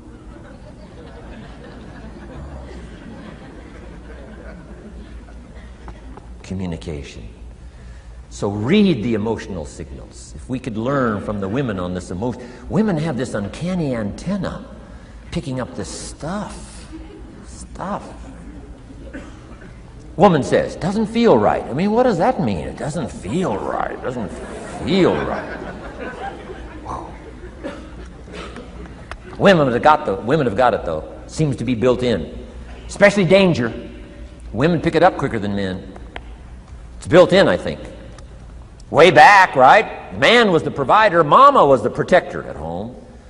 So she picked up this scenario of danger, I think, these signals. But they are good. In the middle of the night, Mama wakes up. The baby cries. Mama wakes up. Papa sleeps. The faintest cry. Mama's awake. Or she nudges her husband and says, go look, something isn't right. He says, what do you mean it isn't right? She says, no, go look. He said, hey, everything's okay. She says, go look. He says, okay. And he gets out of bed, goes downstairs. The front door is open. How did she know that? We don't know. I mean, she just knows. She just knows. But I'm telling you, it's so valuable in communication to be able to pick up the emotional signals as well as what you see and as well as what you hear. It's so important. But women are good. Ancient scenario says this: there are shepherds and there are sheep and there are wolves. What a good life scenario. But it doesn't stop there. This ancient scenario says also, some wolves are so clever, they've learned to dress up like sheep. Now you got to have a woman. Got to have a woman. Man says, looks like a sheep, talks like a sheep. Woman says, ain't no sheep. Take my word for it. They know.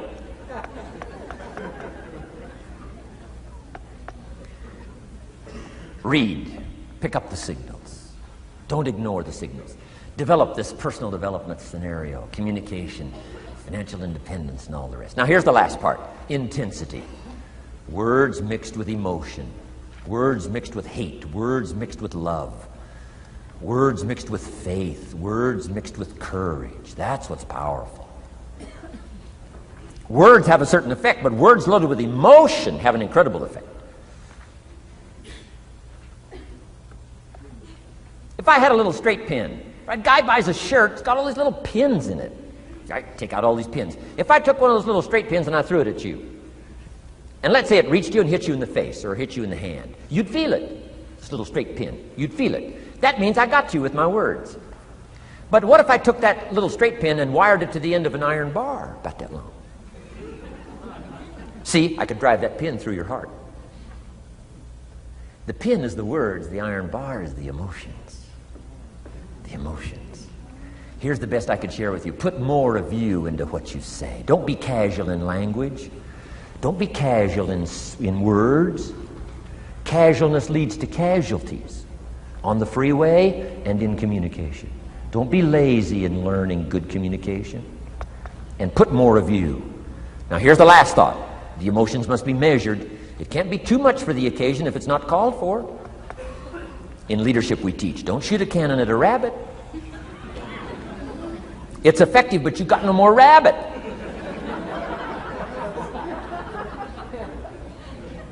So here's some of the most powerful scenario in communication. Here it is. Well-chosen words mixed with measured emotion. The basis of affecting people with good communication. Well-chosen words mixed with measured emotion. And one last point on communication. The more you care, the stronger you can be. The more you care as a mother, the stronger you can be with your children. The more you care as a father, the stronger you can be. The more you care as a leader, the stronger you can be. In helping to solve problems, getting on somebody's case, the more you care. But you got to care. I don't mind a minister consigning my soul to hell fire for my sinful ways, I don't mind that. If he believes it, I don't mind him consigning my soul to hellfire for my sinful ways, as long as he does it with tears and not with joy. If you're going to preach a message on hellfire and consign people to hell's fire, you got to cry and sob your way through a sermon on hellfire. We would all dismiss as a performance a dry-eyed sermon on hellfire. You can't legitimately preach hellfire unless your heart breaks. Otherwise, it's a performance. Otherwise, we could all dismiss it. Why? The heart's not there. There are some conversations that don't make sense unless they're accompanied by tears. It doesn't mean anything unless it's accompanied by a broken heart. Learn measured emotions. Remember, draw from well-chosen words, expanded vocabulary. Be interested and fascinated. Pull all this together. I'm telling you, your ability to touch other people will grow day by day, week by week, month by month, year by year. Here's my last subject. It comes in two parts. First is the negative part. And I got just a couple of tips for you on negative. There wouldn't be positive without negative. It's part of the life scenario. Ancient script says it best. There's a time to laugh. And once you've learned to laugh, just keep on laughing. No. Just get another positive book. No. There's a time to laugh, what? And a time to cry. And you've got to become so sophisticated and so well educated that you don't laugh when it's time to cry. And you've also got to learn to cry well. How are you going to identify with some people if you don't cry with them? It's very important. The negative side is very important. Negative thinking. I teach kids, and you'll find it on those cassettes, the ant philosophy. Let me just give you the quick scenario on the ant philosophy. Number one, ants never quit. What a good philosophy. If they're going somewhere, you stop them, and guess what? They'll look for another way. How long will they look? Till they find it, or till they die. What a great philosophy. But here's number two. I can't give them all to you, but here's number two. Ants think winter all summer. You've at least got to be that bright. You can't think summer all summer. You got to do some winter thinking in the summer. You say, well, the sky is blue, the clouds are fleecy. You can't be faked out by that. Ancient story says, don't build your house on the sand in the summer. Why would we be cautioned not to build our house on the sand in the summer? Because it's easy to get faked out. So what should you do during the summer? Think winter. Think storm. That'll drive you to find a rock in the summer when the sky is blue. Key, negative is normal. You got to handle it. You can't dismiss it. It's part of the life scenario, like your white corpuscles we talked about earlier. So don't ignore it. Let it be part of the scenario. Here's the key. Learn to master it. Negative is not to be ignored. It's to be mastered. It makes us better than we are to wrestle with it. It makes us better than we are to be alerted to tyranny that moves into Kuwait, or ignorance that moves into your life, or procrastination that moves in and robs you of your fortune, or poor health that's going to be the legacy of those who neglect their health disciplines. You've got to do battle with the enemies on the outside and on the inside. So learn how to handle the negative. And now here's the last, called the positive. Let me give you the day that turns your life around, as quickly as I can. I got 4 parts to the day that turns your life around, and then we're finished for the day. Number 1, disgust.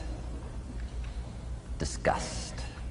Disgust is a negative emotion, but it can have a very positive, powerful effect. Disgust says, I've had it.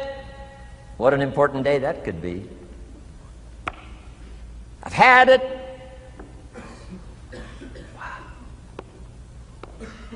I met a beautiful, powerful, accomplished executive lady in New York. The company invited me to come in. This lady was the vice president, extraordinary lady. I got to know her, and I found out her story. I said, how did you get here? Big income. And she never went to college, never went to university. I said, how did you get here? Executive, powerful, income. She said, well, let me tell you part of the scenario. She said, when I was a young mother a few years ago, she said, one day I asked my husband for $10. And he said, what for?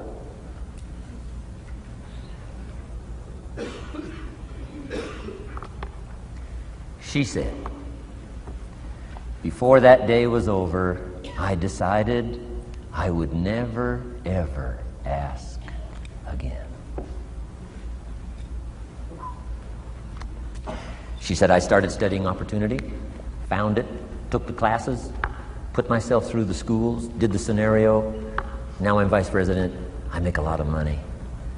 And she said, I kept my promise. I've never, ever had to ask again. It's called a life-changing day. The day you say, enough is enough. Now, if you can add an act to your disgust, it helps. A man takes a shotgun to his car, blows out every window, destroys every tire, puts 100 rounds in it, and says, I've driven this embarrassing thing for the last time. And then he saves it. He saves it. And later when somebody says, how did you become rich and powerful? He says, let me show you this car. One day I'd had it up to here. I blew it to smithereens. Enough is enough. Powerful. Here's the last three. Next is decision. Decision making is a life-changing day. If you went home today and in the next few days cleaned up a list of decisions, it could furnish enough inspiration for the next 5 years, 10 years. What an inspiring day, the day you can bring yourself to decide. And here's the third one, desire, wanting to bad enough. Who knows the mystery of that? We don't know. But here's something I do know. Sometimes desire waits for a trigger, waits for something to happen. Who knows what the happening may be? A song, the lyrics, a movie, the dialogue, a seminar, a sermon, a book, an experience, confrontation with an enemy, a conversation with a friend who finally levels with you. Whatever the experience it is, it's so valuable. And here's my best advice. Welcome all experiences. You never know which one is going to turn everything on. Don't put up the walls. The same wall that keeps out disappointment keeps out happiness. Take down the walls. Go for the experience. Let it teach you. And here's the last one. Resolve. Resolve says I will. Two of the most powerful words in the language. Benjamin Disraeli said, nothing can resist a human will that will stake its existence on its purpose. Shortly put, I'll do it or die. Best definition of resolve I got from a little junior high girl, Foster City, California. I'm going through some words one day. I got to this one and I asked the kids, who can tell me what resolve means? Some didn't know, some tried. Interesting. The last one was the best. Little girl about 3 rows back, she said, I think I know, Mr. Rohn. I said, what? She said, I think resolve means promising yourself you will never give up. I said, that's the best I've ever heard. She's probably giving seminars somewhere today, right? I mean, that's the best I've heard. I asked the kids, how long should a baby try to learn how to walk? How long would you give your average baby? Before you say, hey, enough's enough. No. Any mother in the world would say, you're crazy. My baby is going to keep trying what? Until. What a magic word. I want you to write it down. Until. Promise yourself you'll read the books until your skills change. You'll go to seminars until you get a handle on it. You'll listen to it until it makes sense. You'll go for it until you understand it. You'll practice it until you develop the skill. Never give up until, however long that is. Step by step, piece by piece, book by book, word by word, apple by apple. Walk around the block, walk around the block. Go for it. Don't miss the chance to grow. and resolve that you'll pay the price until you learn, change, grow, become. Then you'll discover some of life's best treasures when you pay that price. Now here's my last word to you. As leaders in the community, I'm sure you are. Parents, the greatest challenge of leadership is parenting. Whether you're in sales or management, wherever I've found you today, I want to give you, from my heart to you, what I wished you would do from this seminar today. And if I've inspired you to do this part here, among all the other things I've talked about, I would have considered it worthwhile to leave my family, fly away from my home, drop down into Fort Worth, Dallas, and spend one of my very precious days with you. If I can accomplish this, it'll all be worthwhile. It comes in two parts, and here it is. One, learn to help people with their lives, not just their jobs. Learn to help people with their lives, not just their skills on the job. Touch people with a book, touch people with a poem, touch people with some words. Don't fail to say something that could be meaningful. Help people with their lives, help them set their goals. Help them with their dreams, help them with the future, help them with errors, help them with mistakes. Help people. Help your kids not just get along, not just hang in there, not just try to hold the family together. Try to build lives with communication, build lives with setting goals. Help your kids with their lives, not just their homework, their lives. And here's my last one for you personally, because I'm probably one of the best examples of this standing before you in this auditorium today. Here it is. Ancient script says, if you work on your gifts, they will make room for you. If you work on your gifts, they will make room for you.